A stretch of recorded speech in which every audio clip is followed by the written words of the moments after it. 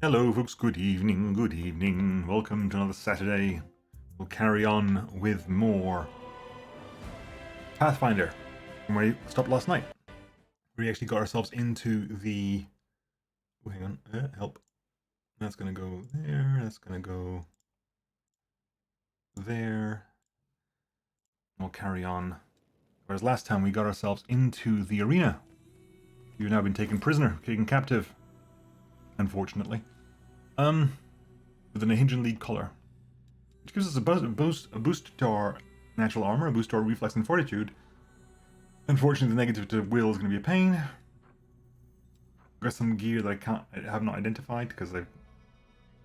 Oh, it's a +1 spear. That'll be a +4 heavy shield of some kind, a +2 breastplate of some kind, and a +4 full plate of some kind. Hello. Definitely want to have a look at that. I want to have like Nenio have a look at that when you get a chance. I can't wear any of that though, but here we go. Let's see if we can get ourselves a fight. We found Social's brother up there as well. We had a chat with Social's brother. We had a chat with the current champion. Let's see if we can have a chat with the actual... Zeklex, what do you have to say for yourself? Zeklex takes a step back, a wary step back.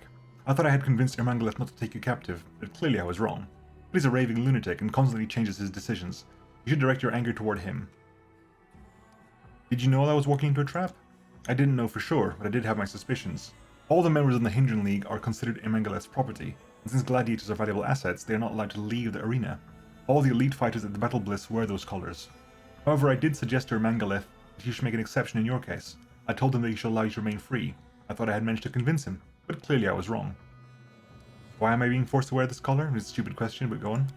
These collars are worn by all the members of the Hindran League. You won't be able to leave the arena, and if you try to escape, the collar will immediately teleport you back to the Battle Bliss. If you try to hurt Ermangaleth or harm his property while wearing the collar, it will transfer you to a safe and quiet place where you can calm down. Of course, the collar will be removed when you enter the arena. That's the only time members of the Hindran League are allowed to fight one another. Ermangaleth doesn't want his precious property damaged outside the arena, but there are no such restrictions once his fighters are inside. As long as there are screaming crowds in the stands, the gladiators can do whatever they want to one another. Oh, come on, I keep forgetting to set up the voice properly. I keep forgetting to set up the preset, so every single time will be slightly different. Did you hear that, champion? They'll take off the collar when you fight. As soon as you enter the arena, you'll be free and unfettered. You can do whatever you want. A lot of gladiators believe that they're invincible. They're so confident in their own abilities, they'll challenge anyone to a fight. Before our gladiators had collars, they used to strut around the streets of Alushnira and pick fights with dangerous opponents. We lost a number of good fighters that way. Even worse, they would fight among themselves and kill or maim one another outside the arena, without any spectators to watch. That's why I had the idea to create these collars. However, Ermangaleth stole my idea and took all the credit for it. I believe he wasn't intending this. I understand. I apologize once again. I would certainly let you free if I could. Will you help me escape? Of course I will. I have a plan that will free you from the collar and help you defeat Gelderfang. And trust me, you will need my help. While you were unconscious, Ermangaleth managed to find a Hindran crystal. Gelderfang has been obsessed with getting his hands on one, and his wish finally came true. A demon called Mutasafin took the crystal into Gelderfang's room and locked the door. For the next few hours, the sound of the champion's screams shook the arena. Oh yeah, we met Mutasafin, didn't we?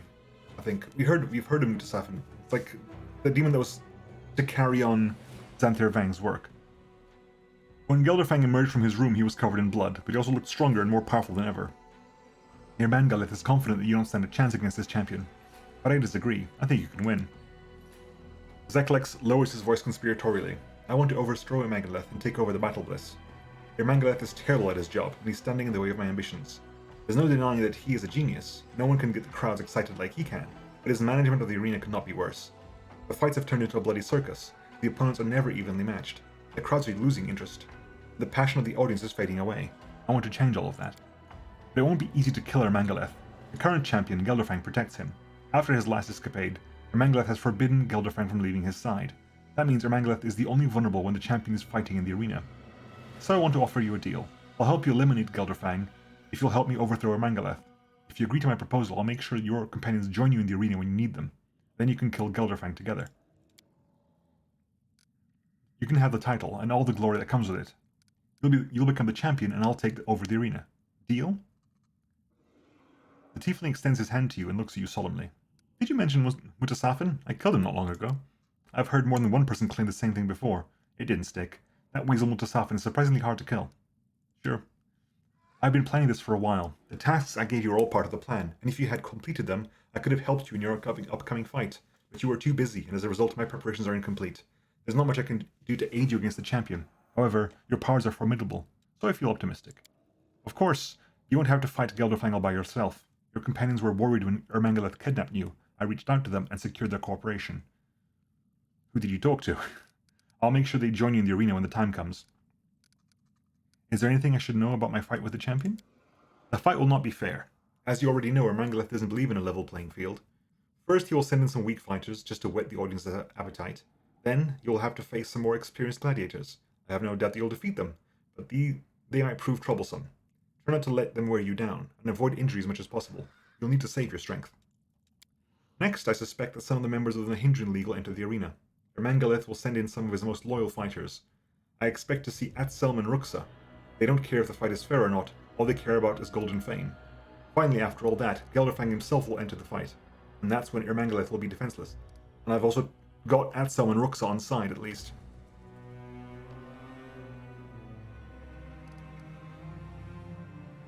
What? We'll have a chat nonetheless. What if I tell Ermangaleth everything I know? What would you have to gain? Even if you tell Ermangaleth everything, you still can't trust him. He's a lying cheat. He'll turn on you in an instant. In destroying me, you'll destroy yourself. Don't let anyone disturb my sleep. I need to get some rest. No one will disturb you. I'll make sure of it personally. Oh, yeah, we are resting. Okay. Can I even... I can't even cook, can I? I can try cooking. I can't cook any meals. I can get away with... There's a chance I can make a hearty meal, which gives me the +1 the skill checks for a day. It's skill checks. It's not even required. Don't even bother cooking. Have a quick rest, just to get all our stuff back. Okay. Right, let's go talk to Ermangaleth real fast.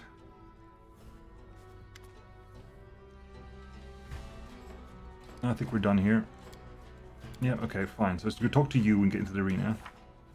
Can I buff up? I can give myself heroism. What else can I give myself? Ooh, I can drink my own potion of... I can drink a potion of, that, because it's giving me a bunch more AC. Good. +9 because of the mage armor. Displacement would be 5 rounds. Don't waste that now. Enlarged person, feather step, bark skin. Bark skin is, again, it's enhancement bonus to natural armor, so it doesn't stack with that. Interesting. What is not stacking here?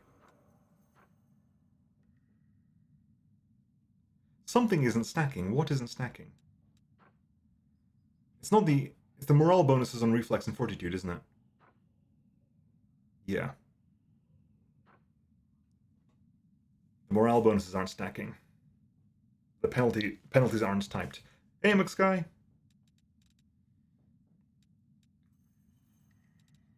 You can summon things in combat if you have to. Right, okay, let's see about actually doing this fight. Ooh, I can good hope myself if I really wanted to, couldn't I? I'll good hope myself in combat, because that gets everyone else involved as well. I could believe in myself charisma. Each 4 caster levels. My caster levels aren't high, that's the problem, isn't it? My caster levels aren't huge. My caster level's 10 for Zata. Oh, yeah, it got way better.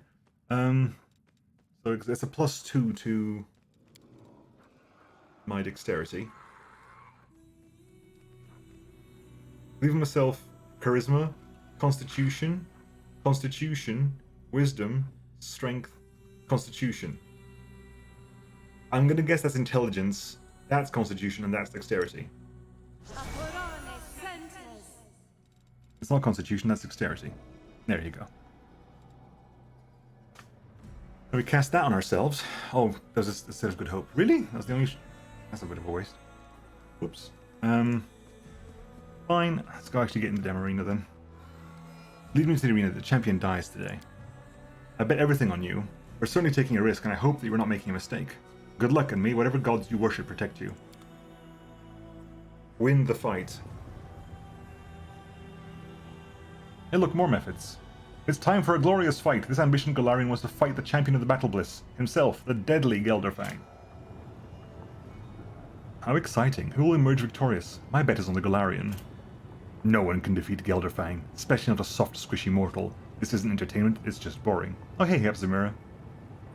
I'm sure that the Battle Piss Arena will be able to entertain you, my dear Hepzimira. Today the Mephit Slayer will fight Gelderfang himself. How about a warm-up? Look at all the Mephits scurrying around. I think it's time for her signature move. Let's hear it for the Mephit Slayer. We'll tear them to pieces. A fight for the champion? Screw that. Whoever kills the Galarian gets a double ration for dinner. Now please, give a warm welcome... Lamastrus, burp, who's that? Zeklex. Ah, never mind. Give them a warm welcome to the Mephit Slayer's friends. Right. Buff up, please. Who skipped? They didn't actually get the rest, did it? Oh, for God's sake. Every single sodding time.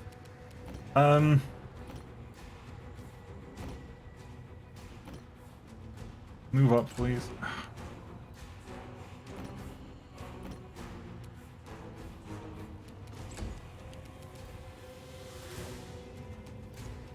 Ember, move up. Social. You can actually move far enough to get onto the Embor.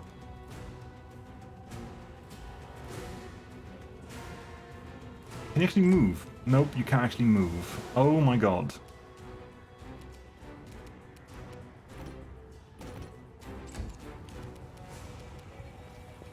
See like getting the... Right. Wendu.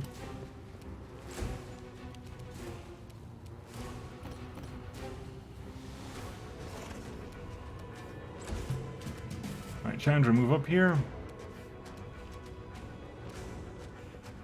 Right, we're gonna go for a blue flame blast wall. Don't bother doing that. Right, do the wall there. Or, you know, don't, apparently. Oh, for God's sake. Hang on, can you just start this again? Because everything went horribly wrong here. That was the auto-save. That was just before the fight, I think. Or just after the rest.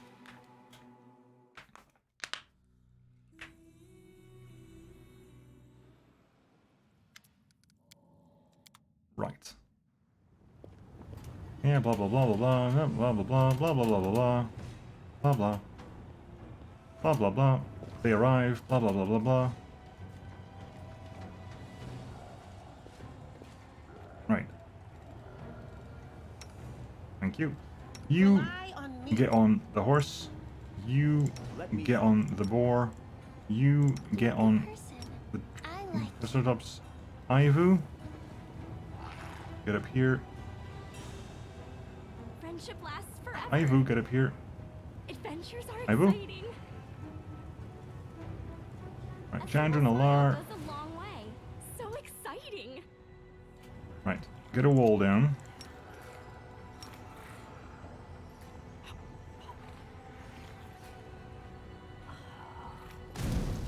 Right, now start the fight.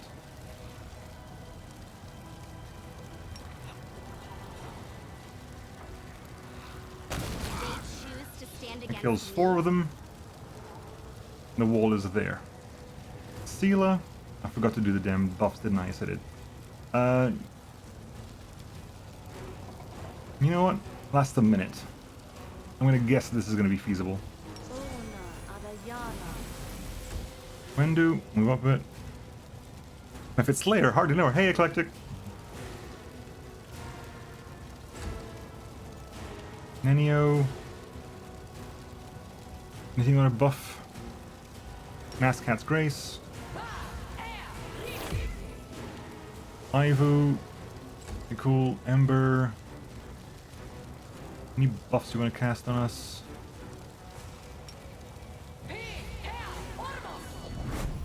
Social, anything you want to buff us with? Good, take Holy Aura.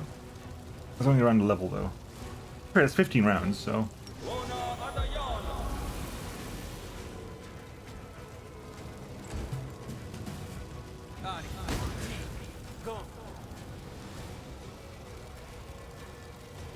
Any more buffs for yourself?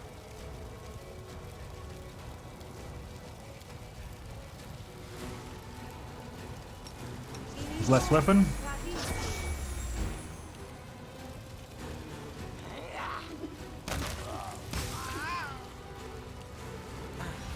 The wall's too far forward.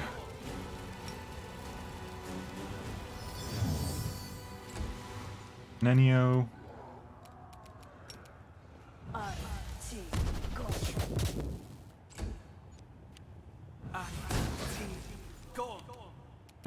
That was Nenio took some damage there, apparently. Although we all have... Apparently we all have, what's names? Over here. Blast him. There you go. The time has come for some serious bloodshed. Give the warm welcome to our best fighters, and behold the seasoned and merciless, and behold the gruesome skills of our contestant. Let's take down this Galarian upstart and get our gold. Demon gladiators, a couple of demon gladiators. Where is it? Why are people getting relocated to the... Oh, for God's sake. Ivu. Get over here. You're still on cooldown, aren't you? Yes, you are. Turn on that. And divine buff yourself.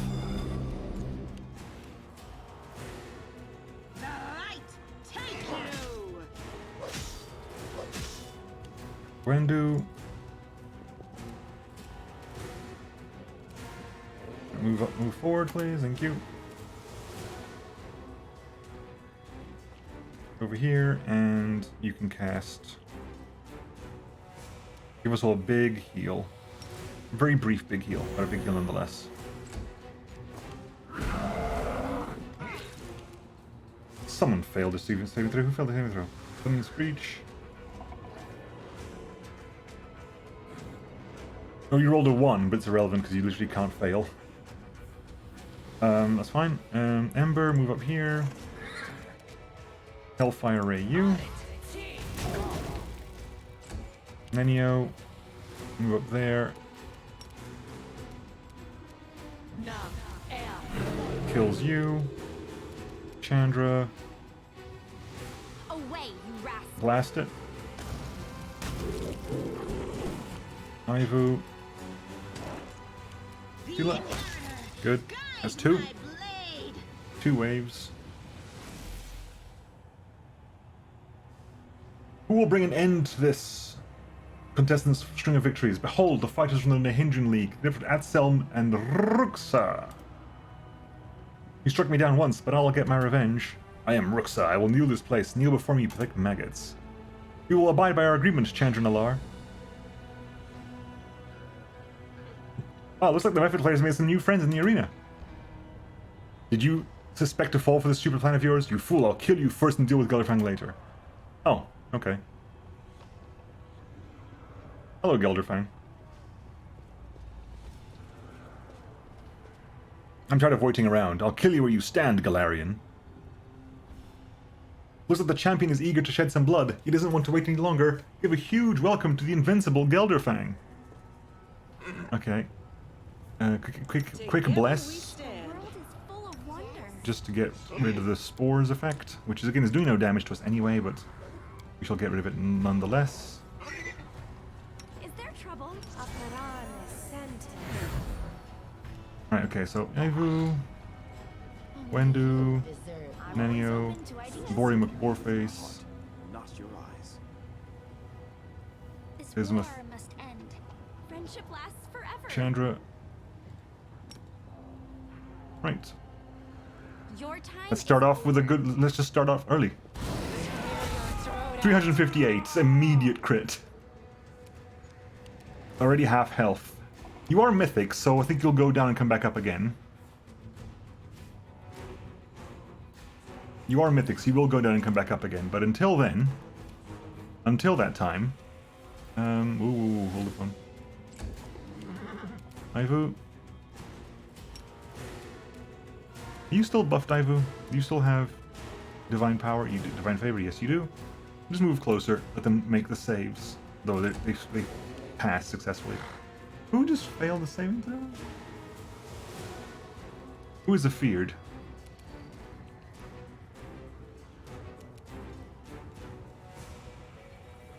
Someone has a fear ability. I don't know who quite that is. Right, in which case you're going to go ahead and use Let's cast a spell. What can we use to cast here? We can cast Destruction. Invisible Gullifang has super unsinkable Titanic vibes. Hey, Yggdrasil! Can you just... Oh, you failed the saving throw as well. Nice. Bunch of damage to your face. You can't charge, unfortunately, because... No glory without risk. Okay, your AC is No high. match for me. Manio... Are you immune to fear? Nope, you're not immune to fear.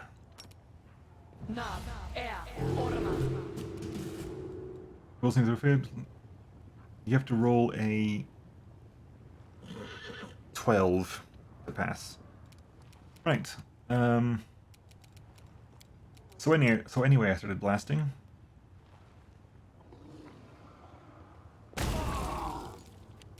Good night, Gracie. Oh, are you sure he's mythic? Are we sure he's mythic? Because I'm not convinced. Ah, funny. Time passed 10 minutes. Zeklex has Ermangaleth by the throat. The injured Cambion is on his knees, and blood seeps from his wounds. Zeklex raises up his dagger in a gesture of triumph. We won! Now we just need to finish him off. I'll let you do the honors. Ermangaleth licks his lips nervously. He glances back and forth between you and Zeklex. Am I supposed to plead for my life now? Is this the moment where I try to soften the hard hearts of my cunning killers? Well, why not? Wringing his hands dramatically, he falls to his knees. He begins to wail so loudly, even the spectators in the back of the stands can hear him. What are you doing? Let's make a deal. Zeklex, I gave you everything you wanted. Ermangaleth thrusts his arms towards you. And you, champion, our newest champion. I always believed you would win. I'm your biggest fan. Spare me. Finish the sleazebag off. He's tried multiple times to kill you off in the arena. Now it's time for you to pay him back. Please have mercy on me. I promise my generosity will know no bounds. I beg you to spare me. I won't arrange unfair fights ever again. I'll give up the arena to you, Zeklex. As for you, champion, I'll give you anything you want. Shamira, save me. Ermangaleth's wailing lament can be heard from the back of the stands. He gives such a moving performance, the audience bursts into applause. You're both mitigated scumbags. Figure out who betrayed whom on your own, and leave me out of your mess. Again, Trickster could probably do some... Trickster Alchemist is just... yeah, again, I'm not a Trickster. Trickster stuff is... Again, it's one of the several playthroughs I want to do. I want to do a Trickster playthrough. I want to do an Angel playthrough. I want to do a Lich playthrough. I want to do an Aeon playthrough. I want to do a Demon playthrough. I want to do the 4 other playthroughs as well. I'll just look... I'm gonna look, you're a liar and a filthy asshole. Don't be angry at me. Zeklex was the one who came up with all the nasty ideas. He wants to turn you against me, but I've never done anything to you. Sure, I've been laughing and having fun, but that's what I do. It's the role I play. I laugh about everything and everyone. The audience loves it. Zeklex is to blame for everything. I'm so tired of your lies. Just watch in silence. You have no idea how powerful and wealthy I am. I'll give you everything I have, I swear. All of this will belong to you. Just spare me. Ermangaleth sounds almost hysterical, but his eyes are strangely calm as he darts a quick glance towards the bag hanging from Zeklex's shoulder. What are you waiting for? Kill him! Don't let his lies poison your mind. Remember who you're dealing with. He's a filthy liar. Don't just stand there sniveling. What are you waiting for? Carve him up, come on! Wenduog's shouts of encouragement only seem to agitate Zeklex further. He shudders at her words, but Wenduog watches him eagerly, and there's bloodthirsty light in her eyes. She seems to be enjoying this as much as the spectators. And I'm in the same area too, enjoying Trickster, but I want to see everything else too, exactly, right? It's one of those things, like, you have to, have 10 playthroughs and play every single one. So you play, Angel once, and then you finish Act 1 as an Angel, you play Act 1 as the Demon playthrough, you play Act 1 as the Aeon playthrough, you play Act 1 as the Trickster playthrough, then you get to Act 2, you play Act 2 as the Angel, the Act 2 is etc, etc, etc. Because you kind of have to, I mean, you really have to, because you can't just... There are so many choices. It's not as if you can have one save in the end of Act 2 and then pick your thing there, because there are too many choices from behind, and some classes just don't work. Every class works with every mythic path. They put effort into making that happen, but some classes just work out better. Like, there's nothing stopping you from having a Wizard Angel, but Angel works so much better if you have a Divine Caster. Because you can combine spellbooks. Like a Cleric or a War Priest or an Oracle Angel just works better. Or Paladin Angel, and Paladin Angels, again, They combine spell books, which means all the angel spells you get to cast, you can cast using your regular class slots. And Angel has some really good spells. Angel has some crazy buffing. You know what? To hell with it. Ermangaleth is making a play for the little demon thing. Zeklek outs the cry of triumph. Ermangaleth is dead. I, Zeklex, lay claim to the battle bliss. The arena is all mine. From now on there will be no more dirty fights, no more sham rivals, and no more dull shows. The fights will become unpredictable, the opponents will be evenly matched, and the thrill of battle will have you on the edge of your seats. If anyone has a problem with these new arrangements, they can take it up with our new champion, my champion. Tremble before her. All hail Chandran Alar, Gelderfang's slayer. Okay, that was that then. Can I get my collar off, please? My collar is off. Thank you. Nenio, did you long spear? Hang on.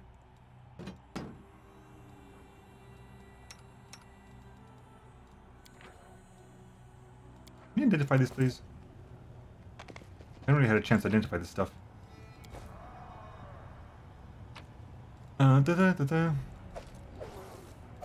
Unholy Longspear +1. Breastplate +2. Helm of the Fearless Vanguard. Whenever the wearer of this helm receives healing, she also gains 5 temporary hit points for 1 round. Then Gelderfang has Blinding Wrath Great Axe. A +5. Gelderfang never got a turn. Never got. I was gonna say, I didn't know this was your weapon because you literally never got a turn. Blinding Wrath. Whenever this +5 anarchic Great Axe confirms a critical hit, it also deals its normal weapon damage to all creatures in melee range, including the wielder and their allies. No thank you. Breastplate +4. Belt of Physical Might +4. Ring of Protection +3. Cloak of Resistance +3. Okay, we have everything. We got everything. At Selm. Can we have a chat with you or nay? Okay, we don't talk with you now. I guess we just leave to the Battle Bliss Arena. Okay, let's get out of here then.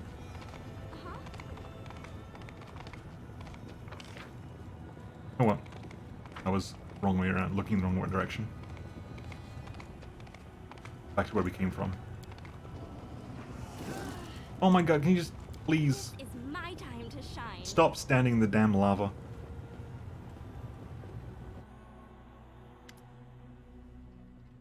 The Battle Bliss is a new champion. The demons sing your praises. You have won their respect. Tell me, champion, do you enjoy the attention? Are you basking in newfound glory? It's disgusting to kill living creatures for the entertainment of a crowd. I had to respect their customs. Yes, I thought it was fun. It would have been foolish to turn down such a profitable opportunity. I need more time to consider your question. Yes, I thought it was fun.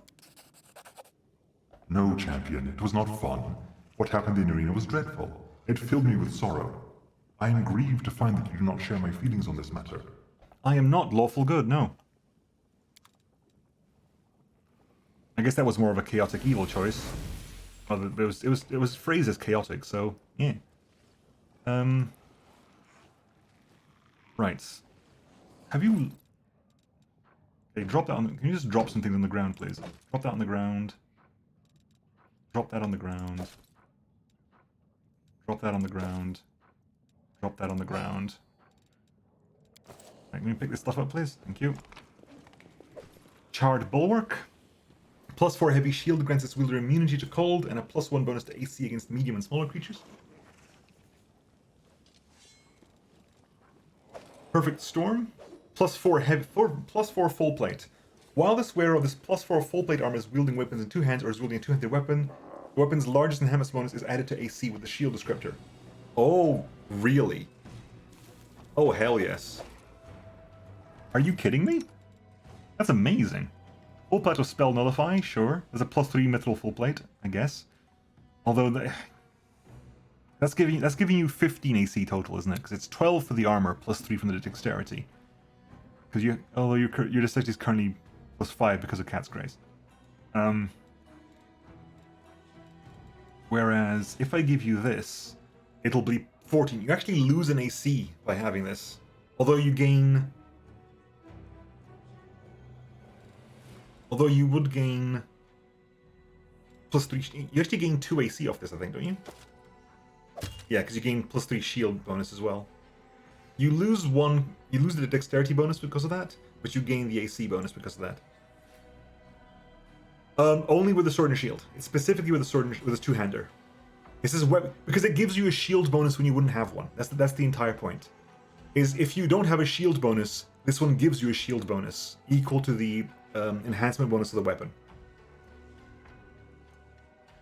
So there's no point in having it with a shield because the shield is already giving you more than it would get anyway. So that is +4 bonus to initiative. It's useful.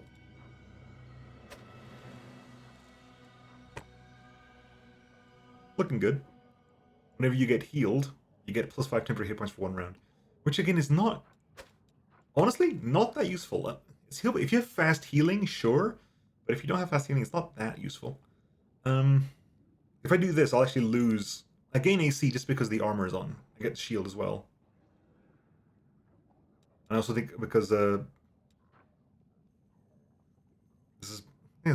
is 36, so dexterity deflection bonus from the ring, armor bonus, focus bonus. Ah, because I have shield focus as well. I actually gain AC if I do this because of the shield focus. Because this is giving me a 4 shield bonus +1 because of shield focus. Whereas this is giving me a 3 shield bonus because of perfect storm.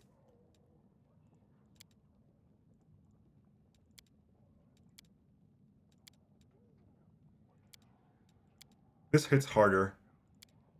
This hits harder. It does in fact hit harder. This does in fact hit harder. If I give you the next heavy shield, that's a medium shield, right? That's a heavy shield as well.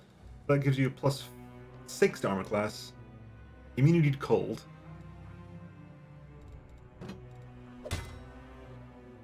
+38 AC. With the balanced defender. You know what? I'm willing to give that a shot. I mean, that doesn't really stack with it. Which means that that's actually better, isn't it? 39. Okay. You have an AC of 39, you have an AC of 30. If I give you this, you'll have an AC of 33. Because you were using mithril plate. Again, you lost the... You had 12 + 2. Because your dex bonus was 2, so 12 + 2 is 14, whereas it's 13 + 1, which is still 14. But you're also getting 3 from the armor. From Soul Spear.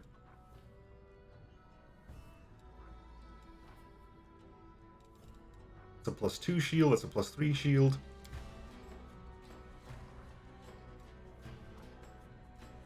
+5 heavy shield.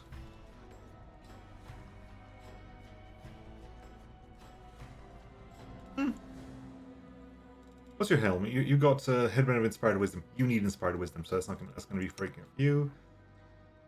+5 to maximum hit points.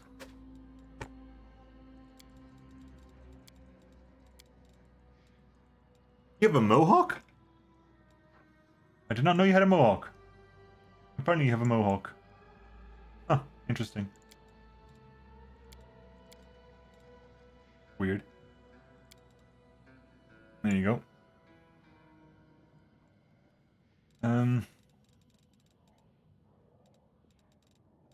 It's a +4 physical might belt. I mean,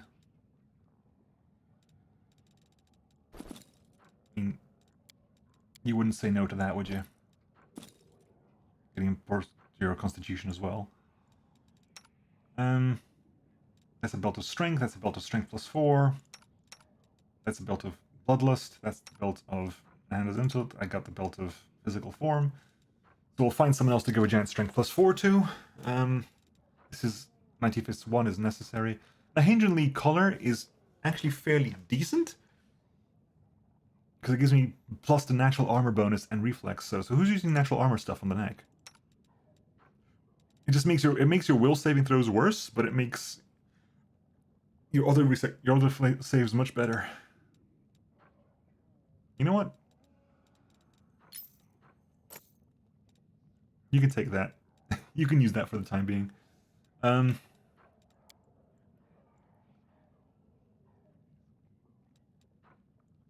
Okie dokie. You got that as well. That's fine. Fine. You got that. Fine. I'm using the Kinetic Diadem. That doesn't change. That doesn't change. That's for the trickery skill checks. We have boots here. Mobility checks. No boots for you. No boots for you. No boots for you. Mobility checks. We haven't got many boots, have we? Your gloves are stirred hand. Perform. Robes of inevitability. The on the brink of death. I wonder how that works. That probably does not work. That probably is a non-bow with you because technically your health doesn't ever drop below 50. Well, you'll be on the floor before that happens.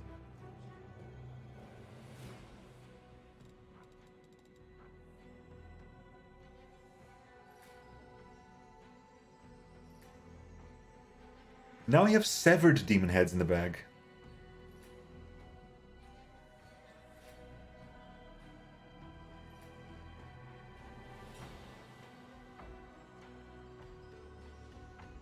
Like, Camellia specifically said that she wasn't the one in charge of these heads. She's not doing the head thing. It wasn't Camellia. And now we have severed demon heads in the bag. Don't make Ember be a... Ember can't be a serial killer too, right? Who else is a serial killer? Who the hell's beheading stuff and leaving it in my bag? God damn. How cute! Zeklex. Looks grand and important. He is clearly enjoying his new status. His shoulders look strong and broad, and he appears to have grown a few inches taller. However, he still addresses you politely, and you hear the respect in his voice. The Battle Bliss welcomes this new champion. How can I be of assistance? My companion Social needs to meet the Dire One. Forgive me, champion, but the rules are rules. You can talk to the Dire One whenever you'd like, but your companion cannot. However, with your permission, I can arrange for them a meeting in the arena, and by meeting I mean a fight. Is this option suitable for you? I agree. Trevor's my brother. He would never raise a hand against me. I wouldn't be so sure of that. The arena has changed him. But who knows? We certainly can't rule out the possibility of a peaceful outcome. So let's make a deal. If the Dire One, Trevor, really does recognize you and refuses to fight, I'll send someone else into the arena. The two of you can fight against your opponent together. After all, spectators pay to see a show and you can't disappoint them. It would be bad for business. The show. Social grits his teeth. Fine, I agree.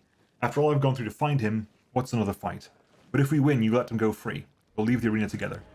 Are you trying to bankrupt me? Zeklex looks as though he's about to object, but a glance in your direction seems to change his mind. Fine. Unfortunately, I am not in a position to argue. Let's make a wager. Your life for your brother's freedom. Do we have a deal? The tiefling extends his hand to Social, who takes it reluctantly. No, not right now. Let's get you buffed first. Hang on. Can I? I'm assuming I can't just let him free. No, there's no. Okay, fair enough. Yeah. Okay, fine. So let's buff you the hell up then. Let's give you greater heroism. Where do you want What else have you got for us here? What else can you buff you with?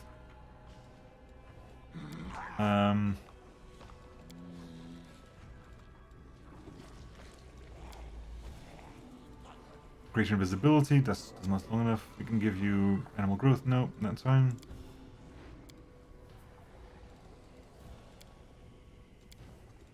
What do you have buff wise?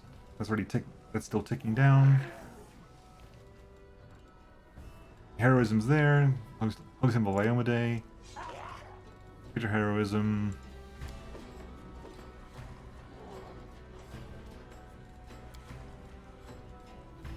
Take Death Ward just in case you need it. You might not need it, but just in case you do. Delay Poison, again I don't think you'll need it, but just in case you do.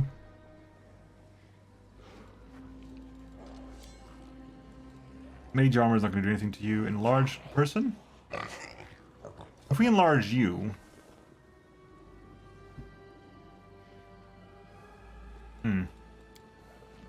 Let's see what happens then. Let's send you in. Socio's ready to enter the arena and face Trevor. Very good. Follow me, please.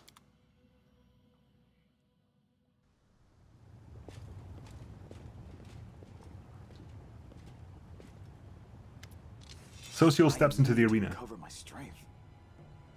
Oh my god, please don't tell me he's exhausted now. Please don't tell me you're tired now. His eyes wandering around the stands are full of clamorous spectators. The faces of the demons and mortals alike blur, merging to a horrendous, multi-eyed monster which roars at the top of its many lungs in an endless thirst for blood.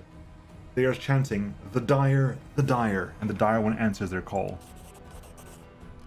Apparently I'm talking as Social. Interesting. A dark-skinned warrior in an enclosed helmet approaches Social. His body is covered with scars, old and new, intertwining like web-like layers. Even the fangs of the veteran gladiator are marred and disfigured. Those same hands that once produced delicate wooden designs, a source of joy for the whole village, now grip a weapon, and a weapon that is pointed at the young cleric. Yeah, there's annoying to see that it's not, because it's Social speaking here. Trevor, brother, is that you?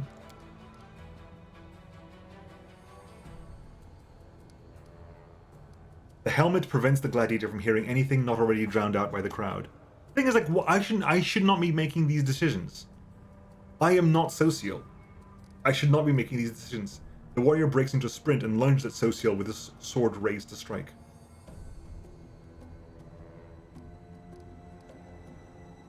Trevor, it's me, Social.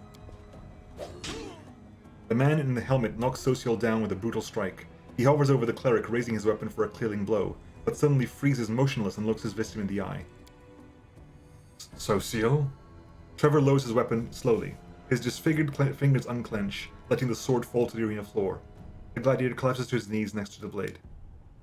Brother, I am so sorry. Brother, how did this happen to you? I was fighting. I wanted to. Strange breathing echoes from underneath the helmet. The gladiator clenches his fists and shakes his head, unable to find the right words to tell his story properly. I wanted to kill them at any cost. I wanted to spare you from going to war. They fooled me. There were too many of them, and the price to pay was too high. Again, I shouldn't make this decision, because I'm just going to pick 3.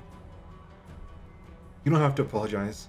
Like, the entirety of this was basically Social coming to terms with what his brother's done, and what trying to deal with, like, the internal conflict of what's happened to his brother. The fact that I get to choose his outcome is a bit You don't have to apologize. You've chose this path and been flying along. I'm proud of you. What a shocking surprise! Our gladiators have lost their will to fight. Each of them would rather die than witness this brother bleed out in the arena. Well, we're giving them just the chance to do both. This is a unique gift from the Battle of this Arena to you. Come back tomorrow and place your bets. Will the dire one and his newfound brothers stand strong against their enemies? Who will win? 2 mortals or 1 Vavakia? Shit. You'll soon find out. Let's give a round of applause and a final roar for our 2 fearless warriors. Guards, take the dire one and that, whatever his name is. Take them away. Trevor picks his blade up from the ground and points at the arena guards, circling the 2 brothers. His simple gesture has a truly intimidating effect on the demons. Leave, brother. I will stay here and hold them off. Until the end. Like a hero. The young cleric places his palms on top of his brother's huge, calloused fists, clenching the blade's hilt. Their eyes meet through the slit of the helmet, and something changes. Already an enormous muscular hulk, Trevor becomes even larger and stronger. The mythic power bestowed upon Social by his commanders channeling through his brother as well.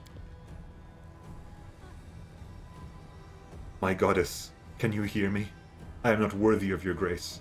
I have abandoned my path and your teachings for this endless, hopeless war. I have nothing to look forward to anymore. But if only you can still hear my prayers, please keep my brothers safe. In answer to the fallen paladin's rasping prayer, Social's shield is enveloped in an iridescent glow. Now run, escape. Farewell, brother. Remember me. Social vowed to find his brother and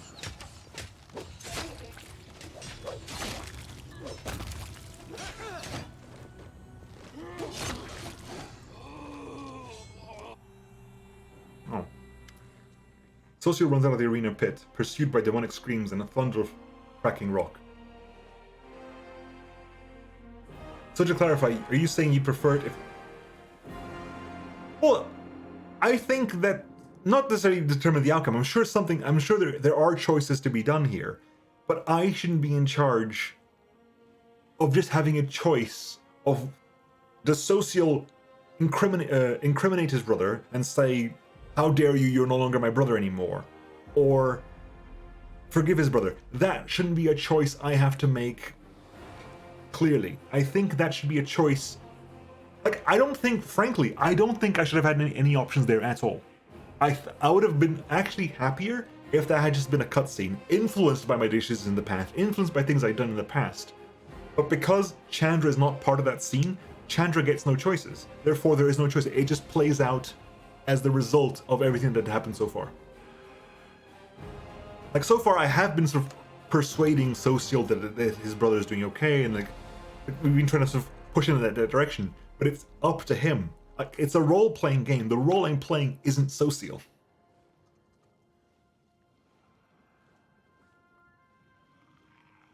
Yeah, I would have much rather if that was a flat-out cutscene that plays out depending on your previous choices than me having any decisions at all, of any kind. Maybe the first decision wasn't too bad, but the one that basically says, either you're not my brother anymore, how could this have happened to you, you're no longer my brother, you've fallen from grace, or I forgive you, you're a hero to me, that isn't a decision that I should have to make. That can't be a decision that I make, or it undermines so much already. Anyway, he turns back to steal one last look at the place where his brother fought his final battle against the Abyss. It's over. Trevor is gone. At least, I got a chance to see him one last time, and to witness his final heroic deed. Thank you. I would have never found him without your help. I'm sorry for your loss. Thank you. How am I going to tell her mother? I don't want her to know of his fall. I'll tell them he died like a hero, fighting demons in the Abyss. That's not a lie. It really happened. Do you think he's a hero? Yes. He strayed from the path of a paladin, but not the ideals of the crusade itself. Even the thought of what these monsters did to him terrifies me. Still, despite the unimaginable torment, he was able to remember who he once was. I think he would have inspired even the best of the Hell Knights if he hadn't been caught by these demons. Again, like, do you think he's a hero? Yes, I made that decision. That wasn't his decision. That was my decision. I decided to make him a hero. He thinks he's a hero. What will you do now? I will remember him at his best. I will do everything I can to end this war as soon as possible. Nobody deserves what Trevor had to endure, and I will make sure nobody else will. You have to keep going. Yes. Let us. Okay, so that's your quest done, I guess. So people know who we are now. We're kind of famous. We got a shield. What shield did we get? Heavy. I can drop it on the ground and pick it up again. Immaculate Petal. That's the upgraded Immaculate Petal. It's a +4 heavy shield. Hello. Yeah. God damn it.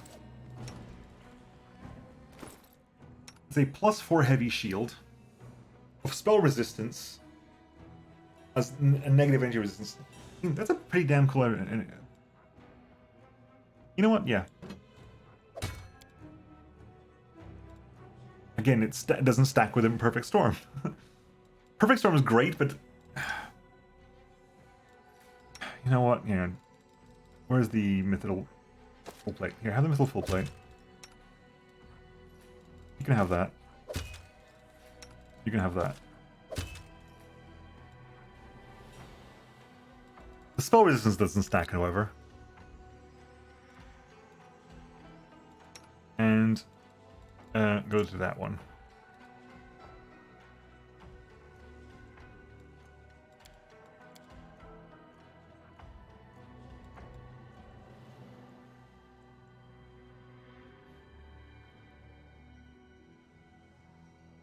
Interesting. Well, fine. Cool. Whatever.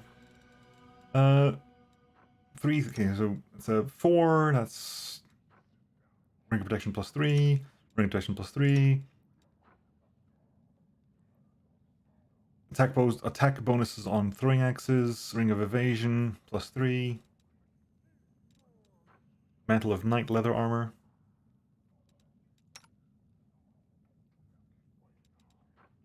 you don't get any protection stuff. Like you have lit.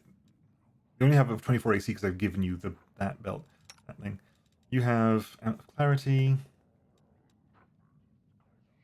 You have basically UMD checks overlapping the wazoo, frankly. Drop that one, you don't need that one. Frankly, you can drop that one as well, but...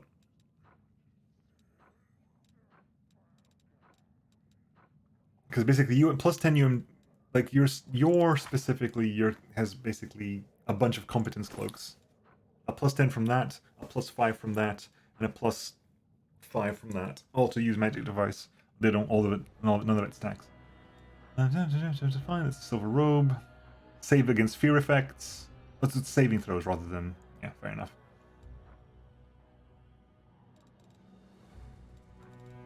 Yeah, that's fine. Closing Junior Wizard, fine.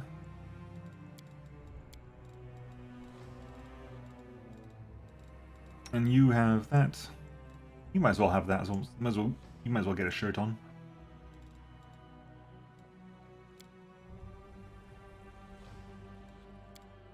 That is what the looting swing. Ghost touch mace.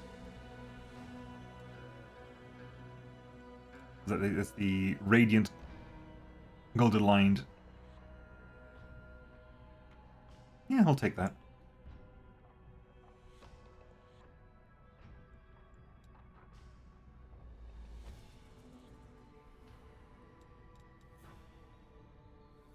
You can use the glaives if you really have to as well. You can use that for the time being. If you need to get into close combat, you'll swap to the... If you're ever engaged on the ground, basically, and you are fatigued, fine. Right. Let's talk to Zeklex. So exciting!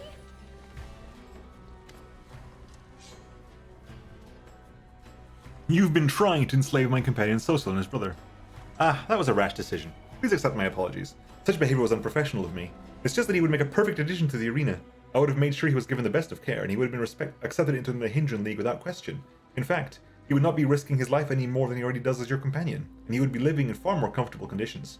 However, I can see that my words have failed to persuade you, so please forgive me, champion, and don't punish me too severely. Apparently I can still fight in the arena. Cool, anyway, let's get the hell out of here. With grace? Well, let's go back to... Go back to the Nexus. Oh, they've dropped some stuff for us. Thank you.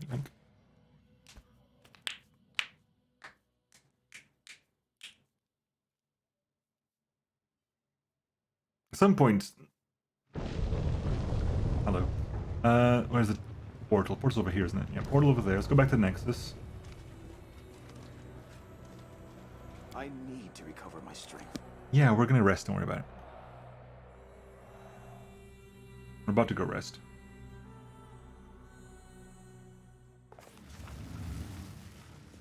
Uh-huh. Let's go talk to Wolja first to sell stuff.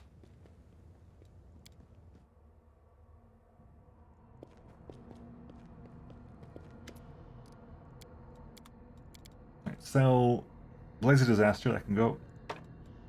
Blinding Wrath, no one can use it. No one's gonna use a Great Axe. That can go, that can go. That is a... That can go, those can go. That can stay, that can stay. Those can go... That can stay? Someone will use that, maybe? That can stay. Those can go. That can stay. That can... We'll find some of that for it. That can friendly go as well, frankly. I might keep that just for aesthetic purposes. Good. Right. What are you using? Using full plate plus 3. You can end up using Mithril full plate plus 3.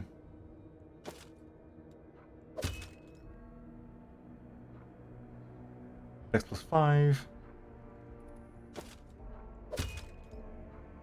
Oh, you get full dex bonus anyway. Really? Why? What gives you full dex bonus? Oh, armor training. Your armor training means your armor has literally no dex penalties as well. Anyway, I think that's it, right? Isn't it? It's your armor training. Yeah, it lets you increase the amount of dex bonus allowed.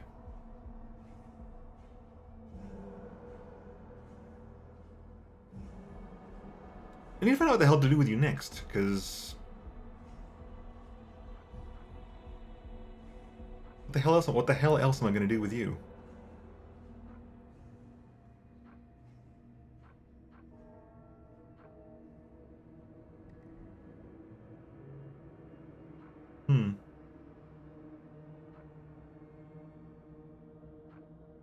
Generally, what the hell else am I going to do with you? 'Cause you've maxed out Hell Knight. You need to figure out something else to do with you in the next 55,000 hit points. So you don't actually need Mithril Full Plate at all. But you're the only person who would use it. You're the only other heavy armor user in the game, so might as well. You can use that. It's fine.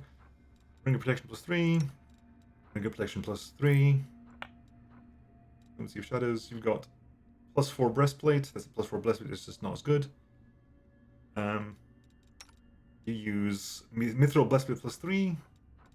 Actually, much better because you actually get the Dex bonus out of that. That gives you 13. The breastplate +4 gives you 13 total armor class, whereas the breastplate +3 gives you 14 total armor class because of the Dex bonus.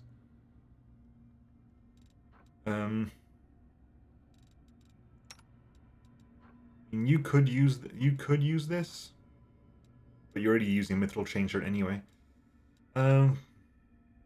Honestly, you could probably use this more than anyone else. You can take that. There you go. You can make use of that. You can put that one there.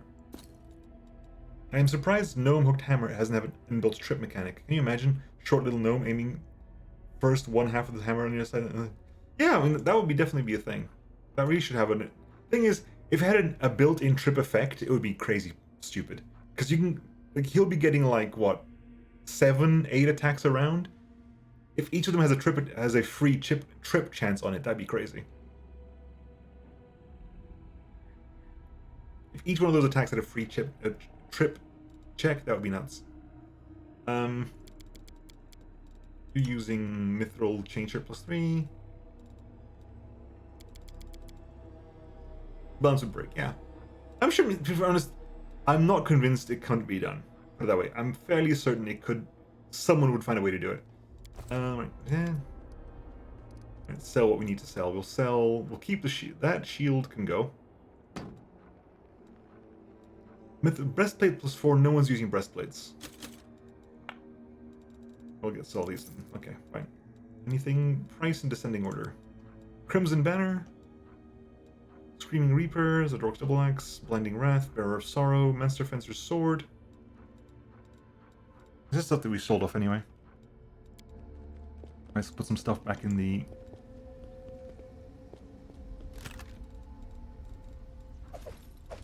Those can get sold. Right, anything? Okay, Social? Social's holding a brush or printing, clearly dissatisfied so far. I'm sorry for your loss. Thank you. Social sighs heavily. He really was a hero. He fought the enemy till the end. But what does he leave behind? I remember what we were like as children, and... You know, I think it is wrong to teach children that they should grow up to be heroes. Cool. Camellia? We're taking you to the thing anyway. Darren. Asimar stuff, yep. And who else is we need to chat with? Sela. Cool. Ember. This is my time to shine. Right, so let's do the rest. So it's going to be you, yep, you, and you. Give me a...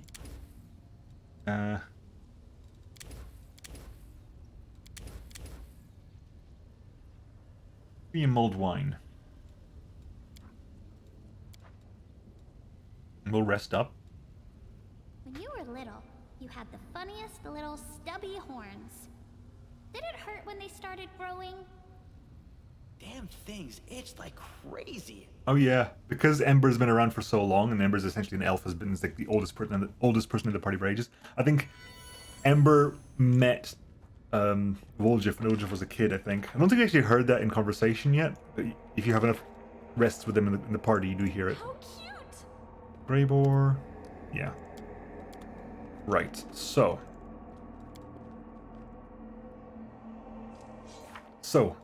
we need to take Camellia to the 10,000 Delights. We need to take... That's going to happen eventually. We need to take Well, this is meant to. We haven't even gotten to the top level yet. So exciting. Fine. Let's go talk to what's his face. Rushle, have you got anything for me? Aru, anything? Nope. Okay. Ivu, anything? Nope. And anything? How well known am I? Highest reaches of nobility and the most apathetic among the rebel may not have heard your name, but the rest of the city knows of you. Yeah, I'm pretty well known. I am pretty well known at this point. I wonder if I'm well known enough to. I wonder if I'm well known enough to walk through the gates at this point. I might well be. I'm champion of the arena. I might just be able to walk through the gates. All right, I'm gonna take Camellia out on a trip simply because I want to go to the. I need to take what's her face out.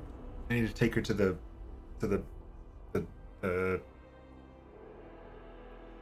brothel. 10,000 delights. That's the word. Right. Anything we want to chat with in here? No, not really. Burgaz. That's fine. Apparently resting here is an idea as well. I haven't actually rested here yet.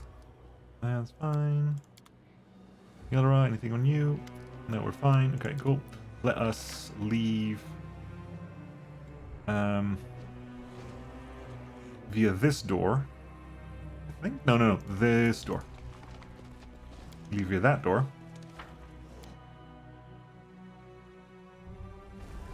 I think that door, yeah, that door gets us to the gate over here. Hey, Bosk. Hey, guard. Rumor has it that you convinced them. Yeah, fine. Who do you think I am? Everybody knows who you are. You're Chandra Nalar, the hard-hitting outsider from Galarian, who's been making such a stir in our sleepy little town. We respect you, ma'am. We don't want any trouble, alright? I want to go through. The demon gives you bored looks and strokes. Go on in, then. You're clearly not a gutter snipe. You look too respectable. I've heard your name before, so why not? Cool. Now we can just walk into the middle city.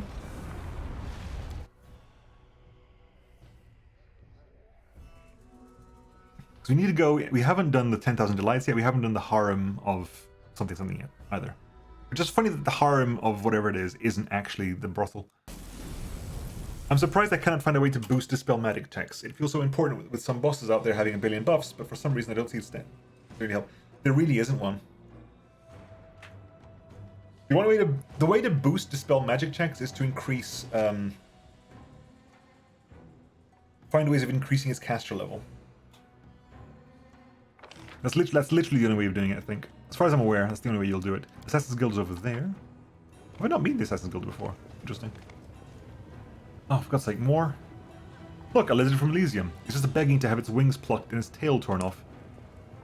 Hey, why are you teasing me? I'll get you for this. Oh, no. Ember covers her face with her burns hand in horror. Little Ivu, she's been kidnapped. The abyss is fraught with danger, but why do the brightest souls fall prey first? We must find the Dragonling. There's no other option. A familiar hazy apparition appears before you. Early sunset is reaching out to you again. Chandra, what just happened? I sense the surge of power, your power. It burns hot like a fever. Could you explain more clearly what you sensed and how? I came here to study your power and deal with its chaotic surges, but it was not difficult for me to trace the exact moment it manifested. So what happened? Ivy was abducted by demons. The dragon? Ah, now I understand. She's the thread tying you to Elysium, and she is inextricably linked to your power. Early Sunset is silent for a moment, clearly lost in thought. What an alarming situation. We need to speak as soon as possible. I'll wait for you at the former rift in the Midnight Fane.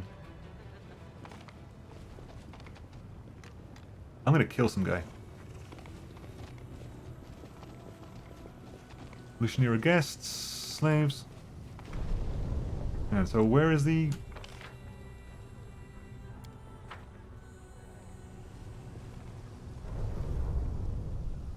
So where is the Assassin's Guild?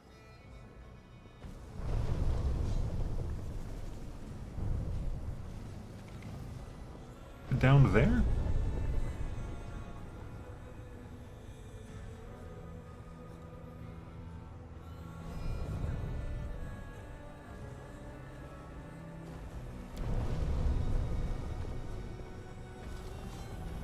Is that it? No.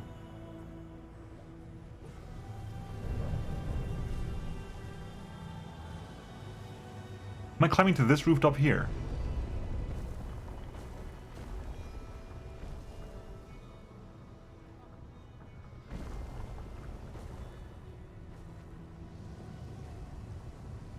I have no reason to go into it. This war.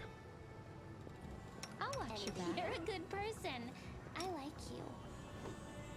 Right, okay.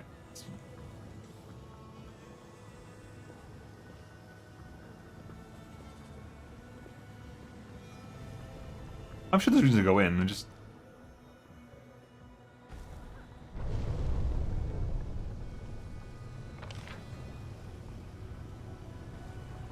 Okay, let's move over there. So, Assassin's Guild.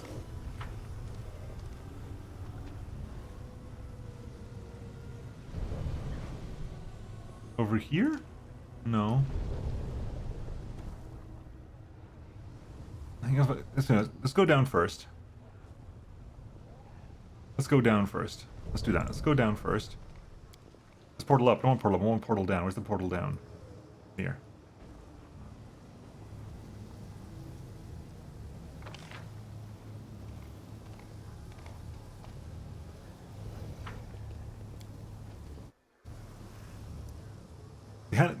Bro, you still here? Hand? You just kind of glitched out there, huh? Okay, cool.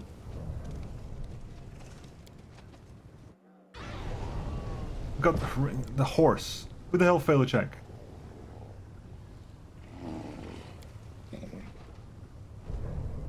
No reason to pause. Yes?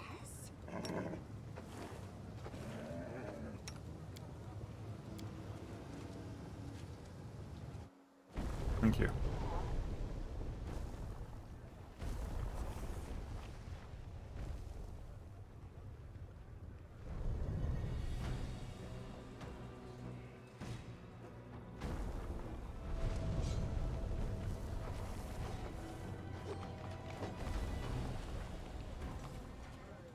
Am I anywhere near close to where the hell this place is?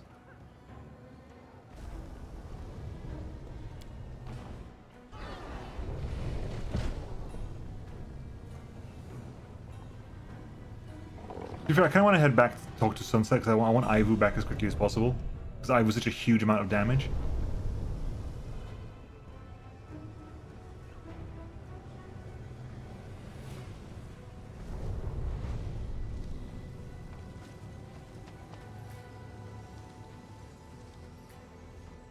Fine, let's get back to the Nexus. I want Ivu back, damn it.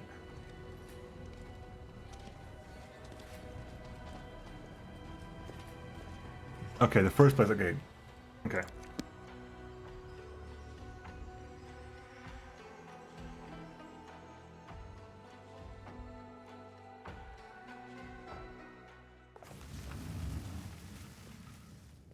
Sunset's inside. Sunset's in there, isn't he?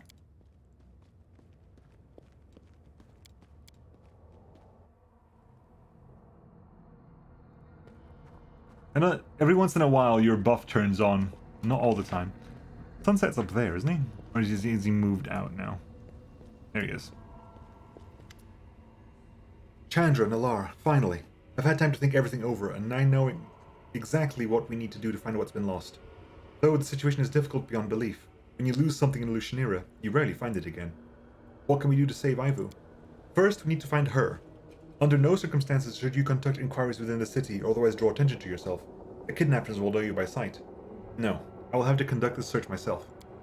Of course, I cannot appear in my true form in Lucianira. It would create excessive agitation among the demons, but I'm skilled enough in transformation magic to disguise myself as an inhabitant of the abyss. How are you going to search? In the most simple and elegant manner. I will go to the flesh markets disguised as a powerful demon and declare that I want to buy a dragon. Many threads of influence and information converge at the flesh markets, which are now currently empty. Even if the denizens of that place know nothing of Ivu's disappearance, they will stop at nothing to find out where she is, steal her away from her kidnappers, and deliver her to a waiting buyer. We may not even have to lift a finger. What should I do? Stay close at hand in case things go sour. The demons may recognize me, or try to trick me, or even attack me. So be there and be on full alert. Arushale, who's been listening to the conversation with some excitement, suddenly looks up. Without shifting her gaze from early sunset, she quietly sings the tune of the Starward Gaze. A very sweet song, child. Thank you, Master Early Sunset. Arushale smiles at him. My heart hurts because of Ivu, and I just wanted to express my concern in some way. Songs are good for this. Arushale waits another moment, glances at you, then falls silent. I'm ready to start looking for Ivu. Excellent, in that case, I need to get ready. Well, how do I look? It is obvious that Sunset has used some unusual method of disguise and enhanced it with other spells, but it isn't easy to untangle his layers of charms. He's a skillful spellcaster and constantly enshrouded within the cocoon of various magical auras. Did you use some kind of unusual spell? Of course, of my own design. Early Sunset answers without hesitation. I have yet to see a demon come close to exposing this disguise. Your approach lacks creativity. You could pretend to be an attractive succubus or incubus. That would be extremely unwise. Most succubi, though certainly not all, are subjects of Nocticula. An unknown succubus would raise questions. Much safer to portray a demon from another part of the abyss, though the demon should be powerful enough that others would be too afraid to betray him. At least, not immediately. About our plan. I will head to the flesh markets immediately and talk to the merchants about buying a dragon. There are no merchants left. Go there and be prepared for any surprises. Okay, there's a lie. The one merchant who is left is the merchant who would do bespoke kidnappings for slavery. Okay, that works. That actually checks out. That checks out. Right, you go. Aru?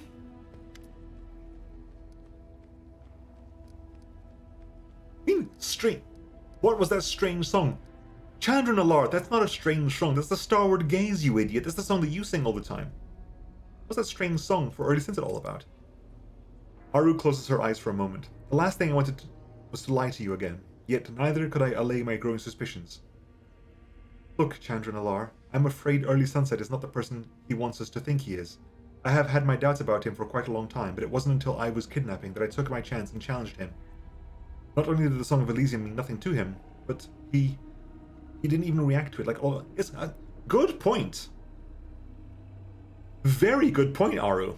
Ridiculously good point. He didn't recognize the Starward Gaze. There's something else. It's more of a gut feeling, though. I was once a master of lies and deception, and I can recognize a fellow liar on the spot. Just how, like, two skilled carpenters, weaponsmiths, or painters can always recognize each other in a crowd. And who do you think he is? An entity that possesses great power, that's for sure. I presume we are yet to meet a person or a creature who might pose an actual threat to him. His true motives are as unclear to me as they are to you.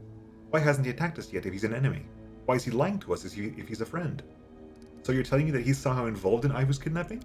Who knows? The Abyss is a place where evil deeds are as natural and common as sunrises and sunsets on Galarian. The demons might have kidnapped Ivu on Early Sunset's orders, or they might have just done it because they naturally tend to capture, divide, and torment their victims. I trust you. What should you do now to expose him? Please don't make any hasty decisions. If he's somehow involved with the ones who kidnapped Ivu and we put him on his guard, we might lose her forever. We must be careful and keep watching him closely, I say. Good. I'll head out then. I will actually take you as well then. I'll leave Wendu behind. I'll take you. Because I haven't actually taken you out for a while.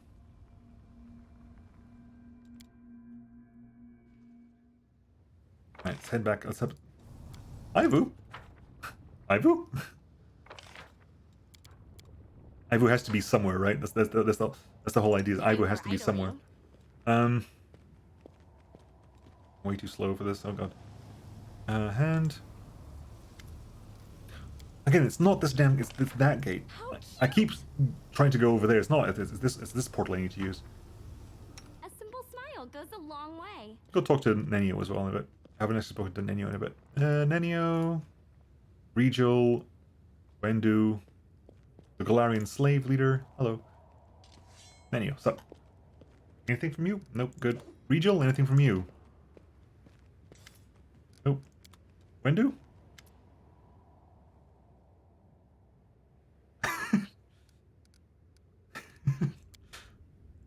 Wow, I can just do booty calls now? Nice.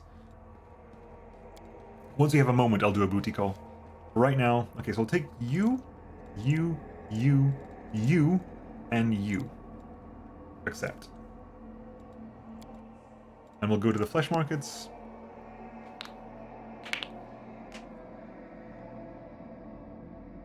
We'll buff up as best we can. Alright, everyone buff. So you A bright get on the future horse. awaits us. You get on the Trust in yourself. bismuth. Buff up.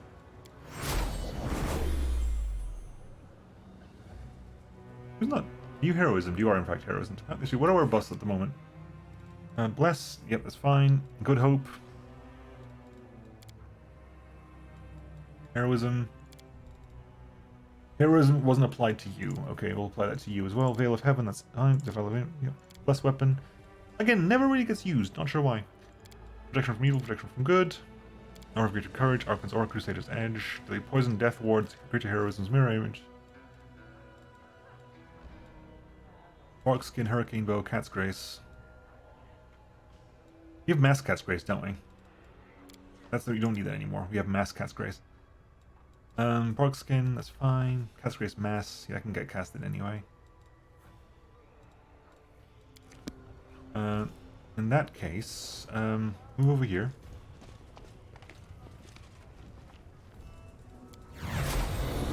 It's 15 minutes, so... So exciting!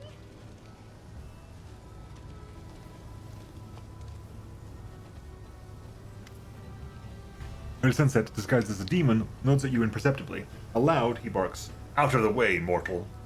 Let us begin.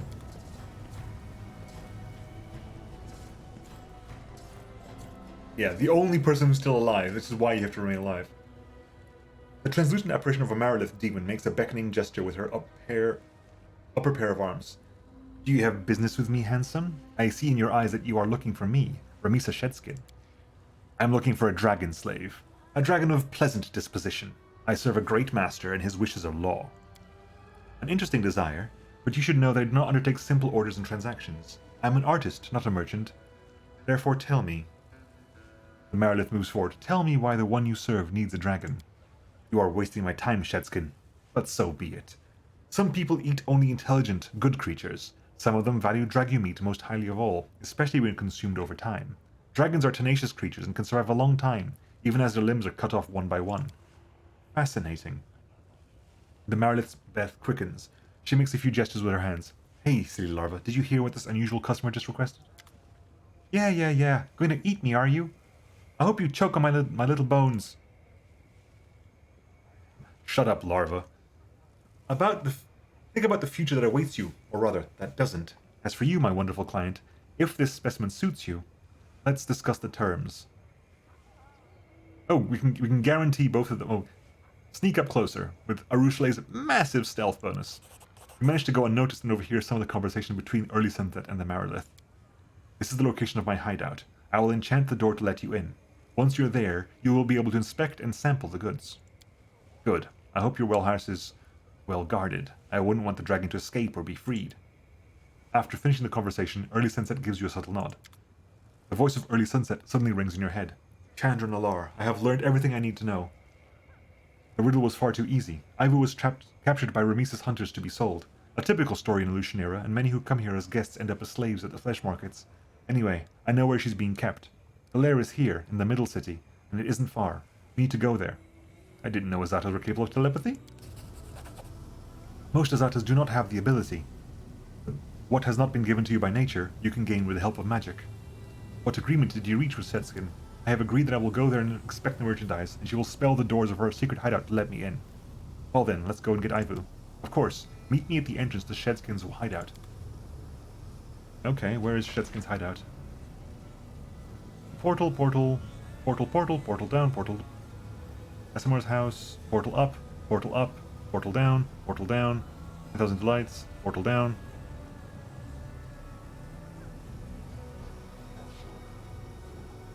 Portal up, portal down. Flesh markets. Where? Hang on. In the middle city, not far from the flesh markets. Not far from the flesh markets. With grace? Well, we're in the flesh markets now. There trouble? Oh, literally right here. Okay, cool. Uh-huh. Literally. Ah, it's my secret lair. The building right next door. Well done, Ramisa. Your secret lair is amazing.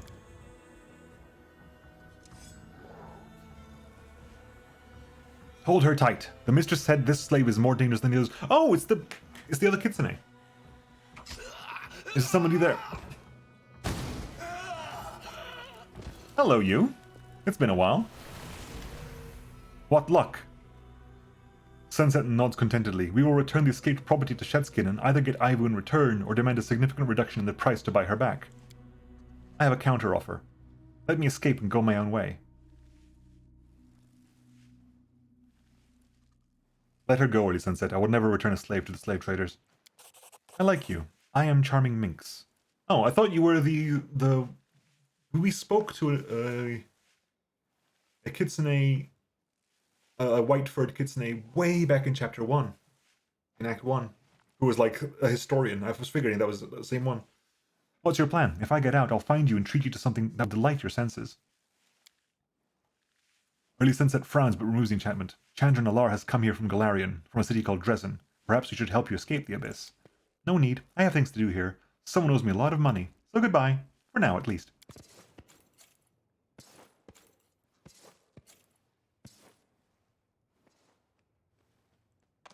Loot. Money. Yeah. Guard. Ivu. F5. Chandra Nalar, you're finally here. I missed you so much. And you, evil demon, didn't believe me when I said my friends would save me. Oh, that reminds me. She set up an ambush. A familiar projection of Ramisa Shetskin appears next to Ivu's cell. How is it that my handsome buyer turned out to be fake? He brought the owner of the dragon lever to my lair. Should I be surprised? The demon lets out a mocking laugh. Did I mention that I treat every act of the slave phrase as a performance? This is my plan for the scene. The hero thinks she has foiled the villainess's plans and is about to free her pet, but she's ambushed and instead forced to compromise her principles. So which will it be? Will you try to fight my guards, or will you play 100,000 gold coins and walk away humiliated? You stole my dragon from me and now you're trying to sell it back to me? The demon laughs slightly. You are in the abyss, you foolish creature. The abyss. Do you understand? You'll wish you never met me, Setskin. 1 second.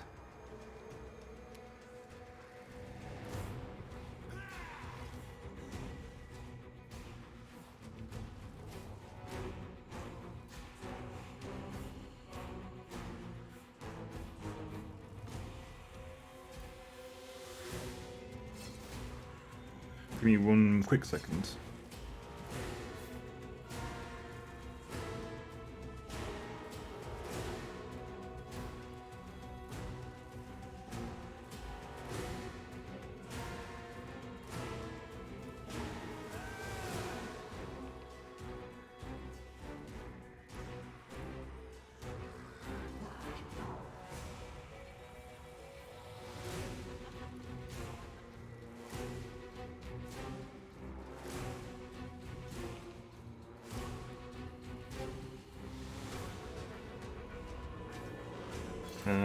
Wait.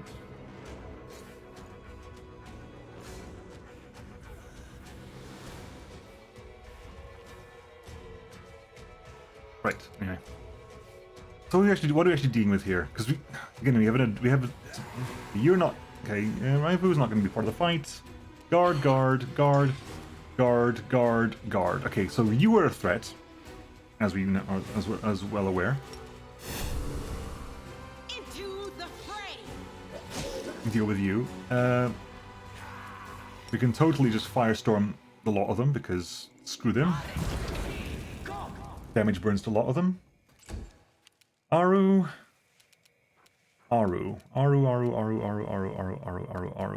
We are going to immediately cast Sense Vitals on yourself. Are we gonna Sense Vitals or are we gonna Hurricane Bow? Hurricane Bow. Chandra. Turn that off and obliterate them. That's 2 of them dead. Nenio. Kill that one. Made the save, lucky guy. Charge over there. Right, Sela. The inheritor, guide my blade. That's you down. Hellfire Ray. That one. Wasn't enough to kill you. Right, move forward a little bit. You can instant enemy anyone you want to, but why bother? Only 4 attack? Oops. Nice crit there. Only you left now. You offend me. You die. Do you know why they call me Shedskin? Because I prefer not to appear in the flesh. All my enemies see is a projection, as a shell, and attacking it will not kill me. Enjoy your victory, outsider. Everything will soon change. Are you really gonna let this go? Are we really gonna let this go? We rescued Ivu and she's safe. Shouldn't we make the slavers pay for what they did? Yes, we have to do something. They grabbed me and hurt others. Many others. They are bad. What do you want to do? Let's go to that lasty market and free all the slaves. Aha! Wait. That's what a little kid would say. Let me say it another way. Ivu takes a deep breath, wrestling with her emotions. We can't defeat the entire abyss and change everything here forever. But if we retreat, the demons will keep doing whatever they want. We need to show everyone, including those poor slaves, that there's a way out and that these filthy demons can be defeated. Oh, okay. That happened anyway. I can only add that our dear Shedskin is not as cunning as she thinks. I tracked down the source of her projection. She's currently at the flesh markets. If you go there now, you may catch her. It's right outside the doors! If we can free the slaves and help even a single person, that's what we're gonna do. Good luck. I'll be nearby in case the powerful forces come to aid the slave. Had I known this, I would have waited a bit longer. Had I known that it would have happened anyway, I would have waited a little bit longer, but nope, okay, fine. Oh no, we're gonna free all the slaves. We've done that already. We've done that already. We already did that. The flesh market seethes with activity as swarms of demons pour into the area. Far behind them, you see a silhouette of Ramisa Shedskin. This time, she's here in the flesh. Hey, outsider, you didn't think you could just leave, did you? The dragon was a decoy. My main target was you. You are my most anticipated product, my most prized creative effort, and I have already found buyers for you. This is working out brilliantly. These disgusting creatures have simply decided to simply throw themselves on our swords. Demons and treachery demons, I have something to say. You all here may have fought angels from heaven or other demons or ancient monsters, but you have never fought anyone like me, and you'll never will again. It's time to put an end to the flesh markets and all those. See, this would have been way more thematic if I'd done. Oh, damn it! I'm slightly pissed off now. I could sing the song here, but I'm going to do this. I'm going to do the thing. You've never fought someone like me before. Well said, champ. Well said, champion. Let us raise our swords against evil and injustice. Yay! Show them who's in charge here. Oh, hell yeah, we're zapping the fuck out of this place. We're making a green space inside the abyss. I knew I shouldn't have come in person. And nothing I can get out. It's nothing. I can get out of this and I'll escape too. No, you won't. Go defend my dream. So what do we have to fight against here? Because we have way less things than usual. Rain of Blood. Okay, you gotta die right now, if not before. That's a succubus sharpshooter. A lot of things need to die. You need to die. Everything needs to die. So many things need to die here. You know what? Bolster, greater reach. No, it doesn't matter. Defense. Bolster. That's a level 7 spell, so bolster wouldn't work here either. Just hit him. Firestorm. Firestorm. That sharpshooter needs to die, frankly. So let's get that out of the way now, because you'll hurt a lot. Stand down. Unfortunately, it wasn't enough to kill you.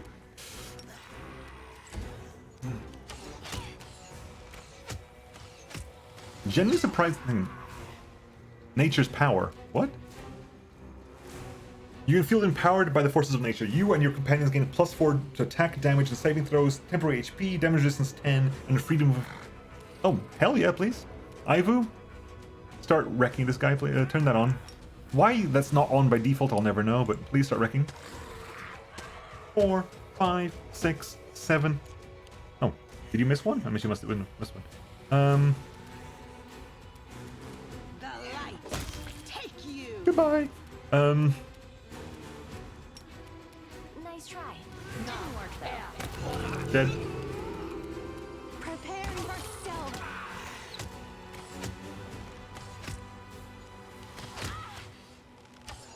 Stop shooting me. Camellia, please. Cut you wide open. Thank you. The commander's exploits are the subject of every conversation in the Lucian era. Okay, we're really famous now. Can we pause? Rain of Blood.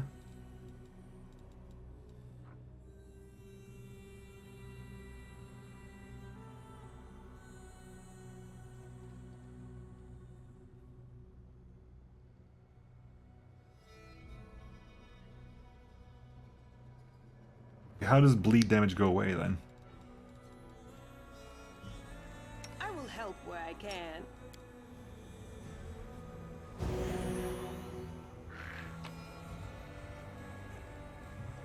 Partial +2.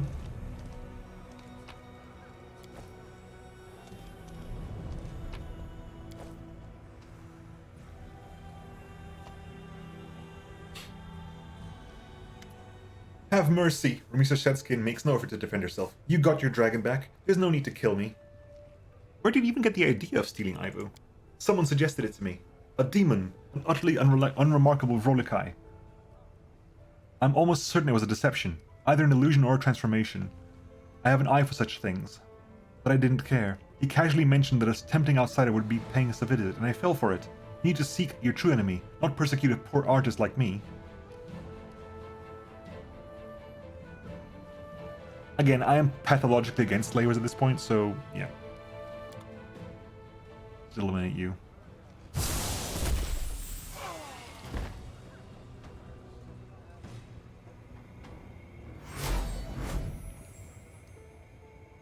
Early Sunset appears from out of nowhere, no longer disguised as a demon.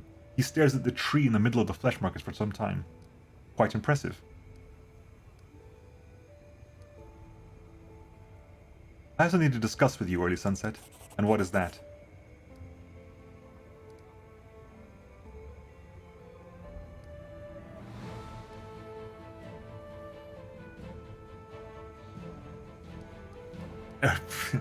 You dropped hints to the slave traders about improving the security. Because of that, the situation turned against me.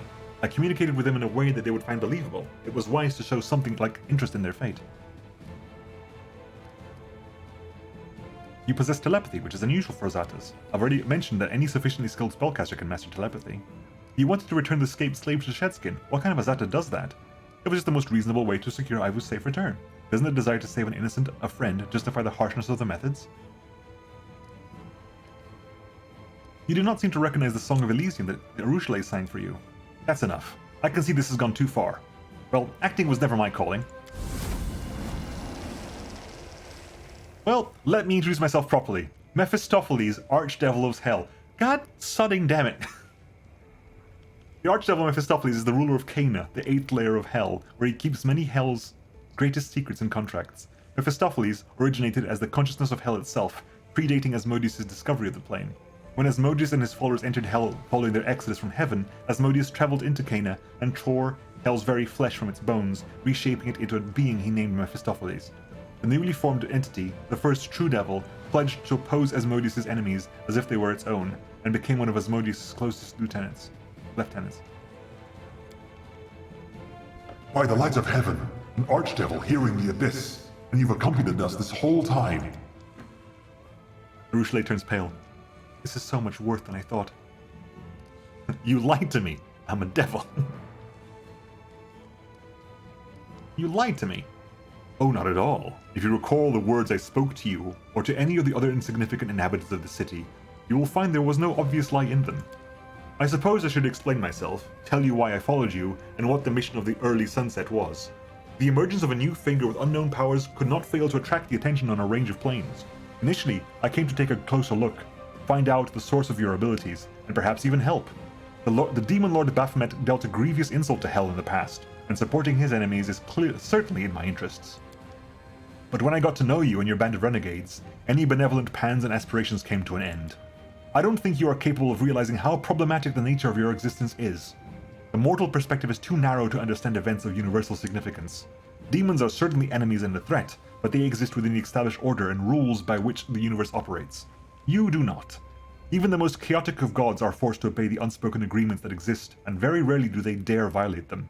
You do dare. You are a mortal, with an ever-growing semi-divine power. You are a true mortal, and therefore no contracts or restrictions concerning divine essences apply to you. You can move across all planes, wield your power, destroy the designs and established order of millennia, and hell has no lawful means of stopping you.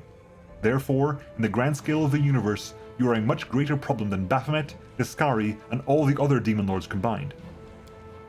Chandra, do we have to listen to him? It's so boring. I'm already falling asleep. Can't you just hit him on his horn head and send him packing? So you're gonna solve the problem and finish me off? If the Abyss does it for me, I won't be upset. Please get in line behind the demons who invaded my world. When I've finished with them, I'll turn my attention to you. Such foolish bravado, the devil sneers. I should teach you a lesson. But all that is all to come. I do not wish to linger any longer in the realm of Nocticula, that lover of backstabbing with a pathological drive to kill powerful beings. If you happen to survive, we'll meet again. If not, the problem will have solved itself. Dude, where's my dragon? Okay, so that's solved, I guess. Interesting. Okay, so everyone knows who we are now. Cool. Alright, so let's go back up here.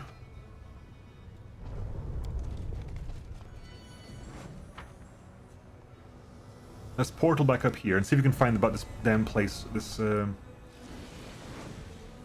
place you first position your team looking for right in the middle of the map height is the right location. This is my time to shine. Everyone knows you. Everyone knows you so fast. I have to boot up the game before you get ahead of me. So here, right? Or is it down here?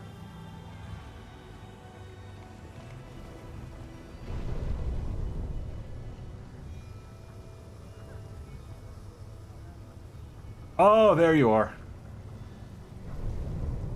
No? How cute! Is not that door there? That door would have been perfect. That door would have been an ideal place for it to be.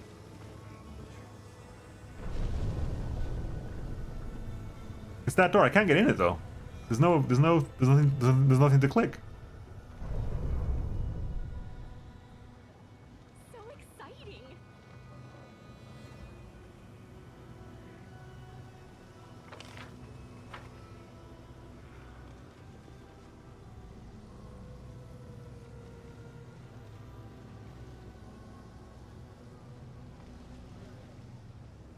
Waiting for quest flag. It's probably might be waiting for quest flag. It's marked on the map, and we met people who were supposedly from the Guild of Assassins. Right, let's get up there. Let's go into. We actually brought everyone here to specifically to go to the 1,000 delights, 10,000 delights. Do not fear. Oh, for God's Do sake! not Now what? waver.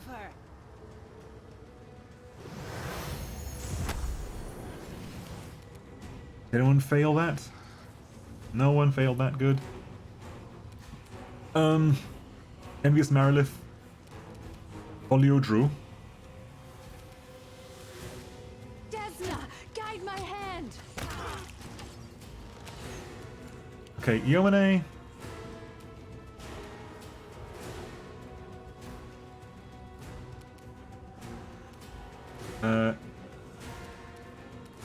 Apparently you have to go all the way around. What?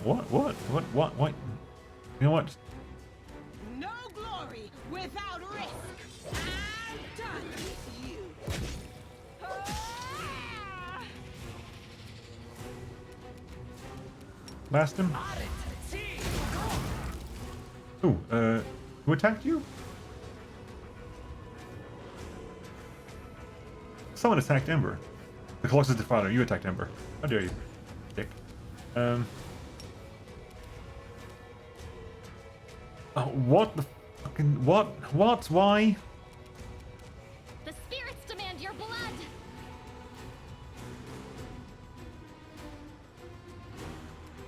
What? What?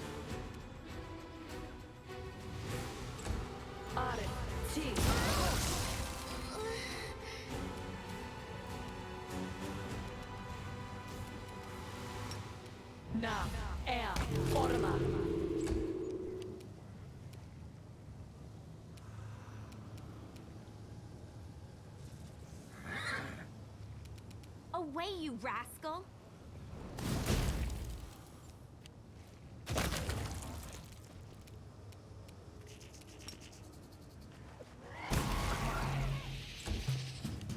Make your peace. Everyone back here, please.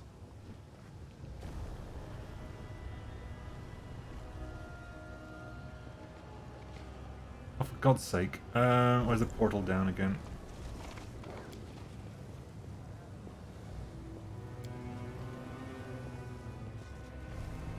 Camellia, get over here.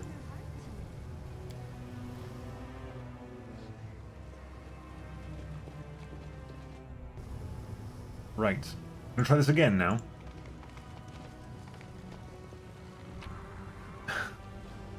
There was an issue with the damn map. The map was like all spread out and weird. So is restless. I wonder why. Right, let's save here. What time is it? Saved? Good.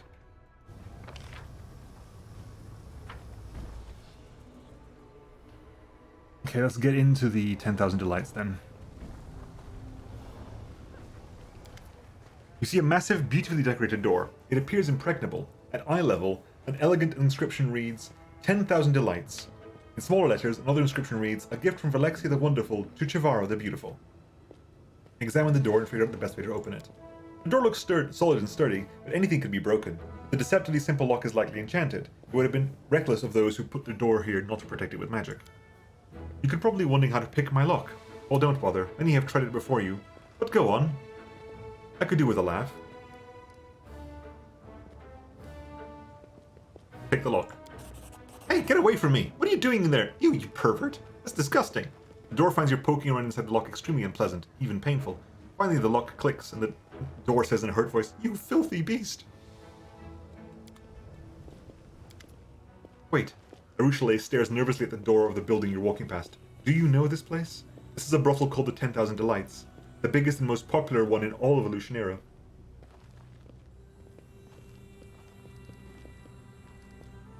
Yes, I know what it is. I have some unfinished business in there. Of course, I understand. All kinds of businesses are conducted there, not only pleasure-related. I'd like to ask you about something. If you have to go in there, please go without me. I don't want to see the inside of that place ever again. And I especially don't want to meet any of its denizens. Why? This is my former life, and I would prefer to leave it all behind, in the past. My old acquaintances, accomplices, clients. I don't want to run into any of them. Alright, if I go in there, I'll go without you. Thanks. This entire city is filled with bad memories for me. This place, particularly so. Okay, so we won't go in there right now. Damn it. In which case, we'll make our way to the Harm of Ardent Dreams then. Portal down. Where does that portal down? That portal down goes there, doesn't it? Yeah, so we portal down here. That takes us to that one. Oh, that takes us to that one. That one takes you to that one. Okay, that was just for that. Yeah, fine. Okay, so we'll go here. Make our way over across here. That's the guy's house, the Asimar's house. There's that thing over there. We still haven't figured out how to use that properly. Right. My time to shine. Right, let's get into the damn harem of Ardent Dreams. First time here? A fearsome-looking succubus steps forward, blocking your path. Are you sure you're welcome here? This is the harem of Ardent Dreams, the palace of Shamira, chief demoness of the city. After Nocticula, of course. But when did Nocticula ever care about our petty concerns? Bottom line, this palace belongs to the person who really runs everything around here. Got it? I wish to enter. Demon shrugs. You are known in the city. I don't think Shamir would deny you an audience. Come in. I'm prepared. What's the quest we have here? Art of making, art of making friends. Then you have Rapture of Rupture. Then you have specifically not taking. Specifically, do not take Aru into the. How cute! Brotherhood, brother!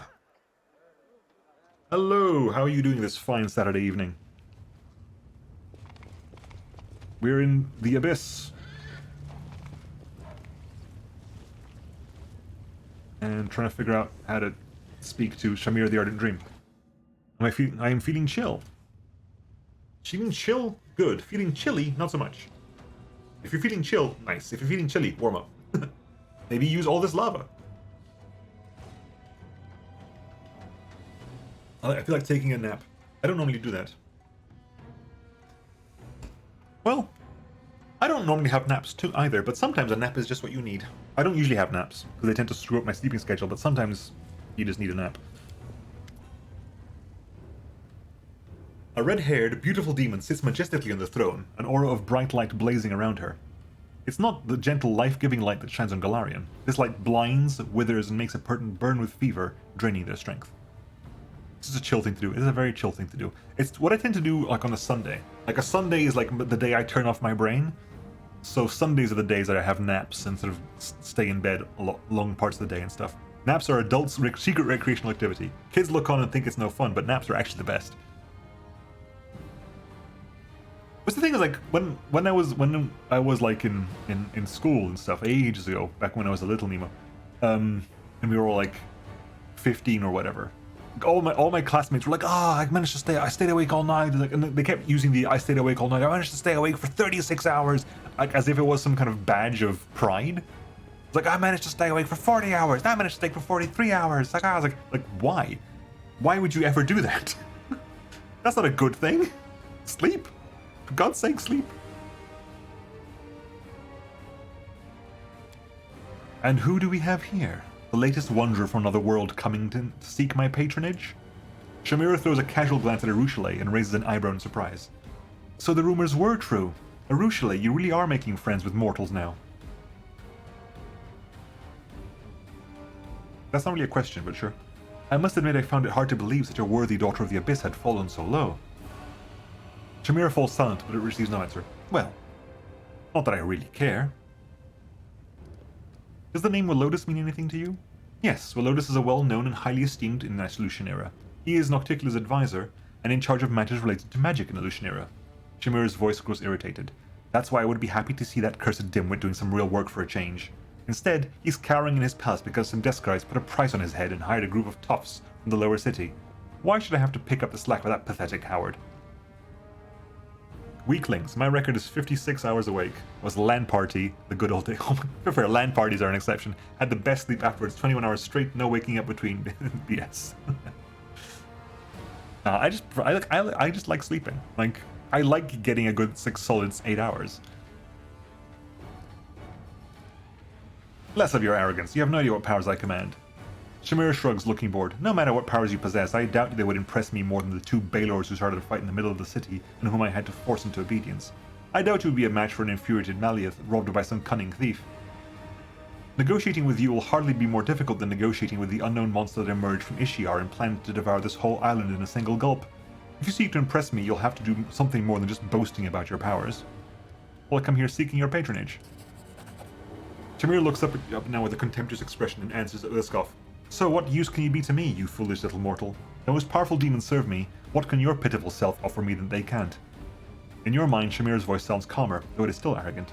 In truth, there is one thing you can help me with, Galarian, but the others mustn't know about it. Work for me, and I'll grant you a share of my attention and patronage. No doubt you have already heard of Nahindrian crystals, objects of astonishing power that grant their owner incredible abilities. Everyone in Illusion era knows they exist, but no one knows what they are or where to get them. No one except that smug cow, Hepzimira. I want you to find out what they are. My advice is to start searching in that pile of refuse known as the Lower City. Ask for Zephorian, my predecessor, now a beggar. If that pathetic wretch is still alive, he may know something. Now go, and don't bother returning until you have the information I need. Here, take my mark, so the arch near my palace will let you in. I don't want to waste my time waiting while you wind your way back through the streets of my city for valuable information. The hand of the Inheritor addresses you, an undercurrent of alarm in his words. I see greed in the eyes of this fiend. She is ready to offer you a deal, and I sense that more than idle interest lies behind it. We both know Nahindran crystals can make demons immensely powerful. We are pursuing Hepzibah to prevent her from creating and unleashing upon us an army of mythical monsters transformed by these crystals. Yet, if you reveal the secret of the crystals to Shamira, we risk simply trading one enemy for another. Our mission demands that we make concessions, but it does not mean we must blindly obey every demon's request. Weigh each of Shamira's words. Remember how cunning she is, and do not let her turn you into a tool she can use to commit atrocities. Armor your heart and do only what you must, not what she, with all her promises and charms, will try to convince you to do. And be prepared to find a knife in your back at any moment. So you and Hepzibah aren't friends, I take it? In your mind, Shamira's voice answers with an arrogant scoff. Are you friends with that miserable cow? Of course not. I'm courting her to learn her secrets, but it's a constant struggle not to put her in her place. Baphomet's minions are far too bold here in Illusion Era. Tell me about these crystals you're so interested in. You haven't heard of Nahindran crystals? Are all Galarians so stupid and unobservant? They are purple crystals. Possessing them grants immense power. Unfortunately, only high-ranking servants of Baphomet know where to find them or how to use them. They use the crystals to gain tremendous power, and now they strut around Illusion Era like they own the place. Why should I look for Zephorian? When I first heard about the crystals, it reminded me of the last days of Zephorian's rule. He was in Nocticula's right hand before me. He was plotting a coup, and I was spying on him to turn him into Nocticula and take his position. I remember that he was trying to get his hands on a purple crystal of some kind, and that he eventually succeeded. I didn't pay much attention at the time, but the current situation makes me think. Perhaps it was a Nahindran crystal he was after. If so, Zephorian might know something about them. Where should I look for Zephorian? There's a note of disgust in Shamira's voice. In the depths. If he's still alive. The gravity of Nocticula's punishment would have dragged him to the very bottom of Illusion Era. Dig through the garbage. Talk to the vagrants and beggars. Surely you don't expect me to do it, do you? Why did you choose me for this mission? Shamira answers with an exasperated sigh. Because you're neither a demon nor a resident of Illusion Era. You are a wild card. An insignificant Galarian. No one is interested in your exploits, and you will not draw any unnecessary attention. You're not bound in any service to any demon, and therefore, if you dig up any information, you will bring it to the one who will pay you the most for it. That is to say, me. You won't run to your master because you don't have one, at least not here in the Abyss. If I gave this task to one of my servants, I could be sure of only one thing, that they would sell the information about my interest to my enemies, and then, if they learned anything about the crystals, they would use this information to benefit themselves instead of bringing it to me. Everything is clear to me. Wonderful. Because this conversation is beginning to bore me. The purple stone knife. Do I show Shamira the purple stone knife? Because we have the purple stone knife. We do have the purple knife. This is the knife we got way back in the chapter 1.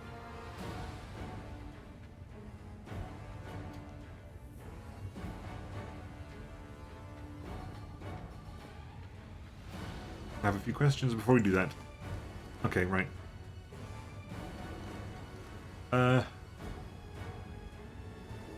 Curse Nocticula's hospitality for bringing these strangers from other planes into my city and my harem. What kind of a harem is this? Perhaps Shamira snaps irritably. What do you think? Because I am Shamira, the ardent dream, the chosen lover of the great Nocticula? Every time she grows weary of plots and conspiracies and craves wild passion and warm caresses, she comes here, to her harem.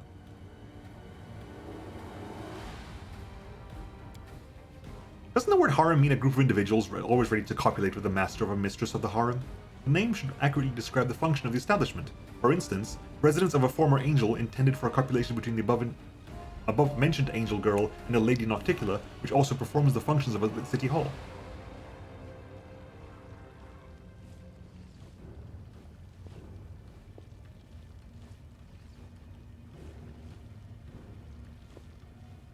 Who's the former angel? She is. Can't quite see it right now, but Shamira is a fallen angel. Yeah.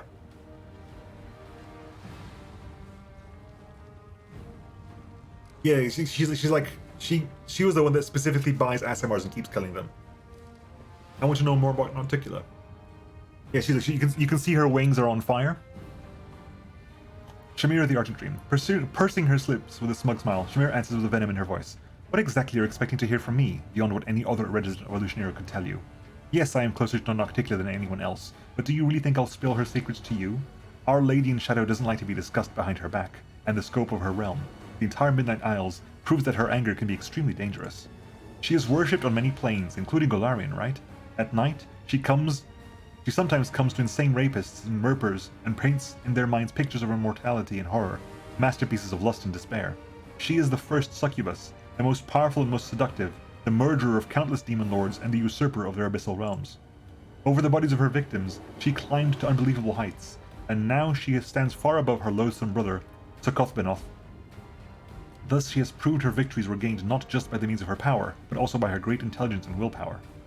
Leon Sokoth-Benoth is the patron of sexual and other hedonistic gratification. Yeah, right. She was strong, beautiful, and free. Sounds like the beginning of a fairy tale, Camellia says thoughtfully. Angels are a transient state of being. Well, I think the hand specifically said that some angels are made angels, and other angels are mortals who become angels. Like the hand of the Inheritor was never a mortal, but some angels do come from mortals.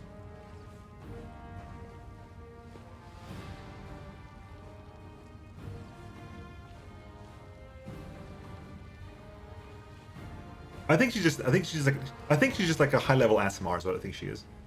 I've seen you with Hepzibah at the flesh markets. Tell me about her. Hepzibah is an honored guest here in Lucianira.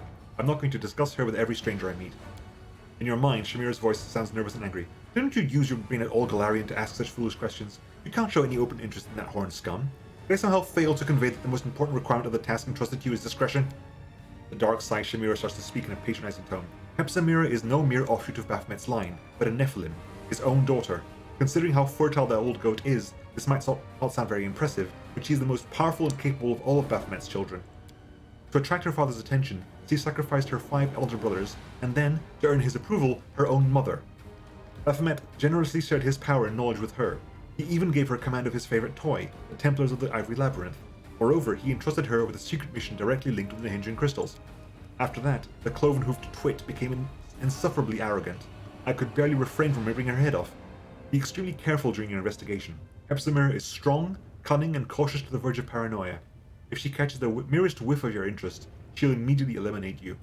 And you'd better pray to your gods that not even your shadow points towards my harem and hints at my involvement. How did you achieve such a high standing? You don't know my story. This explains why you're not on your knees before me. I was once a celestial being, and my fairy wings carried me from the upper planes to insignificant little worlds like your Golarion. I gifted fantasies and dreams, kindled flames in the wild minds of dreamers, and I loved it. Sometimes these fantasies took shapes too daring and too unbridled, or so it seemed to me, but I made no effort to stop it. A dream is a bird, not a horse. You can't restrain it, you can only hurt it with your reins. The dreams I sowed were becoming more daring, bolder, and with them I changed as well. One day I rejected the limits imposed to me by my masters. In the world I was visiting, a wildfire of dreaming broke out. A dream so daring and bold it would come to fruition only through great atrocities and monstrous, immoral deeds. I could have stopped it, but I didn't. I was mesmerized by this great vision. I didn't return to my world, as I would not be accepted. Instead, I descended into the abyss looking for someone who would truly appreciate me and the dreams that I bestow. Nocticula noticed my flame blazing over the dark waters of the ocean. She came for me and shredded me in her shadows. That night was very memorable. Since then I have served her and I have been her closest friend and her right hand. Do you really hate Aasimars and kill them brutally?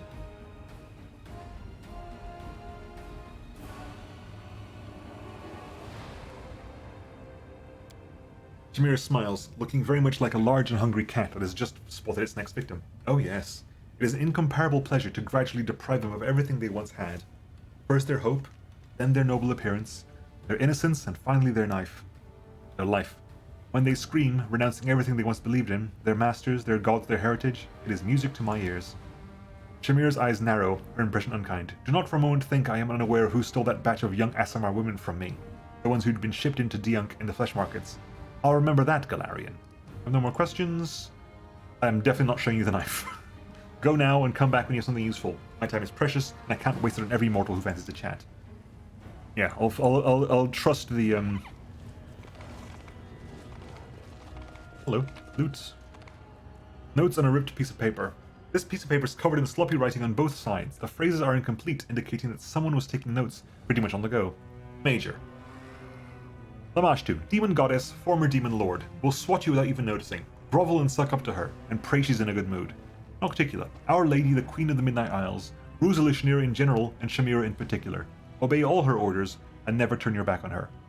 Shamira, Elushnira's steward, bangs Nocticula, naturally in good standing with her. If you want to live in Elushnira, you'd better respect her. Allies. Oops, sorry.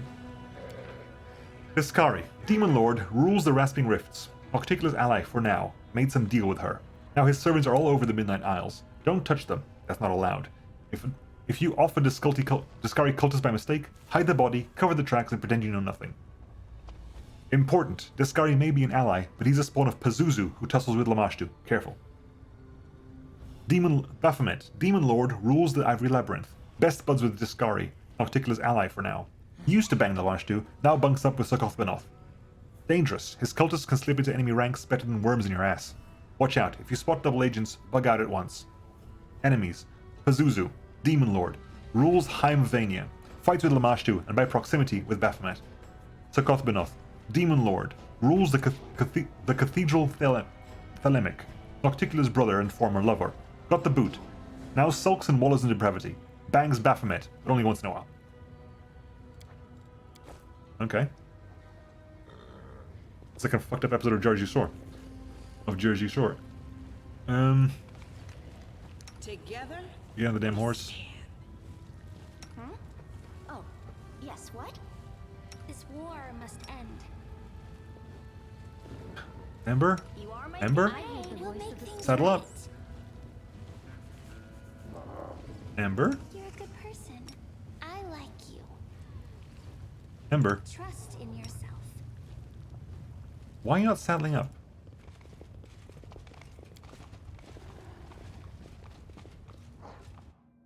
They're not saddling up. They didn't get on the damn horses. Yes? Were they not allowed to saddle up in there? I guess not. Rely on me. Okay. So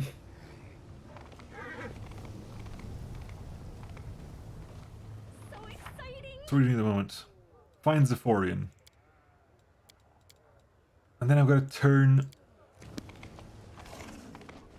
Which point? Oh well, this is going. This is. Oh, the damn spinny bridge. I haven't figured it out yet. That's the damn spinny bridge. We'll head down to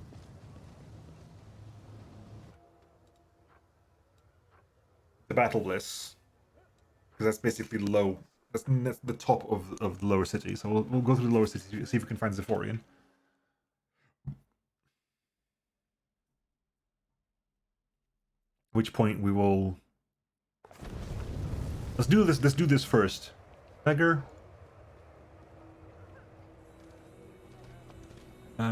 Beggar. What you want? How can I find Zephorian? Who's that? Never heard of anyone by that name. If anyone's heard of him, they wouldn't be telling you anyway. You might find a beggar in the lower city who'd be willing to chat with you, but before you find him, you'd have worn through those nice boots of yours. That's one good pair of boots. It'd be a shame if you ruined them. How about you just give them to me instead? Maybe a small donation will jog your memory. No, what? Better be on your way now. I don't need no money, no shady deals with you. I don't want to know who you're looking for. Yeah, get lost. Look for this Zef, that freak you're looking for somewhere else. If you want him that bad, ask around. Maybe someone saw him, but leave me alone. I can't beg with you hanging around. That's what I'm doing. I'm specifically trying to figure this out. Knowledge. Signs on the wall indicate that a drug merchant can be found here. In the abyss, there are many poisons that can plunge mortals and even demons into nightmares. Okay. Beggar? Soot is restless. I wonder why. Toss a coin to your beggar?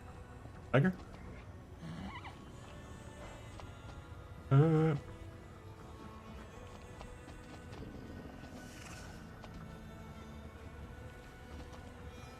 Beggar.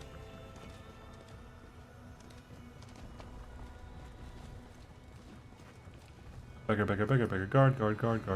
Guard. Do you know about Zephorian? Hey, champion! What did the Bastard of Battle Bliss do to you that caused you to order Your servant and the dire one to trash the whole arena. The guard takes a close look at Arushale and flashes an interested grin. Your face is familiar. Have we met before? Suddenly recognition dawns on him. Arushale, is that you? They said you defected to the Crusaders, but I also said a rabid bitch like you could never deal with a goody-goody mortal scum. Welcome home. Lucianira's missed you in your wild escapades. Arushale purses her lips and turns away, not deigning to answer. Her face goes deathly pale and there's despair in her eyes. This is not a very nice place for her to be around, I think. Give me a coin, otherwise get lost.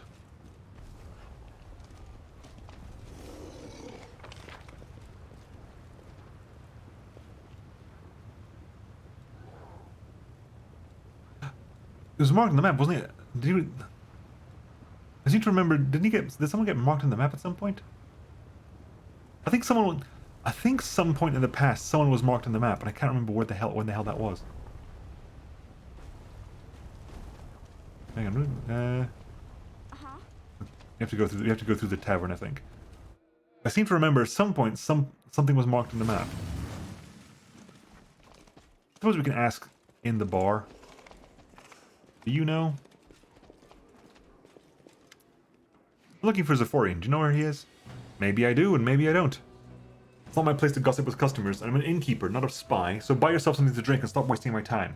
I've got a special liquor for you to try. A true rarity, 100,000 gold. Oh. Fair point. What kind of idiot would pay 100,000 gold for some dubious swill? Perhaps some of the same kind willing to pay for information about the long-dead whoreson who once ruled the city. Yeah, okay, I'm gonna try looking around first. 100,000 is a lot of money. 15,000 is fine. 100,000, no way. That's how I'll wander around town. This is my time to shine. Beggar.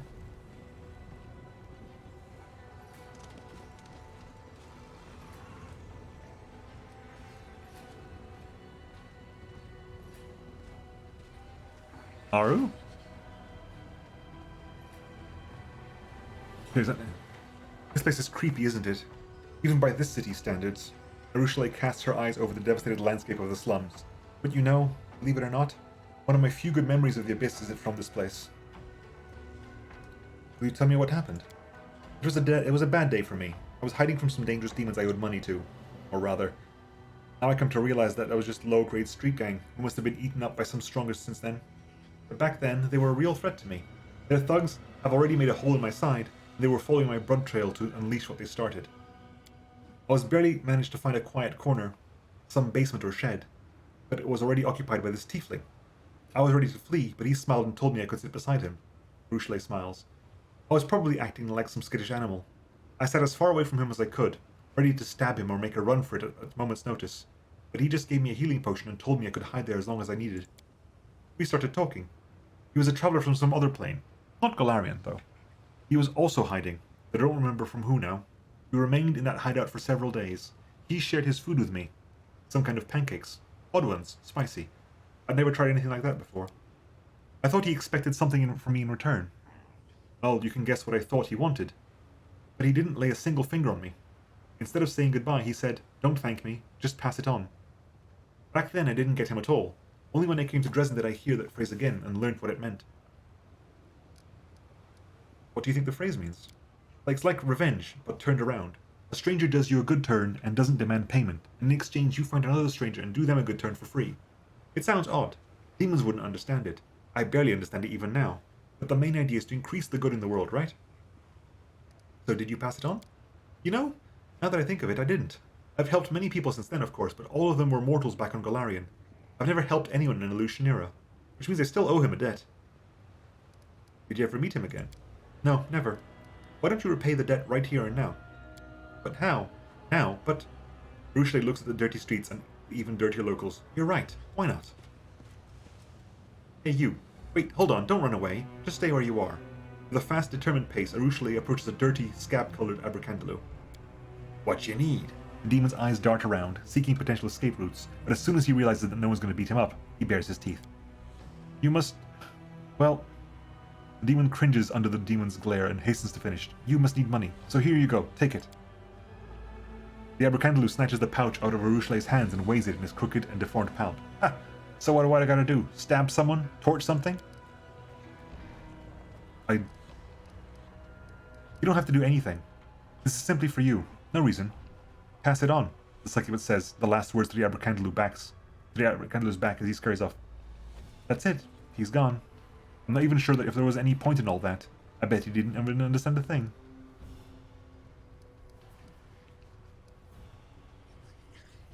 You needed a lot of time to understand too. That's right. The confused expression on the succubus's face gives way to a timid smile. I don't know if I have really changed anything by giving gold to that poor wretch. But you know, I feel better now. And it's not because I repaid my debt to that traveler. It's just, I did something for someone by myself. I didn't think, I just did it.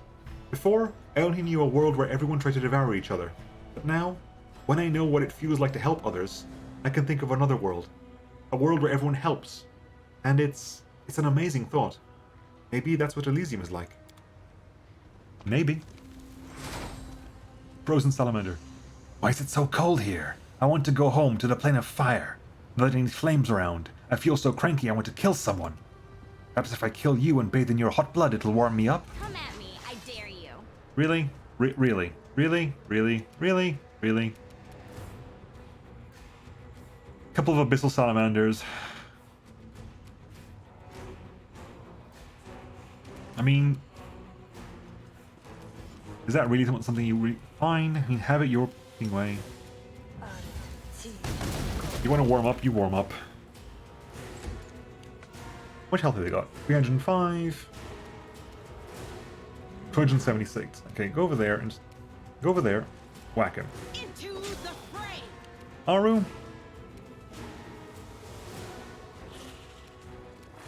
I will resist. Right. You want to burn?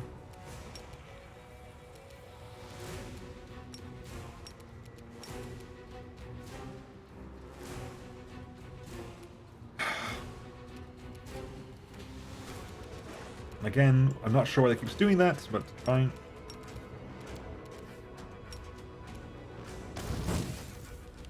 Rolled a 1, still managed.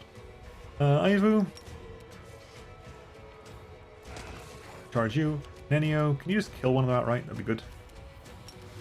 Just move up then, fair enough.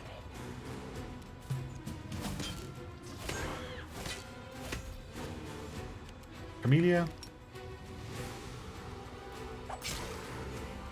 Right, another little salmon over there. Hellfire Ray on you. Oh, good hits. Critical too, nice. That critical did essentially...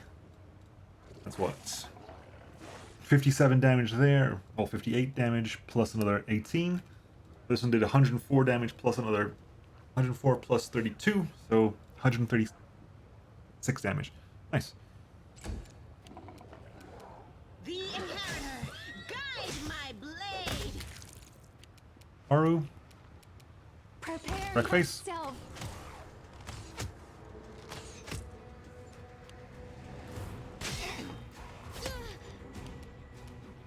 Chandra, step back, turn that on, blast him. Your time is over. Some spears. How cute!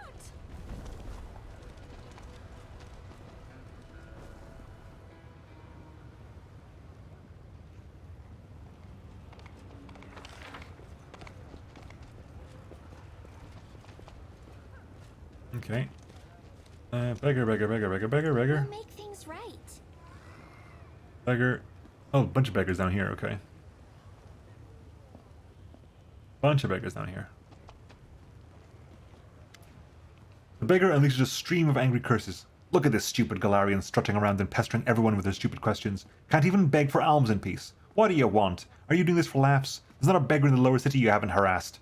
What was it to you wanted to know again? Come on, ask away then piss off. Have you heard of Zephorian?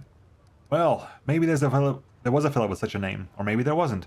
I don't know, and the others don't know either. What's your problem with us? Go ask around in the middle city. You can even search for him in Shamira's dark hole for all I care. Just leave us alone. Do you know where I can find Zephorian, yes or no? I don't know, and no one else knows either. Just leave us alone. Go ask the man in charge. Maybe he knows where this Zephorian of yours is. And if he doesn't, then no one does. As soon as you see our gang, start asking around. Our boss never walks by himself. He always has a crowd with him. Who are you? A dog of war, mutilated and deprived of everything I had by the cruel Mendev Crusaders? Care to spare a coin? You don't seem to be too willing to share any information. Why should we tell you anything? Who are you to demand answers from us? Just strutting around, badgering everyone, getting in the way of good, honest begging? The only information I have for you is where you can shove your stupid questions. So you gotta go find the leader of the beggars. Who's always in a group.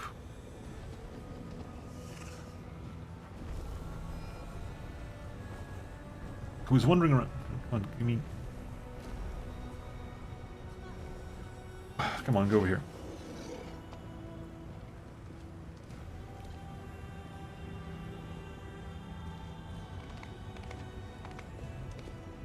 He's wandering around in a group.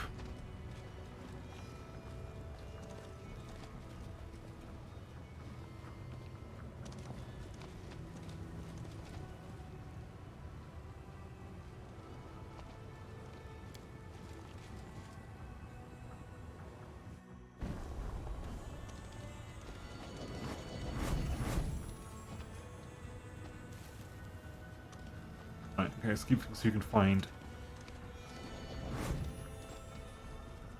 So exciting.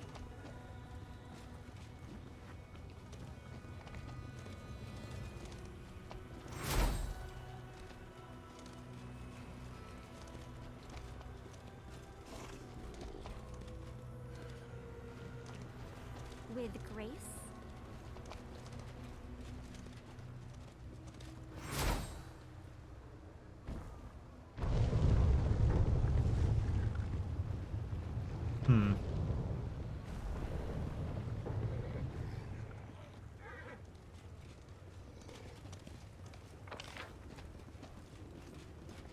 I swear. Is it in the port? Where this guy is? Huh?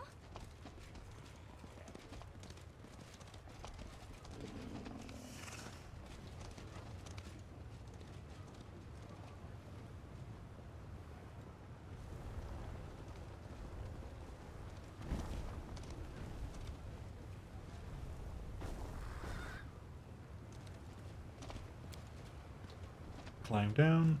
I finished here. Good. Is there more? And commoner. I'm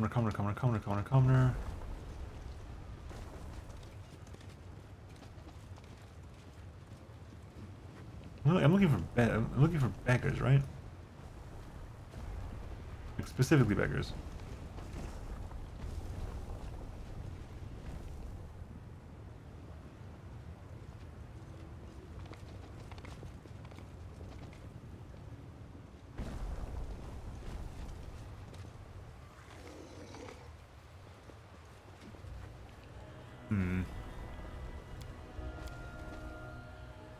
Let's go ahead and just hop into the port, just in case.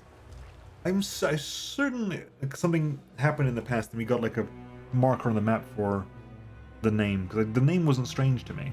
I swear I heard it before somewhere. Chaplain, helmsman.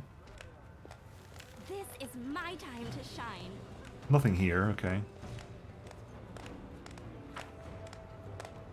You're a good person. I like you. I'll talk to the chaplain at least. Chaplain, what up? I can sell you those, that, that, that, that, that, that, that, that, that, that, those. 750,000 gold pieces. 750,000 gold pieces. I mean, I've sold him a lot of trash over the time. Embraces of bravery.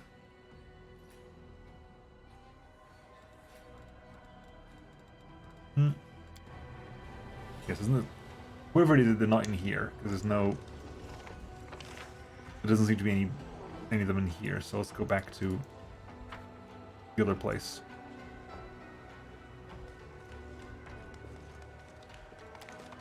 Back to the lower city, and we'll have another look. I'm not going to pay 100,000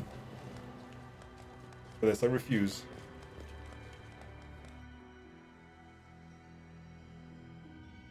And the beggar leader goes around.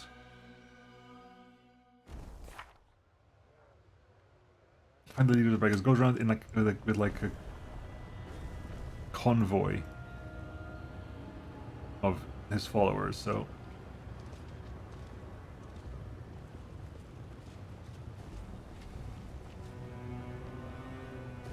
there you go. Here now, good.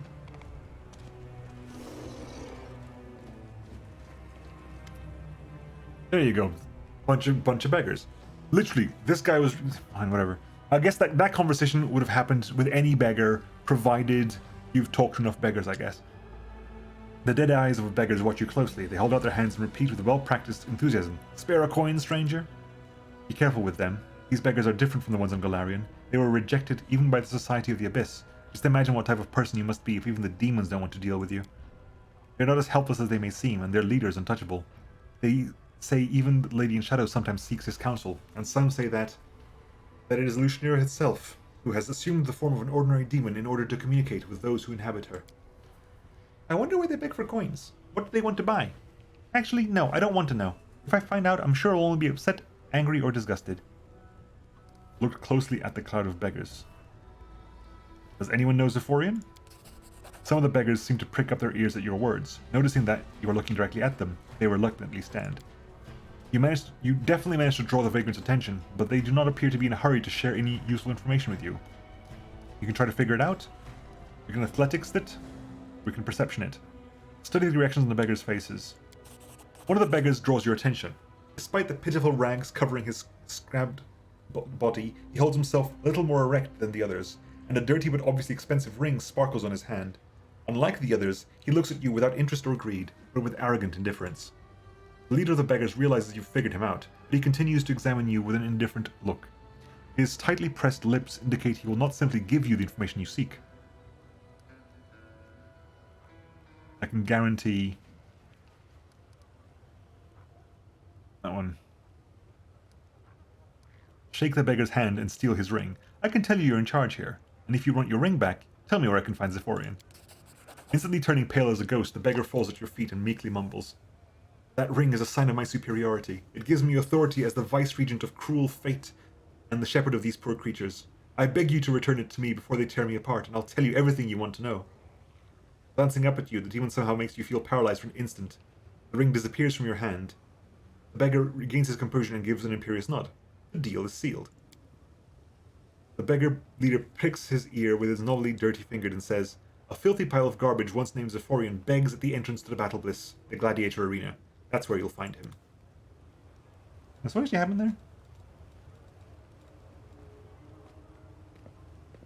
Glancing up at you, the demon somehow makes you feel paralyzed for an instant. The ring disappears from your hand. The beggar leader regains his composure and gives an imperious nod. Okay, so basically that was just kind of a test situation. Okay, so Zephorian's over there somewhere. I get the feeling that I knew that somehow. I'm not entirely sure. Okay, can you not? Okay, you can't go over there. Go over there. We'll go through. We'll cut through the. We have to cut through the damn thing anyway.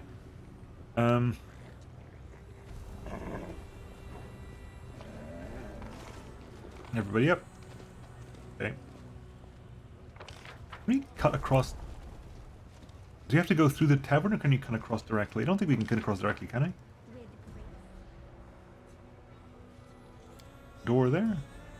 A sturdy door, locked and covered with tightly carved pictures. Easy. To the Rotten Guttery. Apparently we've gotten to the Rotten Guttery. Not my intention, but apparently we're here. Ooh, a bunch of stealable stuff. Is that a trap? It might be a trap. What's secret door?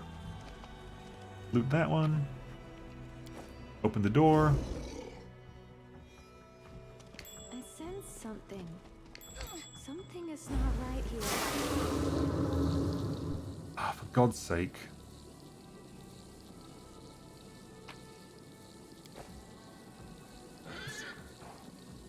The trap uses slay living.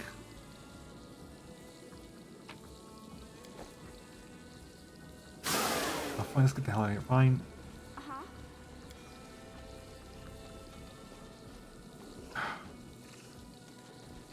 trust in yourself.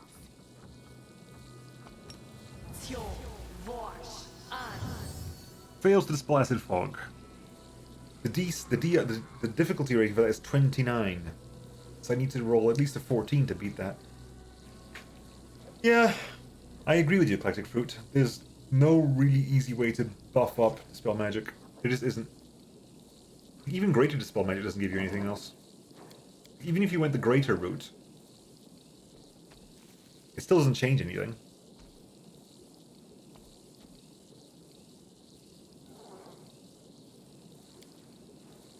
I'll just have to wait that out. Because given the DCs for some things to dispel, it's like, well, this never get dispelled. The world is That's full of basically wonder. dispel as well.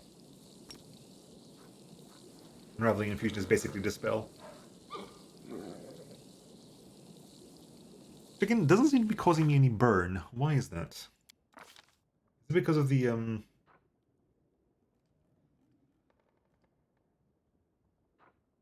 Is it because of the infusion buffs? What is it called? No, it's mentioned somewhere. Every once in a while, every few levels, I get the infusion specialization or something. But it's not an infusion; it's a substance infusion. It's a substance infusion, I guess. I have it under my abilities list, don't I? Dragon Companion, blah blah blah blah blah blah blah blah. Traits, not feats, nope. Substance infusion will be here somewhere. Elemental infusion specialization. At 5th level, whenever a kineticist uses one or more infusions with a blast, she reduces the combined burn of cost of infusions by 1. This can't reduce the total cost of infusions below 0. So at level 15, we're reducing it by 4.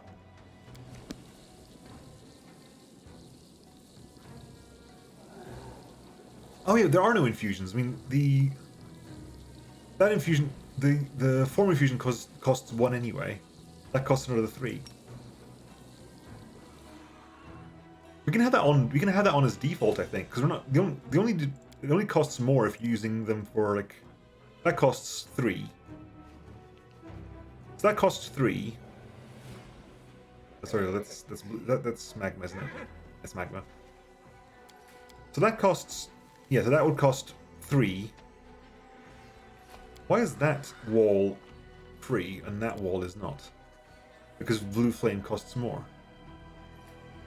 Because Blue Flame Blast costs 2 naturally, whereas Magma costs 2 naturally.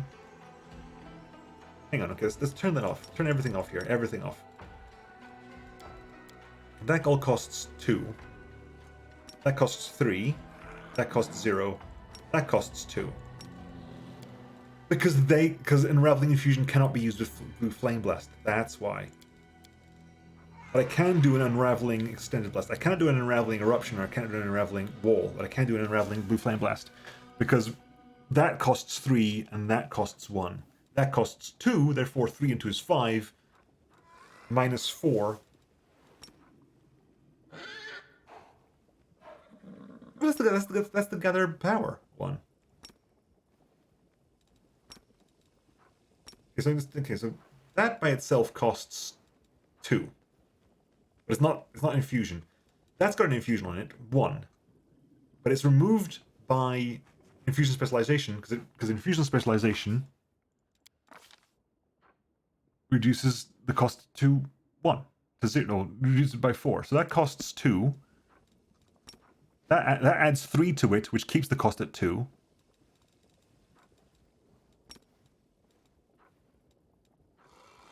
Okay, yeah, because what we're doing, that's required, because we don't actually lower the cost of the blast. We lower the cost of the infusion of the blast. That's it. Right, now we're something. Now we understand the maths. We need the Gather Power to lower the cost of the blast. And I could do this, I think, well, if I turn that off, for free. Whatever, for always. Because Fire Blast costs nothing.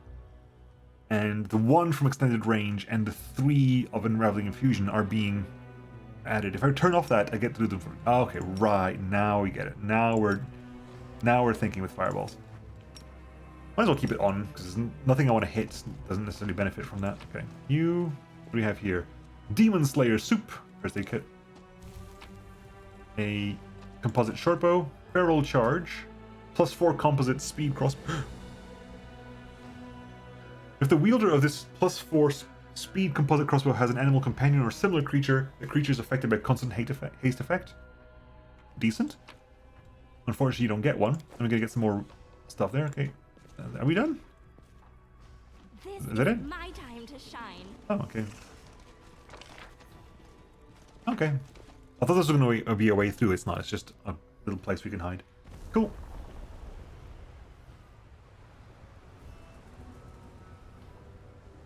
Okay. How cute! I guess there's no way across here then. Fine, we'll go across the Badlock Tavern.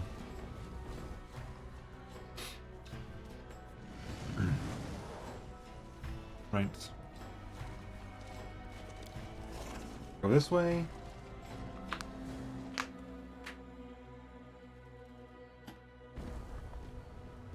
So exciting! Right, let's go talk. Let's go see if you can find where. Are you Zephorian, please? Really? No.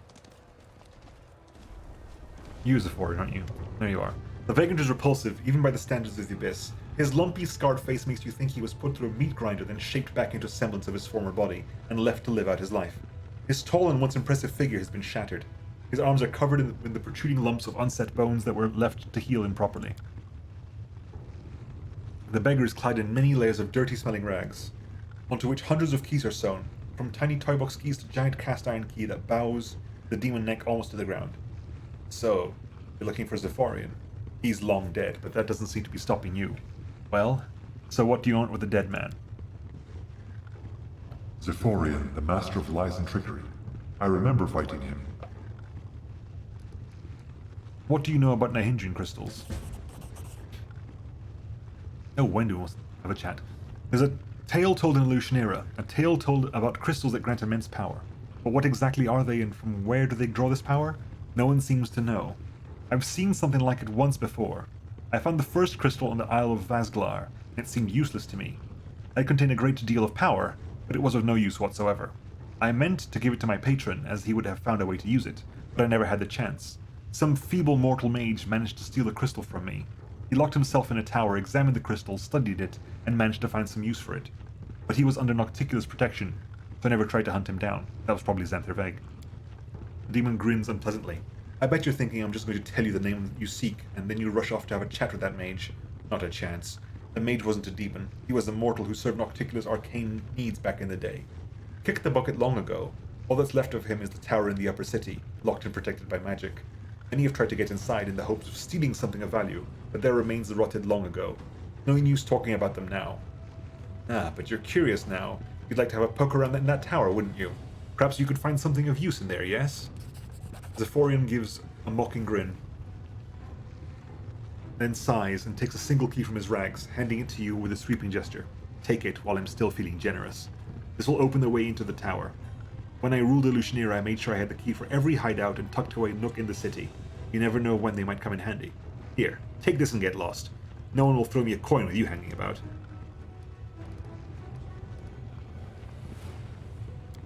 Something spiteful and vicious lurks in the depths of this beggar's eyes. He looks like a predator waiting in ambush, or rather a scavenger waiting impatiently for his prey's agony to finally end so he can enjoy his meal. Whatever his motives, this demon obviously does not wish you well and is already counting down the minutes to your imminent demise. I remember. I've heard of this place. It's a tower supposedly filled with treasures left there after the death of an ancient mage, but no one could prove there is any truth to these rumors, because not one of the daring adventurers who managed to get in ever returned. That place is a death trap. The foreigner is probably just toying with us. He's intending to be helpful only to send us to certain death. You give me the key, just like that? Yeah, why not? I don't need it. And I don't need anything from you, except for you to leave me alone. Now go on, I get lost. And where is the Isle of Vazglar? Yes, Vazglar. A wild place, an island in Ishiar. Deserted. No one really cared about it. I had a secluded lair there where I kept all sorts of nasty tricks for Nocticula. Anyone who'd found my den could have made a tidy profit. But not so long ago, the island sank unexpectedly. No point in trying to look for it anymore. And why are the crystals called Nihindrian? Who knows, in some whim of fashion. The thing is, they're not actually Nihindrian at all. The Hindri was a demon lord, a master of treasures, dungeons, and shiny trinkets. If he'd had crystals such as these, I really doubt Nocticula would have been able to kill him all those centuries ago. Back then they were just called purple crystals. You're lying to me. You're trying to lure me into a trap. The demon's ugly maw breaks into a malicious grin. You'll probably die there. Or maybe you won't. And you'll find out what Shamira wants. It was Shamira who sent you, right? She was the one who turned me into Nocticula back in the day. Now she wants to topple her mistress and take her place, just as I once tried to. That's why she wants those crappy crystals so much. So be it, I say. Whoever loses this fight, I'll be the winner, and I'll savor the outcome. You, Shamira, Nocticula, may you all drop dead, tear out each other's throats, and strangle each other with your own intestines. You're all scum. And I'll piss on your corpses as they float by in an ocean of your blood. Share your knowledge with me. I know a lot about Lucianira, and about its current ruler too. Trust me, staying in power in this city wasn't easy. What would you like to know? What did you do to fall so low? I was overly hasty. I had power back then, and it grew with every passing day. Lamastu's Belcha was just a step away from becoming the more powerful Nocticula and toppling her from her throne. Reporting for duty. Hey, Beric. And why not? After all, that's exactly how she got where she is now after she took down that toothy old freak, Variavaxis. I was about to start my coup, and I even found a powerful patron, Sokothbenoth, Nocticula's brother, who held a serious grudge against her. Still making demons mad, I see. Oh yeah. What happened? Oh, you missed the big thing. Do you remember early Sunset, the Azata who was like meant to be mentoring me and stuff? He didn't really make himself like very visible a lot of the time, but he was been around for a while.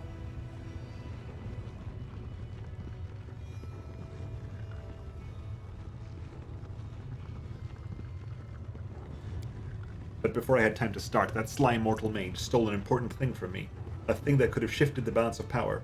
And then that red-headed little bitch learned about my plans. She turned me into Nocticula and struck before I could. I fell and the red-headed harlot took my place. Ah, Shamira. I should have strangled you the moment you appeared in the abyss. Barely. Yeah, so he didn't really appear like he was. Why is the stream delay so? I don't know. I've not dropped any frames. Maybe a refresh is in order. Let me know if you've refreshed, so you don't actually miss what I've said here. You were stripped of everything you once were. That's terrible. I understand, I really do, but why did you decide to become like this? When someone takes away your past, you are free of it. Why didn't you want to become someone new? It's as if you were broken then badly glued back together. Do you really like living like that? Zephyrian cackles hoarsely. Do you really think I had a choice? Do you think I wanted any of this? Everyone has a choice. Testing. 1, 2, 3. I'll get my head out of the way. Tester. Much better, yay. Yeah, so early Sunset, the Azata who was mentoring us and following us around and stuff, and like supposedly there to chart our power gain and making sure we were powered. Yeah, turns out they weren't an Azata at all. Turns out they were Mephistopheles, the archdevil of the 8th circle of hell, in disguise. Which was a surprise.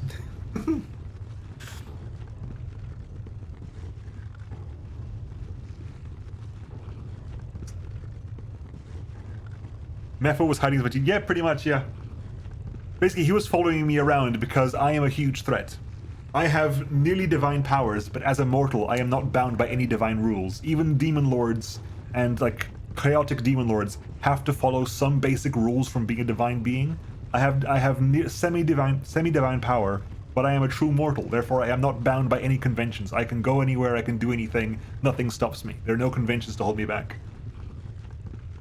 No, I think early Sunset was Mephit the whole time. Early Sunset was always a bit weird, because he never seemed to have anything to say when I thought he would have things to say. I think Aru figured it out as well. Aru basically gave me a whole list of evidence that she had been building up against early Sunset. And then when you got the chance to basically air grievances, we just basically started pointing out all the things that didn't add up, and he was like, "Oh, I was never much good at acting anyway." Boom! I am Mephistopheles. I am like 3 times your size. I am a massive archdevil of the 8th circle of hell, and I'm here to keep tabs on you because you are a bigger threat than everything else combined. I'm not going to attack you now, but if you keep going, we'll meet up again. And frankly, if the demons kill you here, all the better.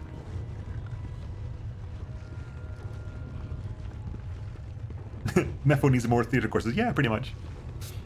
What do you think of Evolutionary today? It's the same pile of crap it was when I was in charge. Here in the Abyss, everything changes constantly, but nothing really changes at all.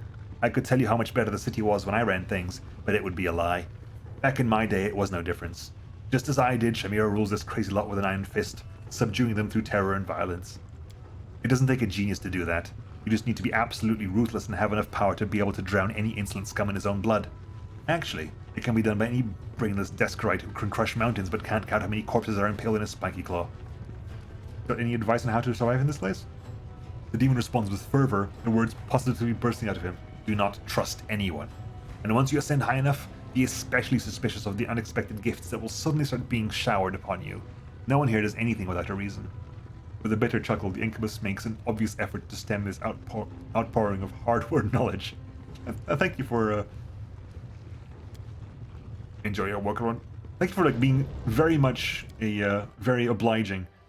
Aru wants to chat. Wendu wants to chat. Okay.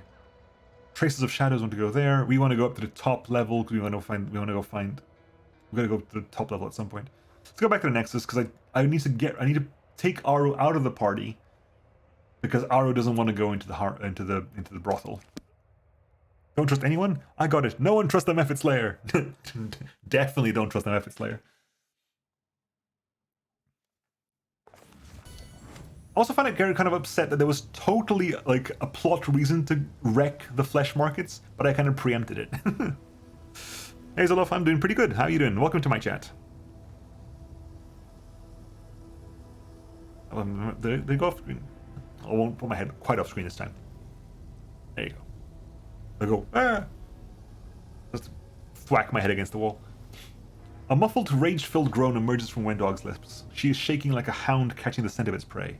Tears, black like tar, are gathering in the corners of her eyes. Meeting your gaze, Wendog frowns and wrestles, struggles for self-control. I can feel him, mistress. Savamelek is here, in Illusionera, and his poison is seething in my blood. I love how you always have the line of like, I am the most forgetful motherfucker on the planet. Just relax, and plan to start a new game of this myself soon. I'll be waiting for the DLC on the 7th. It'll be my 3rd run-through Wrath. Nice. This is still my 1st run-through. So, again. But I'm enjoying it tremendously. I do want to go back and do several other ones with different mythic paths.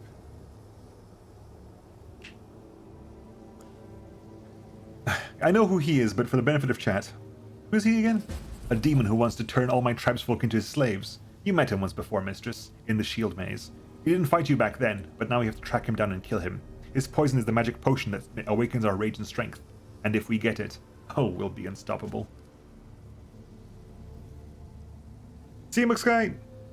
Have a good rest.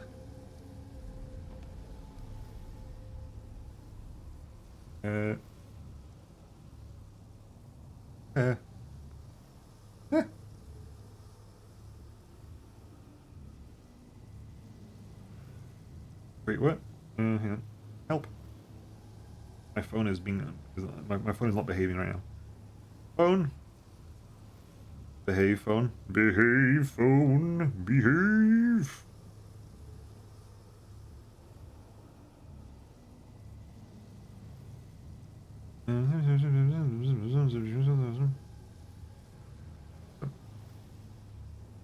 Oh yeah, the game has great replay value with the mythic paths. Without spoiling too much, I did Angel my first run, but I have a reason to replay Angel for my 3rd run. Oh!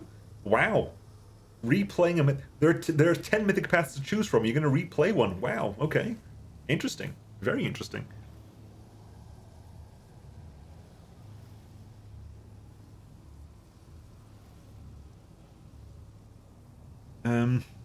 What do you feel?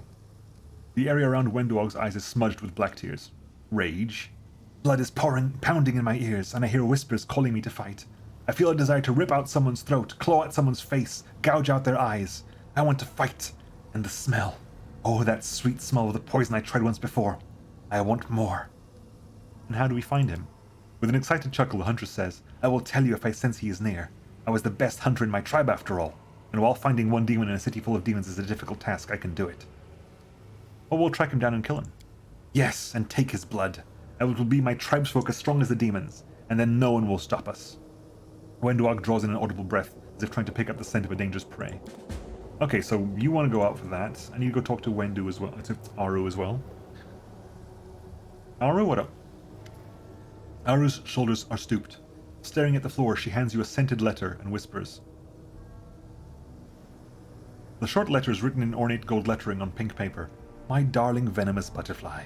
Welcome back home to our cozy little town. Would you like to visit an old friend? I can't wait for our reunion. Always yours, D. The one who sent me this letter. I hoped I would never hear from him again. But it was inevitable. He found out that I was in the city. Of course he did. And now it doesn't help me. The thought of seeing him tested again terrifies me. But this simply is part of my journey, isn't it? I can't just run away from the sins of my past. I have to at least try and make amends. And if I can't, then I must ask for forgiveness. Who is this, D? Dilmacchio. Do you remember the shadow from my nightmares? That's him. I used to consider him my crowning achievement. But now I'm ashamed to remember him at all. He was an Azata once, a true hero, a knight and a poet, a defender of the weak, the pride of Elysium. And I corrupted him. I made him fall in love with me. I broke his heart. I made him commit foul crimes I cannot even describe. And when he became indistinguishable from a demon, I left him in the abyss.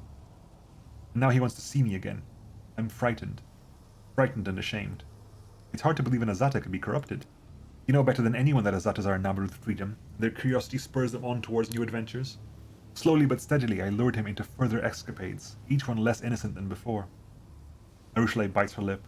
He believed that he could make me give up my evil ways, and I lied to him gleefully, giving him false hope. Sometimes I look at myself now and remember those days, and I want to die of shame. Venomous butterfly? I've heard those words before in your dream. That is what my nightmare calls me. My most horrific disgrace.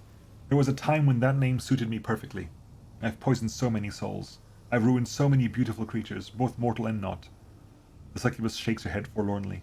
Almost all of them are dead now, but this nightmare of mine is still alive, and that means there may still be hope of saving him. Are you going to accept the invitation? I don't want to. You have no idea how afraid I am. What will I say? How will I look him in the eye after everything I've done to him? But I feel I must do this. I must see him. I must tell him that a fall like his is not a death sentence, that there is a way back. And if he won't listen to me, Arushale looks down once again, I'll simply ask for his forgiveness. What can I do to help? Please. Arushale gasps as if she's deprived of air. Please, let's go there together. I must see him again, face to face. I must try to save him from the abyss. I doubt it's possible. I know how much I've corrupted him. But I must try nevertheless. I must. And yet I can't do it on my own. I just... The succubus sobs and buries her face in her hands. Right, so we gotta go do that as well. So many quests. Blood Whispers is... Yeah, so... Okay, we gotta go... Get... Right, fine. Ivu, you clear? If a slice of strawberry cake can make a paladin waver in his concentration, what could a whole cake do? There's something I want to tell you about early Sunset. Nah, boring. He's always been a little boring, but I thought he was your friend, so I didn't mind so much. All devils are boring. He's the first devil I've ever seen, but I just know that they're all boring and impossible to listen to. Are you alright? How did it feel while we were rescuing you? Ivo gives you a long, hard look. I'm going to let you in on a really important secret. Just don't tell anyone. When those demons caught and kidnapped me, I got really scared. I mean, I'm a brave dragon, really brave, but I still felt scared and lonely.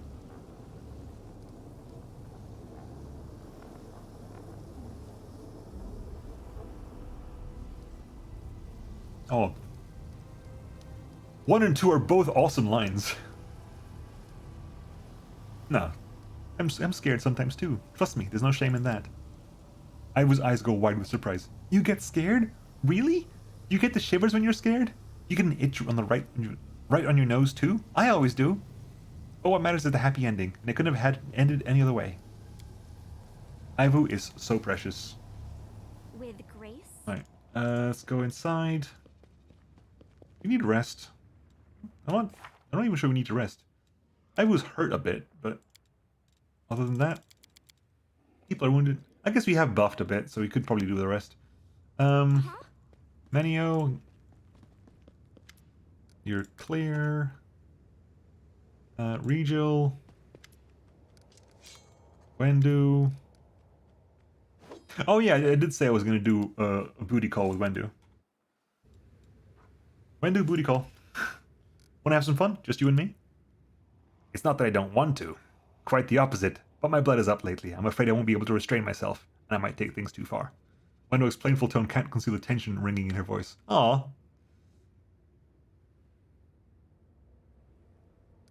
Okay. I guess. No booty call.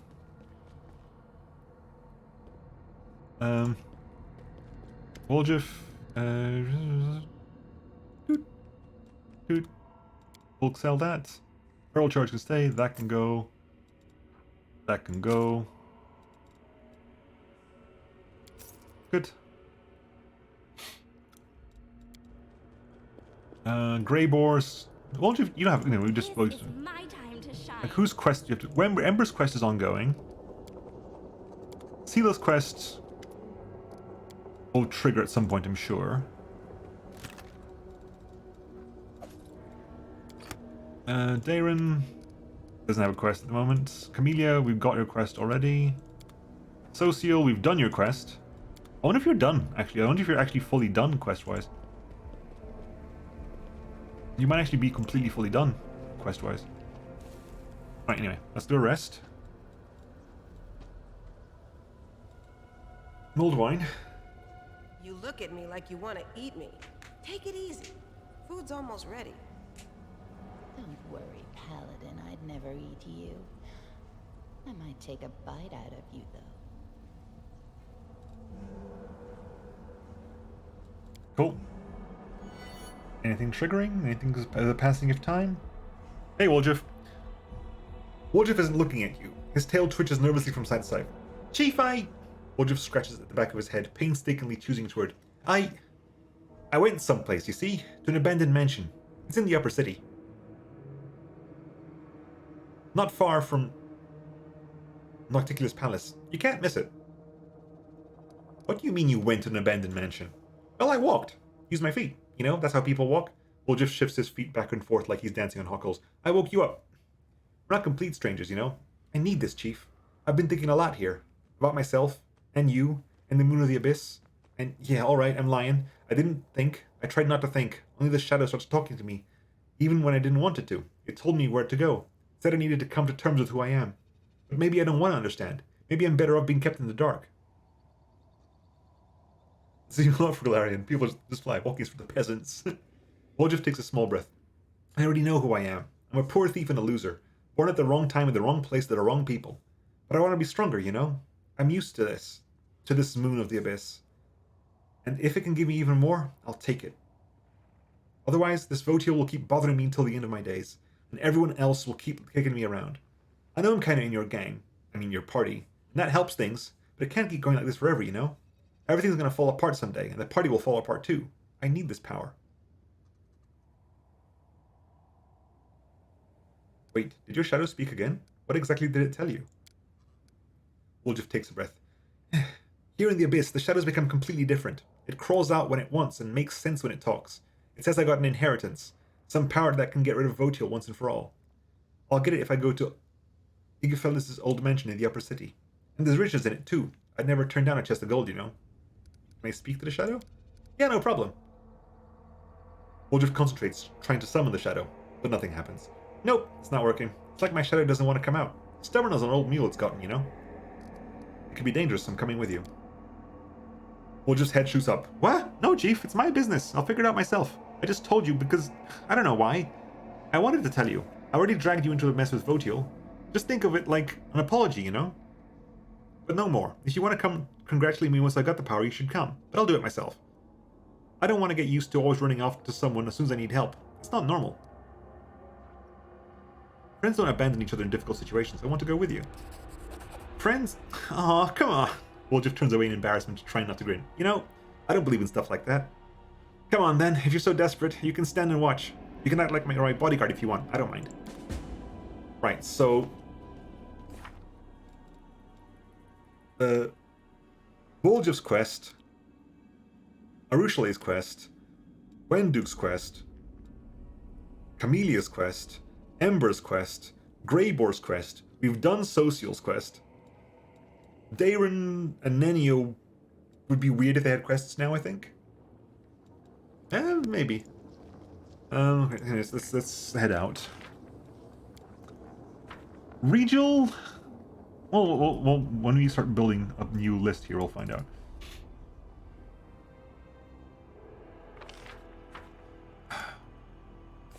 I'm doing fucking What's Your Heart's Desire now because that was a plan like 2 hours ago, but everyone keeps getting in the way. The one time I actually got a chance to be there, it wasn't. Let's go. Sela's quest we've not to do. Ember's quest is ongoing. Nenio's quest would be weird. Camelia's quest is ongoing. We're going to do that now. And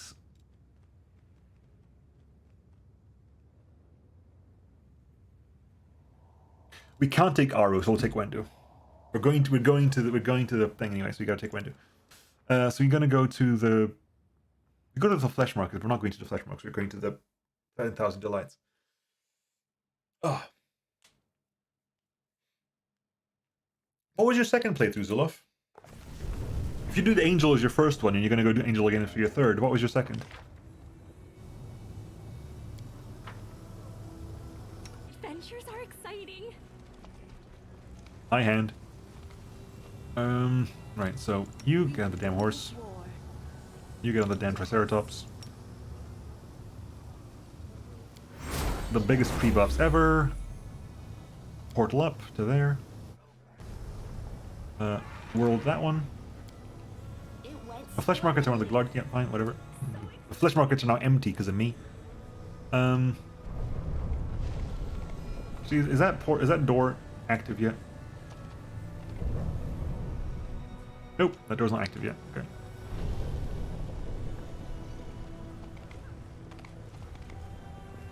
I really need to spend the time implementing that mod for Pathfinder. Managing buffs is such a headache without it. It is very useful. It is ridiculously useful. I didn't used to pre-buff until I got the mod sorted out because it just changes things so much. Right, now that Aru isn't here, we can now go into the 10,000 delights. Save. 10,000 delights.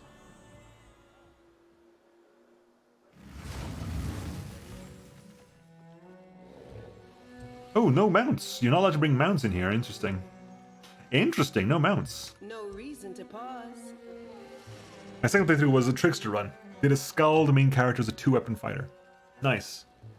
I have been trying to think about, because I have like, I'm theory crafting the 10 runs in my head. And I think Scald would be an interesting one to do Trickster with. Trickster would definitely have to be like Scald or Bard or something. Which is weird, because Bard also works as a Zata really, really well. Guard. Succubus, Patron, Incubus, Succubus, Patrons, Chivaro. Right, you got a name. And you got a portal. Okay, so... Hang on, so we're not on the horse anymore, so... Switch to that, because now you're a potential target, so you're not going to switch to... Sword and board.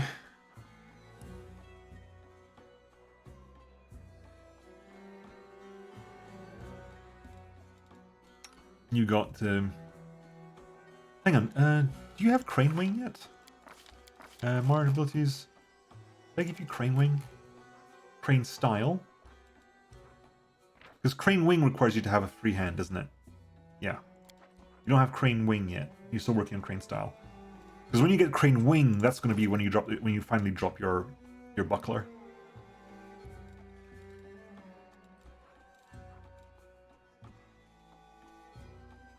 Plus playthrough was Blood Rager Dragon Disciple. Blood Rager Angel, interesting. I did start like way years ago, like a very long time ago, when I first started playing this game. I was doing a War Priest Angel. But I got to like the end of Act 2 and I kind of stopped playing. And I came back for the stream, and then I did a Kineticist Zata. But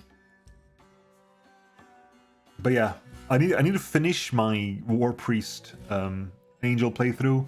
I was thinking about doing like a wizard. No, so wizard? It might have been Arcanist Lich, or was it Lizard? Wizard, like some magic, some kind of arcane caster Lich. I think it was either wizard or Arcanist. I can't remember. Trickster would have been something like I don't know. I haven't figured out Trickster yet. I think I was gonna do Blood Rager Demon. I think Blood Rager Demon, Inquisitor Aeon, stuff like that. You know. My third playthrough is going to be a druid specializing in wild shape, specifically the Shambling Mound. When I get to that level, he's going to be an angel redemption who gives the best hugs. Yes, yeah, Shambling Mound angel, an angel who fights by turning into a Shambling Mound. How fantastic! Loot, please. Thank you. Can you walk around you without having to talk to you right now while we just have a loot? Thank you. Loot. This is it's a book.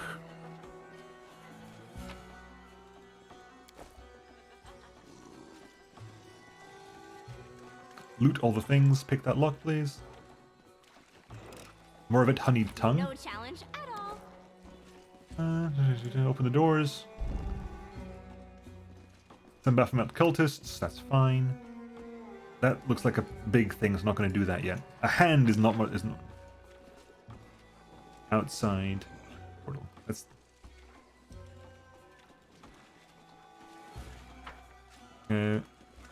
Okay, so let's talk about who needs talking with. Chivaro. You Lilitu demon, you. An attractive Lilitu in a simple but revealing dress greets you with a warm smile. Her eyeless face is serene. A new guest. We're always happy to welcome guests to the 10,000 Delights. I am Chivaro, ruler of this palace of pleasure. The only taboos here are brawling, moderation, and talking politics. Aside from that, anything goes. As my guest, you can expect to receive gentle caresses, or if you prefer, wild and untamed ones. I have servants of every type to suit every taste. Any of them can be yours for a night, or forever if your pockets are deep enough. What are your preferences? Never mind, I'll find out for myself. The Lilitu tilts her head to one side as if studying you with her non-existent eyes. It feels as if someone's touching her mind. Prying fingers are attempting... I succeeded at a will check? Wow, I rolled exactly what I needed to do, because my will isn't very good. But not very successfully. Exerting your will, you manage to eject the alien presence from your head before it digs too deep. There's mild confusion in the demon's voice. You have an iron will. Few can push me out of their mind with such ease. I saw almost nothing. I'm almost offended. Death by Platonic Snusu. I do, however, respect the power of others. Let your secrets remain yours alone. Let's see here. Start hitting on you as well. Let's do the Camellia thing. My friend Camellia would like to avail herself of your bottle's special services. I beg your pardon. But our establishment cannot provide that type of service at the moment. You see, I have a rather delicate problem. Madam trails off, letting the unspoken words hang in the air. Do me one favor, and you can consider yours the best of friends. Chivaro smiles seductively. I need you to kill someone. A brazen gang of demons keeps harassing my girls, attacking them on the street and dragging them back to their lair in the lower city, a foul den called the Rotten Guttery. Spill their blood, rescue my girls, and come back here for your reward. The words of this fiend sound sweet, but what lurks behind them? Lust? A desire to use you? Something even more insidious? I sense danger here, like the reek of decay near a crypt, faint but clear. Beware this trap, champion. The player character can be horny me with loads of people, yeah, hell yeah. You won't let my girls die in the clutches of those monsters, will you? The demoness smiles enticingly. You are so confident and have such potential. I think you and I will enjoy being friends. I'm looking for the Spinner of Nightmares. Do you know her? Yes, she lived here for a long time. She owns several rooms. The Den of Sweet Horror, she called them. You can easily find them. Just look for a bunch of crazy, drugged-up cultists. Those degenerates were the Spinner's entourage. When she left the 10,000 Delights, she left them here so we could entertain ourselves with them. I like you. Perhaps we can spend a night together. Interest flickers on the Lilitu's face, but her answer is brusque. I take it you're used to people falling into your arms. Don't expect it of me. I feel one must be one. But you seem entirely capable of it. I have a few questions for you. Are you interested in me, or my establishment? I want to know more about this place. Some are foolish enough to call this place a brothel. That's facile misrepresentation. The 10,000 Delights is a pleasure palace for every taste. You'll find everything that brings pleasure here. Wine, sex, music, good company, violence, gossip, stories, drugs. Every kind of drug. Herbal, alchemical, even telepathic. And many things that seem incomprehensible to us but are very popular on other planes. You are seeing but a small part of the 10,000 Delights. Behind these inconspicuous doors lies entire streets, houses and rooms. A veritable labyrinth of pleasure. No one knows how large this place really is. Anyone who attempts to measure it returns weeks later exhausted and happy, and somehow changed from when they left. After all, no matter who you are, no matter what your predilections, in the 10,000 delights, you will find the room where you will be fully satisfied. I wish I could see what this fiend would say if she met Arshia, the Imperial Lord of Freedom, Beauty, and even sincere physical intimacy. The Abyss offers a distorted reflection of everything we value in the upper planes, even physical attraction, beauty, and love. Excuse me, there's a gore. There's the Imperial Lord of sincere physical intimacy? Really? The player character is going to either release a better dating guide than Geocotter, or it's going to benefit greatly waiting for it to be published.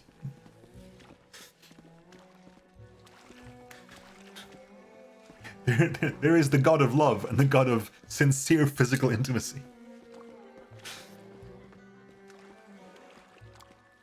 An endless labyrinth with a new delight awaits around every corner? Why do people say the Abyss is a bad place? As far as I'm concerned, it's the best place ever. This place looks really fun. Glad you like it, honey. Tell me your story. The demoness answers with a melodious laughter. I have secrets I would rather not reveal, and without them my story would be as insipid as sex without violence. After a moment's hesitation, the Lilitu adds with a smile. I was once wild and dangerous. I manipulated others to destroy them, not subdue them. But then I met someone. That meeting changed everything. It sparked my hunger. I wanted to stand for something, to rise above the crowd, and to become important and influential. It turns out that not only I can create bloody chaos, but I can tame whirlwinds of chaos, shape and direct them. And none of that would have happened but for that chance encounter. You are a skilled mind reader. Lilitu gives you a smug smile. It is my calling, to read others' thoughts and motives, plant ideas in their minds, tempt and guide them. But yes, you are correct. I am unusually skilled even by the standards of my kind. With a playful bow of her head, the Lilitu smiles. Have you heard that old saying, why Lilitus don't have eyes? Because eyes are the windows to the soul, and no one can gaze into the soul of a Lilitu. I understand everything. Cool. Let's... well, while we're here...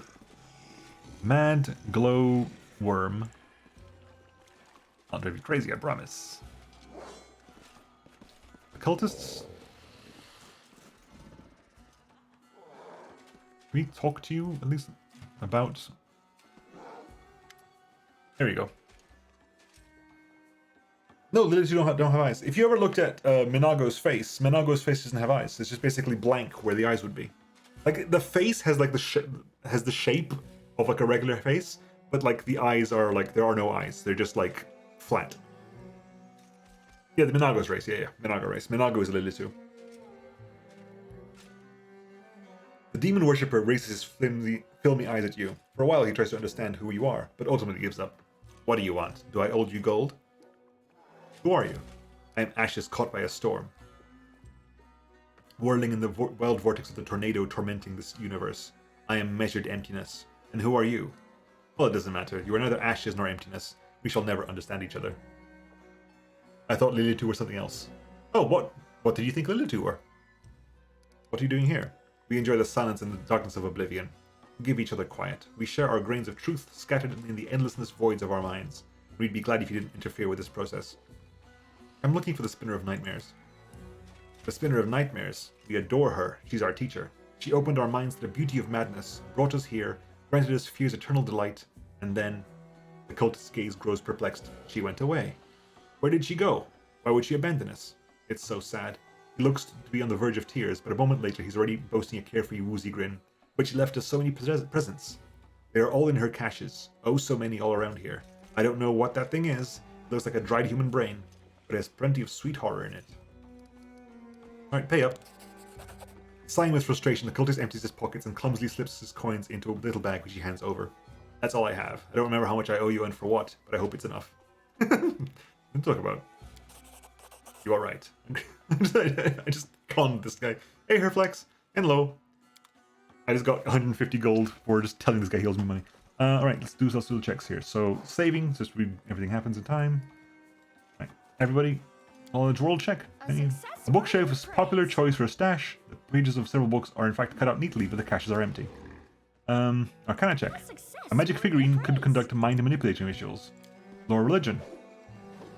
I think I did it. The sheets are covered with embroidery that can be folded in to form magical runes. They were probably required for some magical sexual pleasures of the Spinner of Nightmares. The backside of the altar conceals a small indentation for a cache. Unfortunately, it's empty.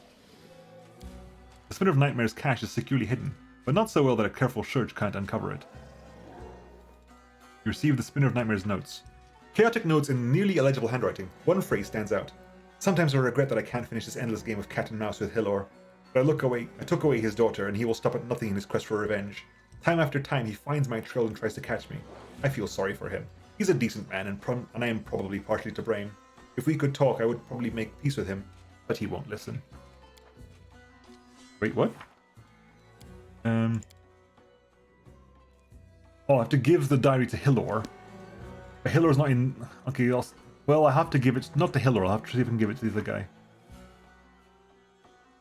I have to give it to the other guy who can maybe give it to Hilor. Because I can't get it to Hilor. Alright, let's go. So we're going to... Playing some MechWarrior 5. How's tings? Is this the new DLC for MechWarrior 5? Oh, we can teleport now. Did we get the disc? And do we have the disc? Gold coin.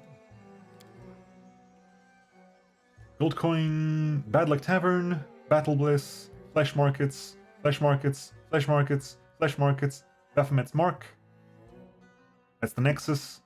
Shamir's. We haven't got the one for here. The Rasselhag one includes the Crusader. Nice. Chivaro? Right. Really? Okay. You're gonna make me do this the old-fashioned way?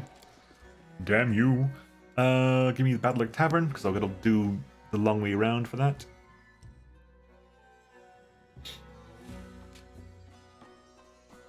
Are you doing it modded, Hairflex?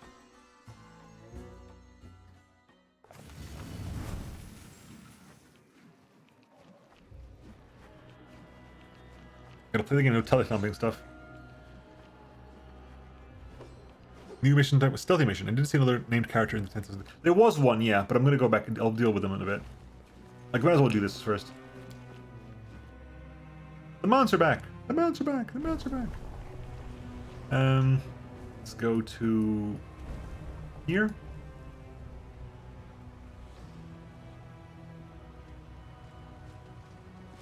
It's really weird that you can't, like, clearly there's a flag somewhere that says you can use your mount in this place or you can't use your mount in this place. And not many places actually use it. Hi. Tortlek? You have a name. Sellshore Rangers? Okay, Sellshore Ranger?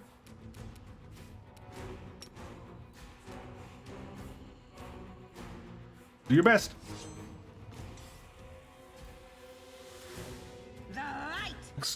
What the fuck just happened? For God's sake.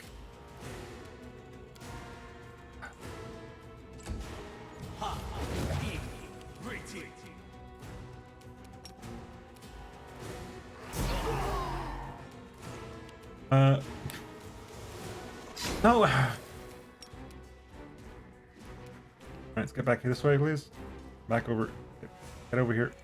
Continue fighting everyone. Let's try that again. Without, this time, without having fucking issues happening.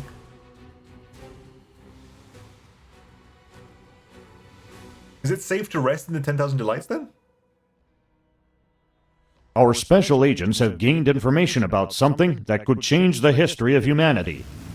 Free money is perfectly balanced. Oh my god, this is before everything. Hang on. Thank you, Effective Producer, for the sub. Much appreciated. 8 months. Nice. Thank you. Very generous. Okay, we're done here, right? Okay, cool. Let's get out of here. I'm assuming we did... Yeah, okay, good.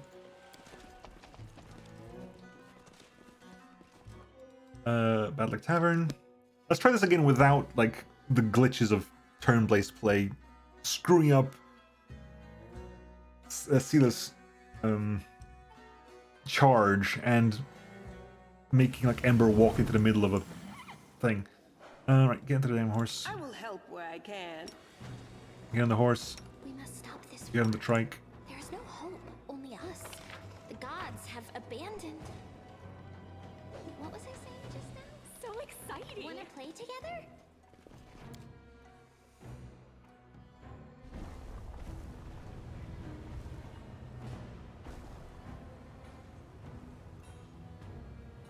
It's not, it's just a small area, so they don't let you mount there.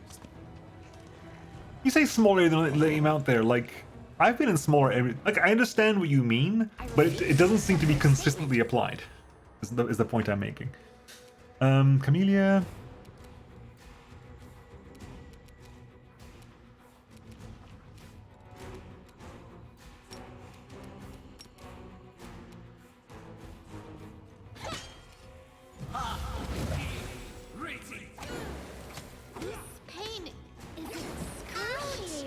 Jesus fucking Christ, what?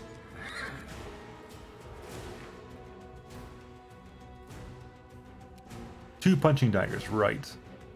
Yeah, fair enough. Rip Ember and Camellia.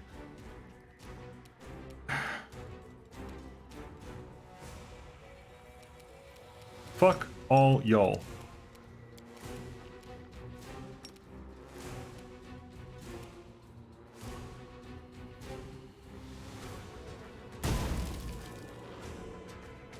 Really? Okay.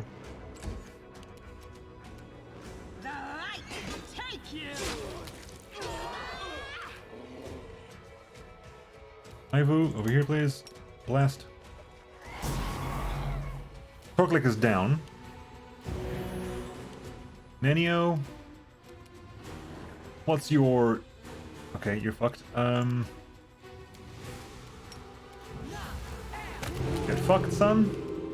Wendu.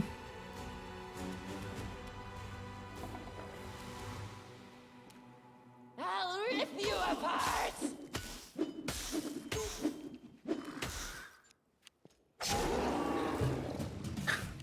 Oh, Bismuth is down.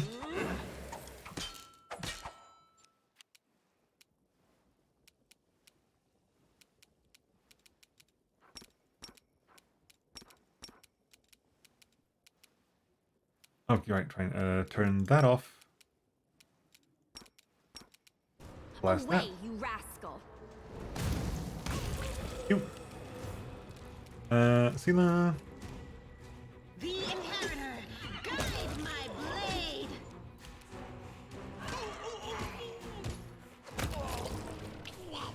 A wounded soldier raises his arm with a plaintive shout. Don't kill me, I'll tell you everything. You finally have an opportunity to get a better look at your opponents. They're not demons, but visitors from other planes. Judging by their gear, they are experienced and highly paid mercenaries. Who are you? We're Tortlek's crew. I mean, it's my crew, I am Torlek. But here we're called the Rotten Guttery Gang. It's a dumb name, but it helps us blend in with the demon rabble here. Keeps anyone from prying into our business. We're mercenaries who came to the Abyss on a job. But when we realized what Illusionero was like, we couldn't bloody believe it. There's so much gold to be made here. Demons are loose cannons. You can't trust them with any delicate or sensitive jobs. Even if they don't screw it up, they'll run their mouths about it. If someone needs a job done quickly, quietly, and without fail, they come to us. Our specialties are disappearances, setups, and abductions. You folks aren't from the Abyss, are you? Nah, no demons in our crew. It's a matter of principle. They're strong, sure, but crazy and unpredictable. There were a few times we nearly finished a job neat and clean, then everything went sideways because some horned freak wanted to have some fun. Why did you attack me? Shavar the Lilitu from the 10,000 Delights found us and paid us to take you out. She said that you'd get here and all you have to do is crack your skull open. But that bitch neglected to mention that you wouldn't go down easy. You cracked more than a few skulls yourself, I can tell. Of course, we could really use the gold right about now. Some scum broke into our lair and cleaned us out. That was us, sorry. That was me, my bad. I came in here before and cleaned you out. Where are the succubi you captured? There are no succubi here. It was a trick, Shavaro's ruse to lure you here. We'd never kidnap those bitches. They'll screw your brains out, take all your money, and call it a weekend well spent. All succubi should be drowned. That's what I think. Get lost and let you go. Without wasting time on thanks, the wounded mercenary leaps to his feet and with a cautious look at you runs away.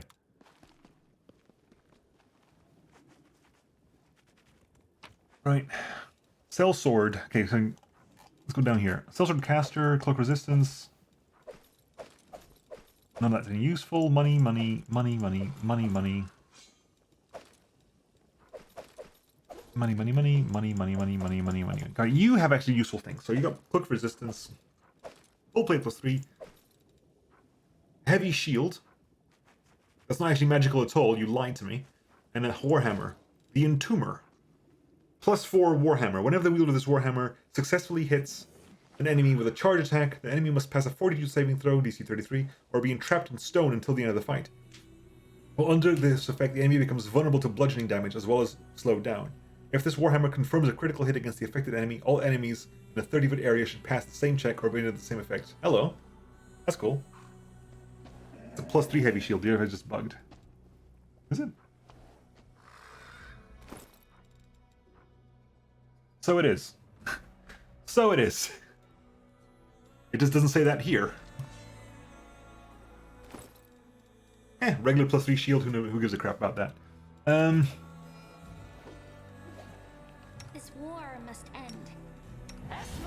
You cast heal, you can cast heal yourself. We'll make things right.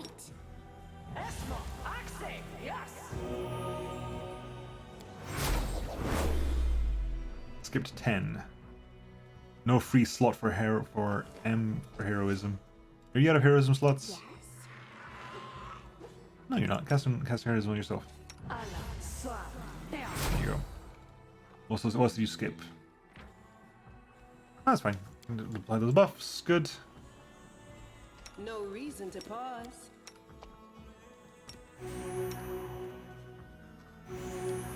Okay. You're a good person. I like you. Good. You done here?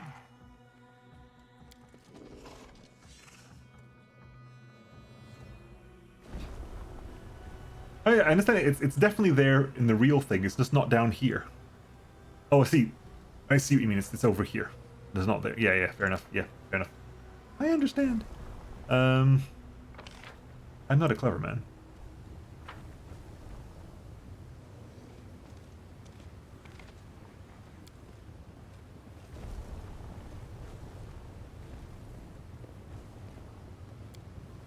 Jesus, get in the damn tavern. Christ. Waiting for so long. The best way to do this. Flash markets, I guess.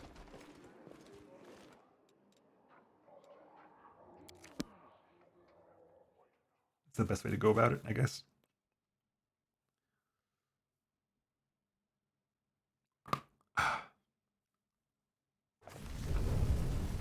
Right, let's get to over here.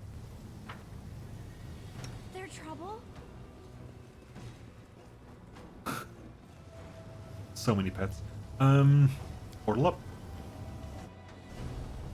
Right.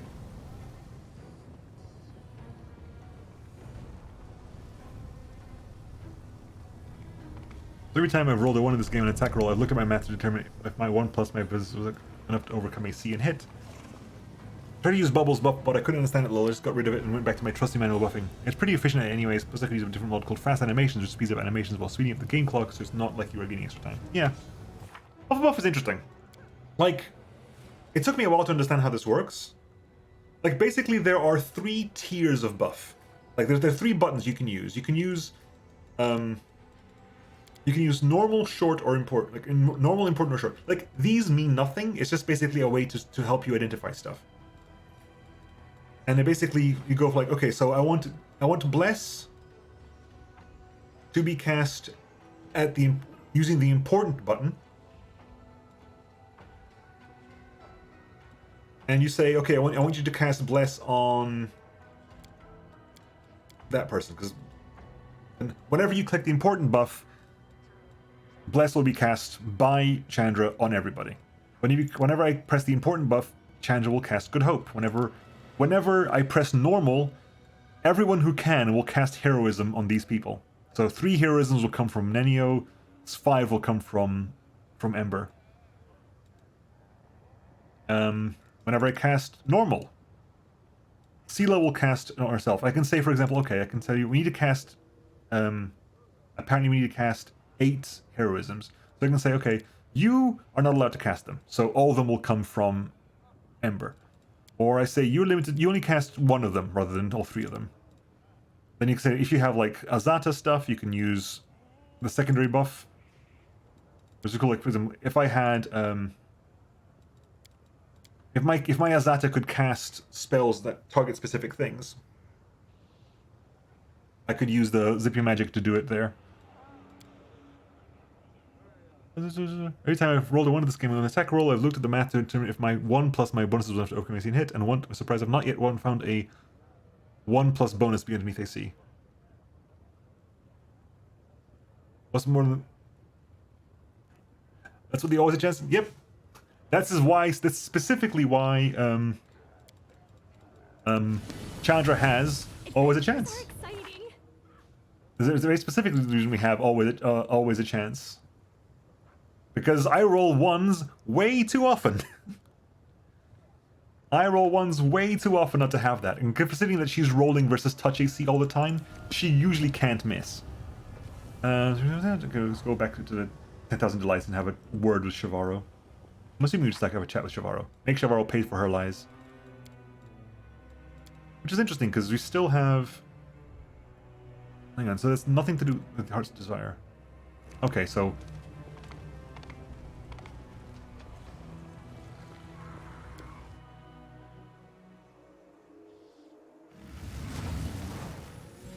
Hey Shavaro, we're back. With grace? Oh, even Ivu isn't here. Huh, even Ivu isn't allowed in here. Welcome to the 10,000 Delights. Are you here for a good time? I've been to the Rotten Guttery. You hired assassins to kill me. The Lilitude latches onto your consciousness. Her face contorts in a tense grimace, but you manage to fend her off her attack with determined effort. Again, rolled a little bit better this time. I was too innocent. It's true. You piece of shit. Why couldn't you just go there quietly and die? And you've caused nothing but trouble. Damn you for all the suffering you've caused Minago and me. I let Minago go. I don't know where she is now, but she needs your help. Shavaro's voice sounds baffled and distrustful, but holds a slight hint of hope. You let her go? But I thought Minago was dead. Why hasn't she come to me? Perhaps she didn't want me to see her at her most vulnerable.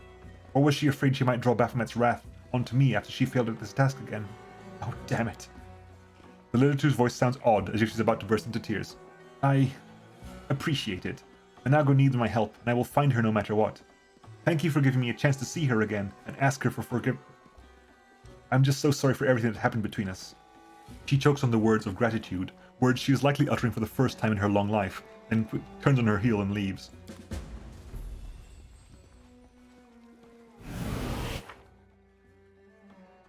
Okay, well, we let her go. The new madam. Hello! Looks like Shavaro Stone Sun's MP, and we are supposed to choose a new leader. I regret that we must ask our guests to leave the 10,000 Delights temporarily. Very soon our doors will be open to you once again. Right, fine. Have a reset of the damn place. See, I left Minago alive. And that worked out, I guess. Alright, who's in charge now? Hello, Herax.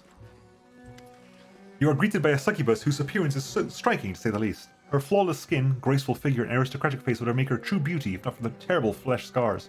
A jagged scar runs across her cheek, cutting across through her scarlet, sensual lips, and under her high cheekbone. Her left eye is a grey cataract surrounded by wounds from some caustic substance. The succubus' wings are tattered rags. Nevertheless, she behaves imperiously, and with dignity, and those around her treat her with respect. That was quick. The succubus sounds playful and relaxed. Welcome to the 10,000 Delights. My name is Herax, and I am the new madam here. Thanks to you. You rid us of that insolent upstart Shavaro, sending her after her haughty lover Minago, so you can consider me in your debt. Know that you will always be welcome here, and my gift will be proof of that, and I can finally teleport here. With this, every arch will recognize you as my favorite guest and teleport you here. If you wish to spend the night, have some fun, or while we stock your supplies, come to me. Don't waste your time on my little crooks. Oh, okay. Well, you have a shop. What? I need to have several items that were forgotten here by our clientele. Some of the forgotten items Herax is selling are stained with blood, and 2 of the rings bear the characteristic scratches of being cut off a dead body along with the fingers. Let's sell you a bunch of stuff then. That can go, that can go, that can go, those can go, that can go, that can go, that can go, that can go, that can go, those can go, that can definitely go, those can go, that can go. Right, what have you got? What have you actually got for me? Price in descending order. Final glance, Elven Curve Blade. No one can use it. Elven Curve Blade was the weapon. No, was originally the weapon of choice for my character in Kingmaker, but I changed her to use a dueling sword eventually. Soft Cut Dagger plus 5 Dagger deals 1 slashing damage instead of 1d4 piercing damage. However, when dual wielded along with the Deep Rip Dagger, Soft Cut activates its additional power. Okay.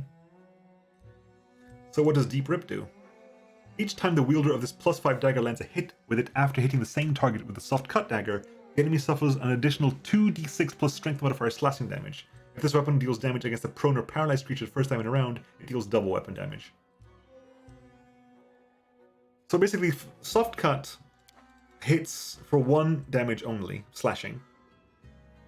But if you hit with Soft Cut and then with Deep Rip, it takes an additional 2d6 plus strength. Its strength modifier slashing is crap. Like, who wields a dagger and uses the strength mod to do damage? I'm not a fan of that. Not a fan of that. Deathbed Servant Flail. Which slot is offhand and which is main hand? I do. Strength still better than Dex. Yeah, but the person who uses daggers for me would be Woljif. And Woljif is like all into Dex anyway.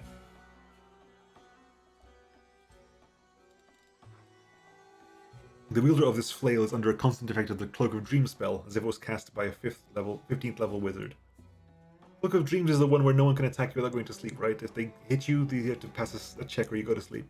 Or, automatically cast sleep on the people around you, I think.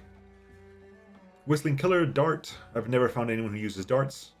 This +4 Thundering Dart deals sonic damage instead of piercing damage. On a critical hit, this deals 1d6 damage per 2 cast levels to all enemies in a 15-foot area. Okay, that's actually a dart I would maybe use. Headband of Reshaping. Headband of Wisdom +6 increases wearer's cast level by 1 when casting Transmutation School spells. Interesting. Social uses Headbands of Wisdom, but I don't think Social might cast Transmutation School spells. Well, the buffs maybe. Lizard Tail, but all they do is change they make it last longer. If the wearer of this belt is an animal companion, or is currently under the polymorph effect, it grants them a +3 morale bonus to AC and reflex saving throws. The wearer also gets +8 circumstance bonus to AC for the first round of every combat. There's a +3 morale bonus to AC. What's your belt at the moment? Mighty Con +4. I mean, you want to say no to that? You have no gear at all because you're just you're a summoned creature, so you have no. I don't give you any gear. And in a sight, immunity to blindness and gaze attacks, Rascal's Goggles. Oh wow, this is perfect. This is literally the perfect thing for me. If I have that on, competence bonus on checks. Is that a competence bonus on tricks? I can change my braces away. D&D has broken people's brains, I think. If I were to allow to go back in time to change anything, I would make Dex the only stat you use to hit rolls and Strength the only stat used for damage, unless it's something purely aim-based like a crossbow or a firearm. Question. Mythic Feat Elemental Barrage promises extra divine damage if you use 2 kinds of energy damage with a few rounds. I'm only doing fire damage, but my belt does unholy damage. Does unholy... Unholy... I don't believe unholy is an element for the purposes of this, though. I think it's specifically fire, cold, sonic, acid, or thunder. Or electric. I think it's specifically those ones, I think. It has to specifically be an element.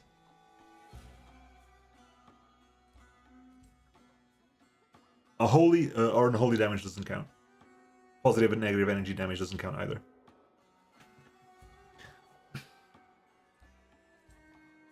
That is tempting. Rascal's Goggles.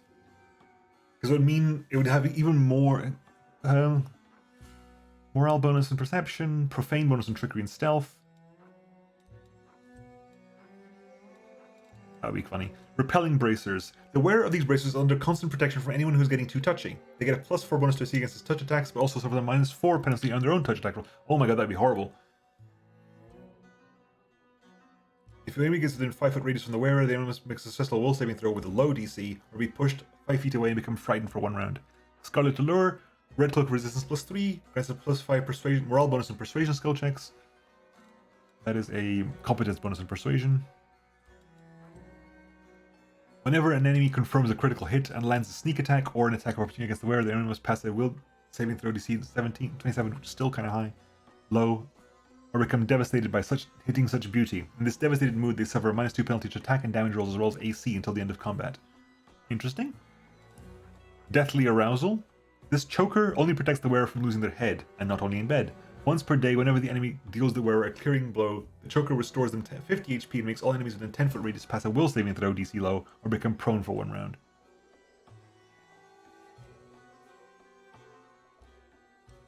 Anything else interesting here? Don't think so. Colorful feathers. Screaming omelets.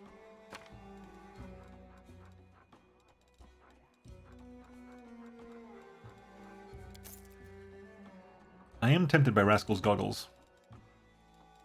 Because I'm using Ratcat Goggles as crap, whereas Rascal's Goggles actually gives me useful bonuses to Perception and Trickery. It means I can also drop the Braces of Abrupt Onslaught, which means they can go back onto Wendu. Wendu can make good use of them. What's Wendu using in her arms at the moment? Phantom Slayer. It is actually still useful to you. I mean, Woljif, I guess that goes back to Woljif then. Am I taking Scarlet to lower? Morale bonus to... let me just check. Do I have morale bonus to Persuasion? I have, well, Heroism. Your Persuasion is actually lower? Usually your Persuasion is usually higher than mine for some reason.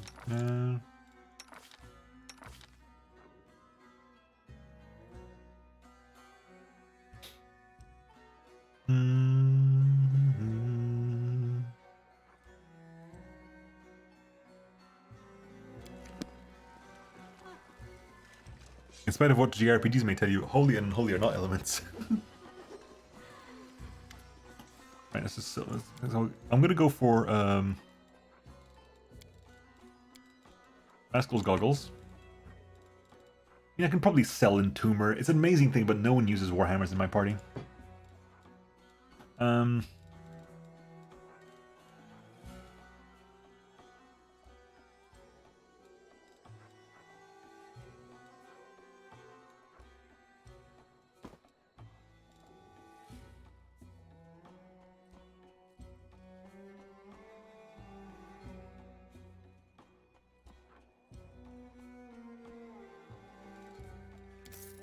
Right.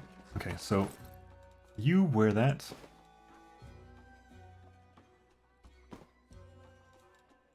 That's currently not stacking with heroism, that's fine, that's to be expected. And the goggles hop on there. That doesn't stack with you, that can get removed. There you go. That doesn't look stupid now. So who was the bracers? Technically, you want the bracers because you're the ones who's doing. You're technically the one who's using sneak attacks, but you're also using studied targets. So, in the off chance sometimes they become blinded for 3 rounds, it's useful. Fine, whatever. Cool. Save. Let's carry on this conversation. Like a company, what can you offer me? Each of my charges is the true master of their craft. Years of training in a range of arts, from oratory to the intricacies of sensual massage, have turned talented apprentices into true artists. No one on any plane can compete with them in the art of pleasing both body and soul. Perhaps you'd enjoy the spark of cheerful madness granted by the fae known as Mad Glowworm. Her temper is mild, her laughter arouses both body and mind, and the feeling of lightness in a night with her gives you more than compensates for the terrible hangover in the morning. Perhaps your heart trembles at the sight of the wild strength and bestial power embodied in our unbridled Rockhorn. Like every incubus, he is strong, fierce, and incomparable in bed. But be warned, at the peak of passion, he does not hold back. Every guest is the master of her own pleasure. Usually it starts with wine and conversation. After that, they choose what they like, and all my churches have their own ways of entertaining guests. Intimacy based on payment instead of sincere fondness makes a mockery of honorable feelings. It will degrade you, not to mention those unfortunate creatures, especially those who traded their bodies under duress. Wendwug snorts jealously and casts a disdainful look at Herax. With an irritated lash of her tail against her thigh, she turns to you and says with a venomous and sincere smile, "We should be careful not to catch some nasty disease here, right, mistress?" Aww. You're better than, you're jealous. I need time to choose. She's jealous! Aw, sweet. Right, my friend Camellia would like to avail herself of your bottle's special services. Camellia lowers her voice so that only you and Herax can hear her. The ones that are offered in the deepest levels of the brothel. The ones where a purchased slave takes the form of whoever my heart desires. Where everything is possible. Ah, Camellia, I've heard about you. Have you finally decided to have a slave transformed for you? We'll extract the image from your subconscious and recreate it in every detail. You will not regret it. This pleasure is well worth the price of 10,000 gold. You will see this for yourself. Camellia winces and glances at you. I was promised no one would mention my previous visits. Then again, I don't know why I expected demons to be true to their word. Funny.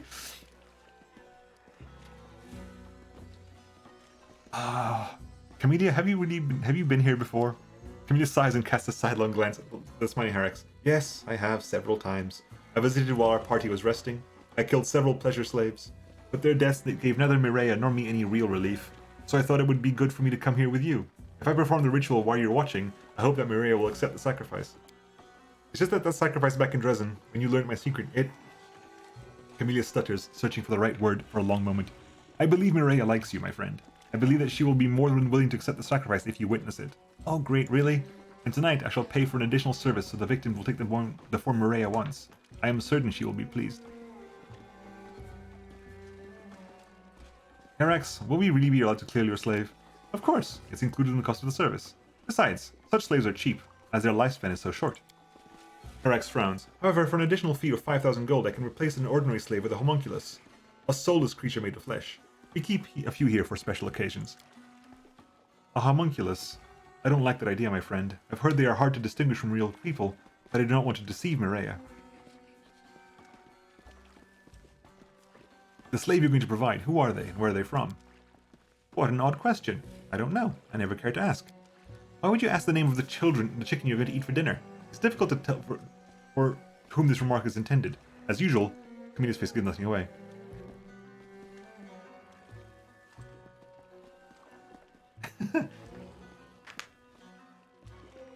Like, I've been evil only very occasionally in this game. Remember how Camellia said that the spirits were warped by the blood spilled after the world wound opened and now she craves it? How come Camellia also said that Mireia is more cognizant when she performs this evil sacrifice and applies for more blood? How come Camellia also says that Mireia is more cognizant when she performs this evil sacrifice? Yeah, I think it's a bit, she's so mad she's trying to slake Mireia's thirst, I believe. I believe that was the theory, I think, as far as I understood it.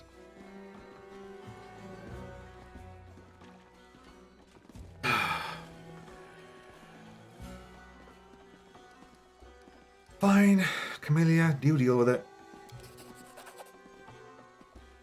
Herax, I accept the money and smile seductively. Excellent choice, Camellia. In my first playthrough, I never made it out of that basement where you find her having killed the Crusader. In my second playthrough, I romanced her just to see how crazy it got. In my third playthrough, I already know she's not getting out of that basement again.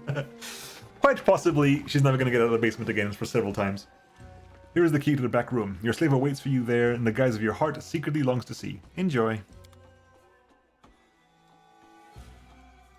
Like, can I leave everyone else here, please? Like, no one else needs to be here for this, just me.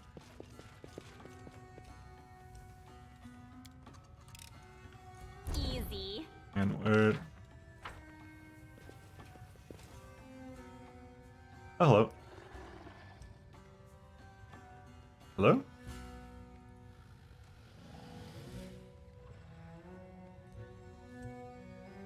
All the pets are turning up.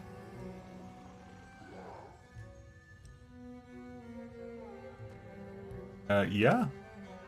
At first you don't understand what's happening in the room. All you can make out in the gloom is a writhing, snarling, squelching triangle of bodies, but your eyes slowly adjust to the dim light. You notice that the body trying to break free of the claws does not belong to a demon. You cannot see the face pressed against the demon's stomach, the demon whose tongue is lolling in ecstasy. All of naked backs prevents you from making sense of what's happening, but you get the feeling that you know this person. The demon standing with his back to you turns around and freezes. His claws break the skin of the unknown mortal's thigh. Rivulets of blood trickle to the floor, but there are no screams of pain. Sensing a lull in proceedings, the victim raises their head, and you finally see their face. Your face. There's no expression, no emotion on the face. The features are slightly off, like a portrait painted from memory. The demon opens his mouth and, in one movement, its powerful jaws rips the face from its skull, leaving behind a bloody mass of gaping holes. The demon turns to you. What? Have they sent a new commander? Good, because this one's done. Come on in, homunculus. This is not very good, guys.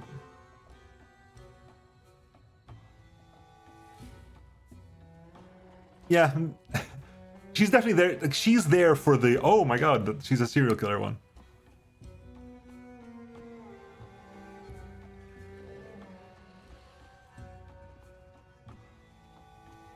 Been getting off the thoughts of the commander, have you? That means you owe me.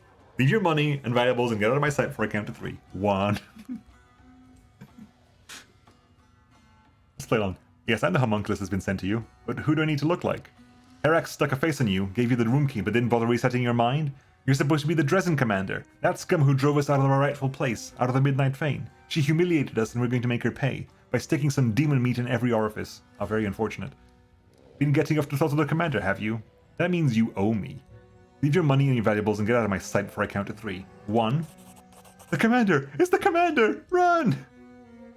Just kick the shit out of her. You don't get it. If anyone's getting the kick shit out of them, it'll be us. She won't even break a sweat. Run!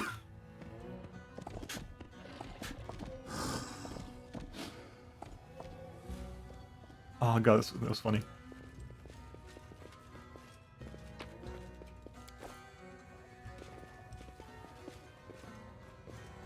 Man, fuck those guys. Like, fuck the implication of those guys as well.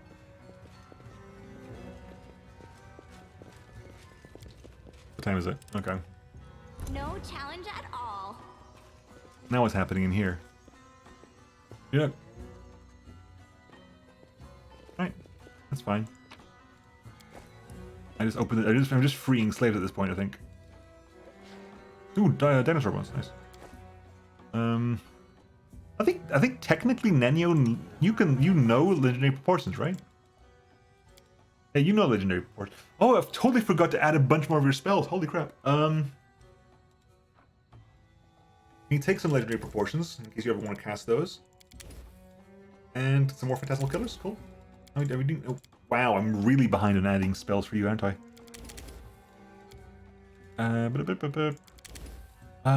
Bull strength can... No, bull strength hangs around for the time being because you haven't learned mass bull strength yet. Once you learn mass bull strength, those can stop. Here, get some more heroism, because the more heroism you have here, the less that Ember has to cast, which means the more slots she has for other stuff. You, that's fine. You, that's fine. You, that's fine. You, that's fine. You get some stuff. And take a sea mantle as well. I've never really used dragon kind of sea mantle, but just have them there anyway. What are you doing spell wise? Technically, I haven't actually touched your spells in ages as well. I haven't actually touched your spells since I gave you greater stuff either. Holy crap.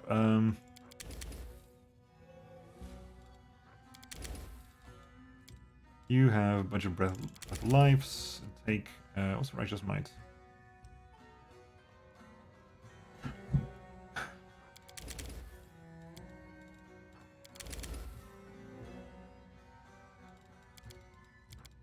You can only cast once a Rocco anyway, so yeah. Right, you get what?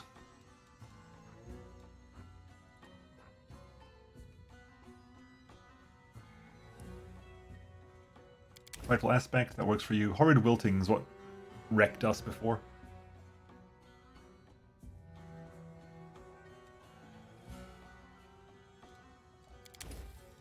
Cool. Nenio's fine. Amber's you're fine as well, right? Yeah, good. Me, I don't get to use. I get no choices.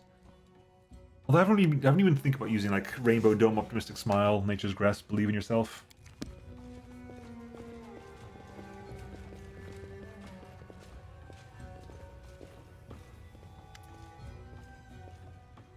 Camellia reaches for the door handle, but immediately jerks her hand back. We're in the right place, yes? So behind the door, I'll see...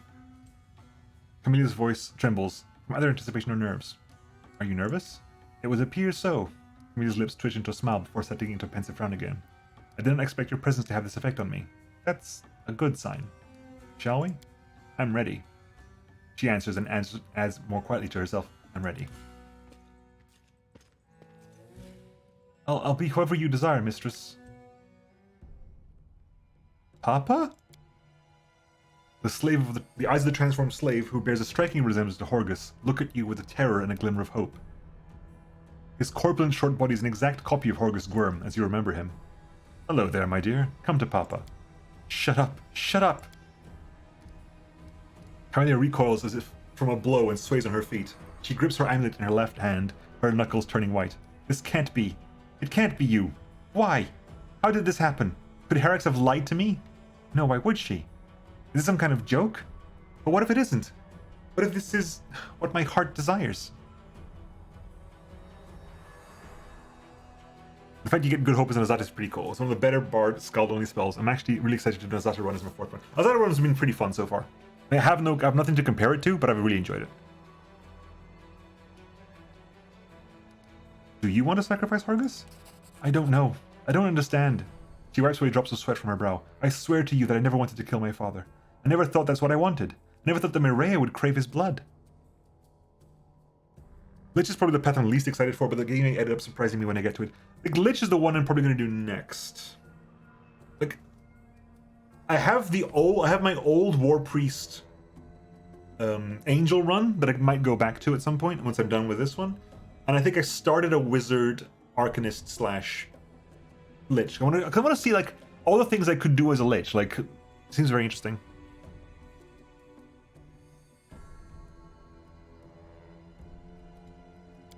My father raised me, cared for me, sheltered me.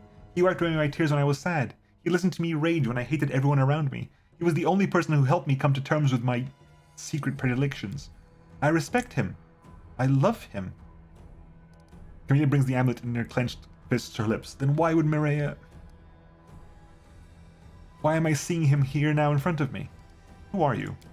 I'll be whoever you want me to be. I'll do whatever you want to say. Just please don't kill me. Calm down, Camellia. We need to decide what we're going to do with that thing. Camellia stares off into space for a few moments, but then shakes her head and looks at you. We shall do what we came here to do. What other choice do we have? Are you going to kill this Horgus? Why shouldn't I? Camellia shrugs. We already paid. I don't like wasting money. No, please don't. Camellia does not deign to answer Horgus' pitiful pleas. You recovered from shock quickly. Killing this creature is Maria's will. Who am I to oppose her? I'm only doing my duty.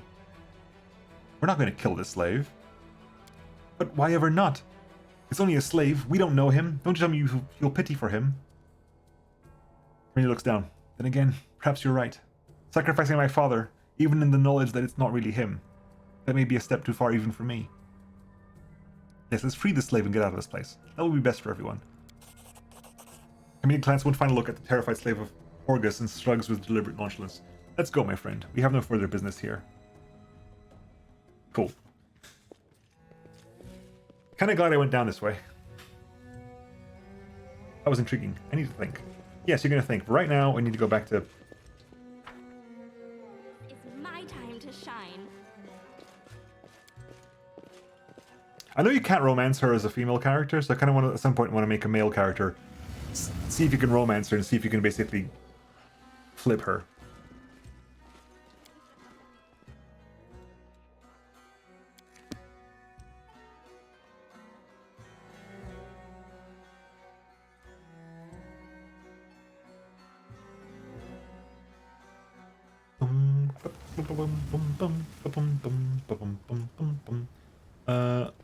Right, you're inside, aren't you? Yeah, you're inside. Oop, inside.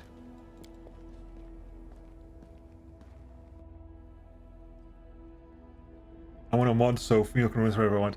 I mean, that's probably possible. You have issues with like How cute! genders in speech and stuff. Flip who? Camellia. Like, see, if you romance her, can you stop her from being crazy? Like, can you chill her the fuck out? Is she here or is she outside? No, she's here. Hi, Camellia. Wanna have a chat? You know, I never thanked you for accompanying me to the brothel. There's a hint of a smile on Camellia's lips. So thank you, my friend. This was an intriguing and unexpected experience. I have to admit, I'm surprised by who the slave turned into. I was much more than surprised. I was almost rendered speechless when I saw Father in the Lucianira's main brothel. Camilla looks down, especially considering what I was about to do to him. I was just standing in front of him with one question. How? How is this possible? Camilla licks her lips quickly. When I realized that Father was just an illusion created by Mirea's secret desires, I have to admit, my hand faltered. Does Mirea really want my father's blood? If I want to heal the Hands of Sarkoris, do I really have to sacrifice? Camilla's voice breaks and she just mouths the last words. My own father?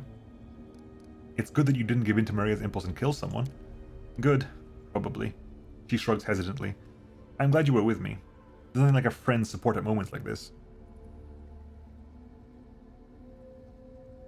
I had assumed and feared you meant Monk. It's many things I want to see. I want to see if it's possible. Shall we repeat our outing? Thank you for the invitation, but no. I find I've quite lost the desire to visit local brothels. Besides, we've been there already, and entertainment and offer is only fun until it's not. I'm glad you enjoyed our little adventure. You want to talk about what happened there? You talk about the slave of Herax, whom I was about to sacrifice to Mireia, turning into my father? When he looks around, haunted. I'm still trying to understand what this all means. I'm asking myself if I really want to sacrifice my father. Does Mireia really need his blood? And I do not know the answer. I'm not even sure I want to know it, but I can't stop myself asking the question. So no, I don't want to discuss what happened at the brothel, at least for now. But thank you for asking me how I feel. I appreciate it, I do. Cool. Let's go back outside. Actually, do we need to rest? I mean, clearly not, because I haven't even maxed out my burn since last we rested. But people are wounded, so we'll do a rest. How are we doing for stuff here? We got plenty of that, so... Monster... Oh, we got recipes to learn. We have recipes to learn. Let's cook a thing. We have the Screaming Omelette. There was something else as well, wasn't it? There was the Demon Slayer soup. Right. Let's cook some new foods. I can fix her. I'll be curious to see new shifter class on Tuesday. It's absolutely garbage in pen and paper, so I'm curious. I've heard... Oh, I've heard. I think I was hoping... I was listening... Who's the guy? Mortismal on YouTube. Which, fair, I used to watch loads of, but I stopped watching lately because I guess it stopped turning up on my feed. Did a video about the thing, and apparently they have tweaked the shifter class to make it more appealing.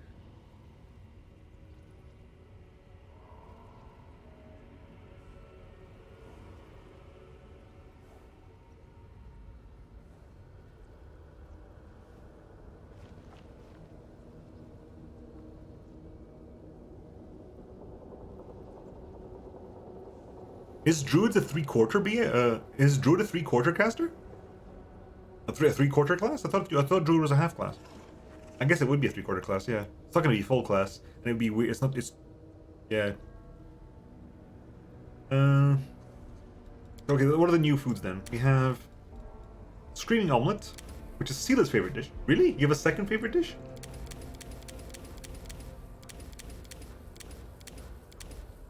Sila, you have two favorite dishes. How dare you? Eating a Screaming Omelette provides you with fast healing 1 and cooking 2 bonus to magic XP for a day. Not shabby.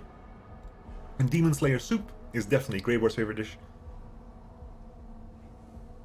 The only food BAB casters are 4th level casters like Paladins, Rangers, and Blood. Yeah. Eating a Demon Slayer soup provides you with +3 cooking bonus to attack and damage rolls and all skill checks.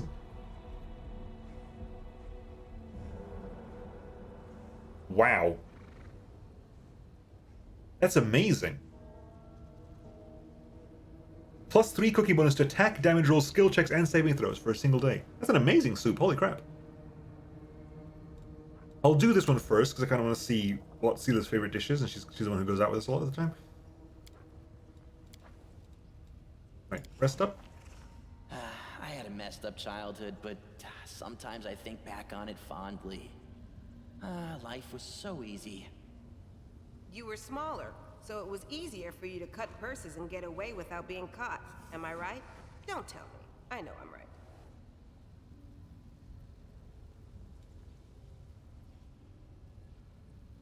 Sila doesn't have to be a paladin. She's clearly chaotic good. If I was a DM, she wouldn't have powers, lol. I don't care what she's good. Yeah, what's this kind of interesting thing is, like, also, the Hand of Iomade, the Hand of the Inheritor, sorry, is way more chaotic than I would give him credit for. Like, way more chaotic than I would give him credit for. Yeah, so what do you get from this, Sela? You get the fast healing cooking bonus, sure. And you get +3 cooking bonus to attack. Nice. I think that doesn't matter what you eat as long as it's your favorite.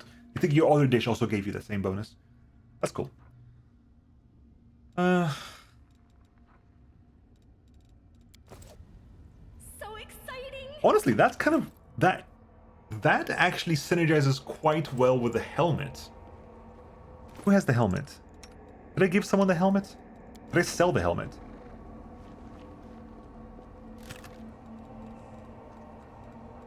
I might have sold the helmet. Unfortunate if true.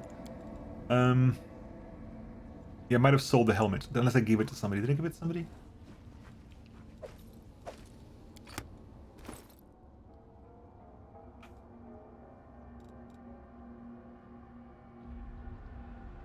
Regal's pretty cool. Okay, Regal isn't in the party basically because he's the oh sweet, I'm about to fucking level up. He's pretty much exactly opposite me, but I do want to do a playthrough where with Regal in the party because I actually really like him as a character. He just didn't fit in this specific part. In this specific party, he didn't fit. So did I give that helmet to anyone else? Did I sell it? No, you got it. Because yeah, we have fast healing now, so every round you'll get 5 temporary hit points. Because fast healing's active. If you're wounded, you get 5 temporary hit points. Anyway, let's go outside. Should go talk to Volger first. Hey, shop, let's go.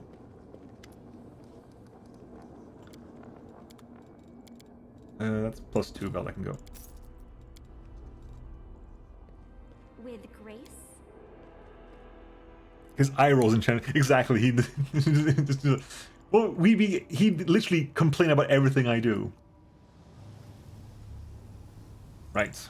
Let's go over here. Pause. Save. Right. And we'll carry on next time. Where we have to do... That is upper level. We haven't got there yet. That is for later on, I guess. That is find Savamelech with Wendu. Not sure where that is. We'll have to wander around the city to find Savamelech. That is... Demaccio's mansion is probably up top. And Dark Moon Rising, upper city as well. So there's a lot of stuff in the upper city. I haven't actually even been to the upper city yet. But like I mentioned, upper city. Upper city. Yeah, I think next time is basically go to the upper city. That's the plan for next week. I was going to go live myself, but Minnie's live with a quickie. So we should still need more honks. Fine, you'll get a honk. Although hang on. Before I do a honk, I've got to reset the honk sound because it's not currently set. Currently it's set up for angel honk. We don't want angel honk, we want actual honk. I was building my party for RP reasons too, but I'm also trying to do playthroughs. Yeah, so my next playthrough, I'm not sure what it is yet, but I want to do a playthrough where I use Dayrun, Regal, Greybor, Woljif,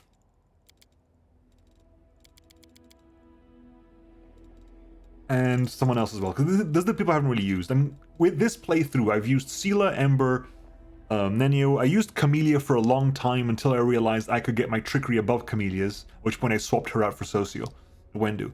So I want to use get a party with like Regal, Dayrun, Greybor, Woljif, and like Lan or something.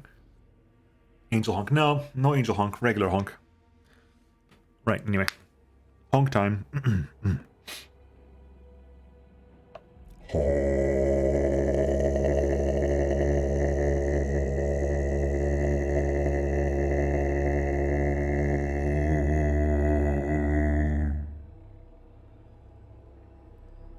I look forward to using Greybor and Ember because I expect them to have great interactions too. Greybor and Ember, Greybor, Ember and stuff.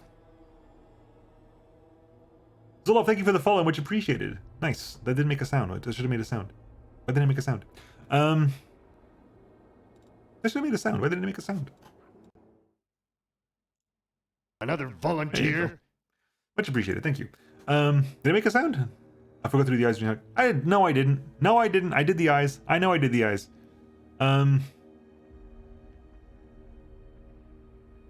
Angel honk mainly because my voice was set up for the hand of the inheritor voice rather than demon voice, which is what I use to do the honking. Yeah. So next week we'll do Upper City stuff. So I'll make a note of that. Next week is Upper City stuff. We'll carry on doing some more like character quests and stuff. We have to find Savamalek for Wendu. Social is done. Camellia's is done. Seela's hasn't triggered yet. Aru's is ongoing, I think. Etc. Etc. Etc. See you, Zolof. I do. Monday is still okay. Cool. For the people who aren't aware, for the people who are new here, because Monday I tend to do multiplayer streams with Beric. Wednesday, I have been doing multiplayer streams of Gloomhaven with my friends Kenny and Rin, but we just finished Gloomhaven last week, so we're looking for something else to play. Thursday, I might be doing more Back 4 Blood with Luke and Skimmy. I just realized that of my 5 streams a week, 3 of them are multiplayer. Then Friday and Saturday next week will be more Pathfinder. If you follow me on either on Twitch or on my Discord, I put my schedule up every week, so that's something available though. Hit like !social in the chat. It gives you like my Discord, my YouTube channel. I have a YouTube channel as well where I'm playing currently War Tales, and I'm finishing up next week. Starship Troopers Terran Command finishes next Tuesday, so I need to find more stuff to play. And I have a couple of ideas already. But yeah. Now I've got to go rest my voice. I know something. Herflex knows things. What do you know, Herflex? I gotta take care of my voice as well. UAD? Ultimate Anime Death. Utterly Angry Ultimate Admiral Dreadnoughts. No, strange place, but okay. Oh god, that reminds me of a Rod Gilbert line. If you don't know, in the UK we're very fond of panel shows, which are basically game shows, but the contestants are all comedians. And Rod Gilbert is a very, very funny Welsh comedian. And so they were on like 8 out of 10 Cats Does Countdown. And this is like a maths/anagrams game. And so Rod Gilbert was on one team, and on the other team, this I can't remember who says it, but it basically says, I only know a couple of things about maths. And Rod's like, oh, you're scaring me now with you. I know a couple of things about maths. Rod Gilbert is hilarious. Ultimate Animal Dreadnoughts. I have heard of the game. I haven't actually looked it up. We'll give it a shot. We'll see. I'll have a look around. Anyway, folks, I'll be back on Monday, either with multiplayer with Beric, or I'll be playing something else entirely. But yeah, it's on Steam. I remember spotting. I have like briefly looked at it because people were playing it in my chat, but I need to go back and have a proper look at it.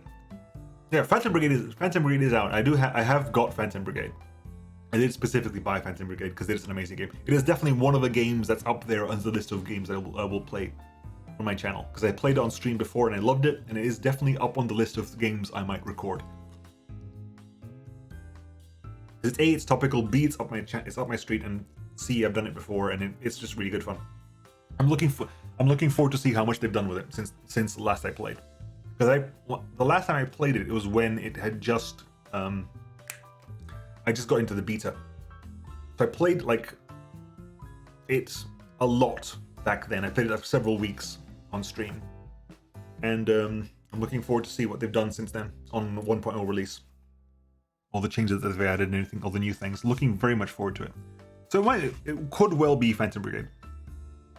Anyway, let us raid into Minnie, who's currently live. Oh,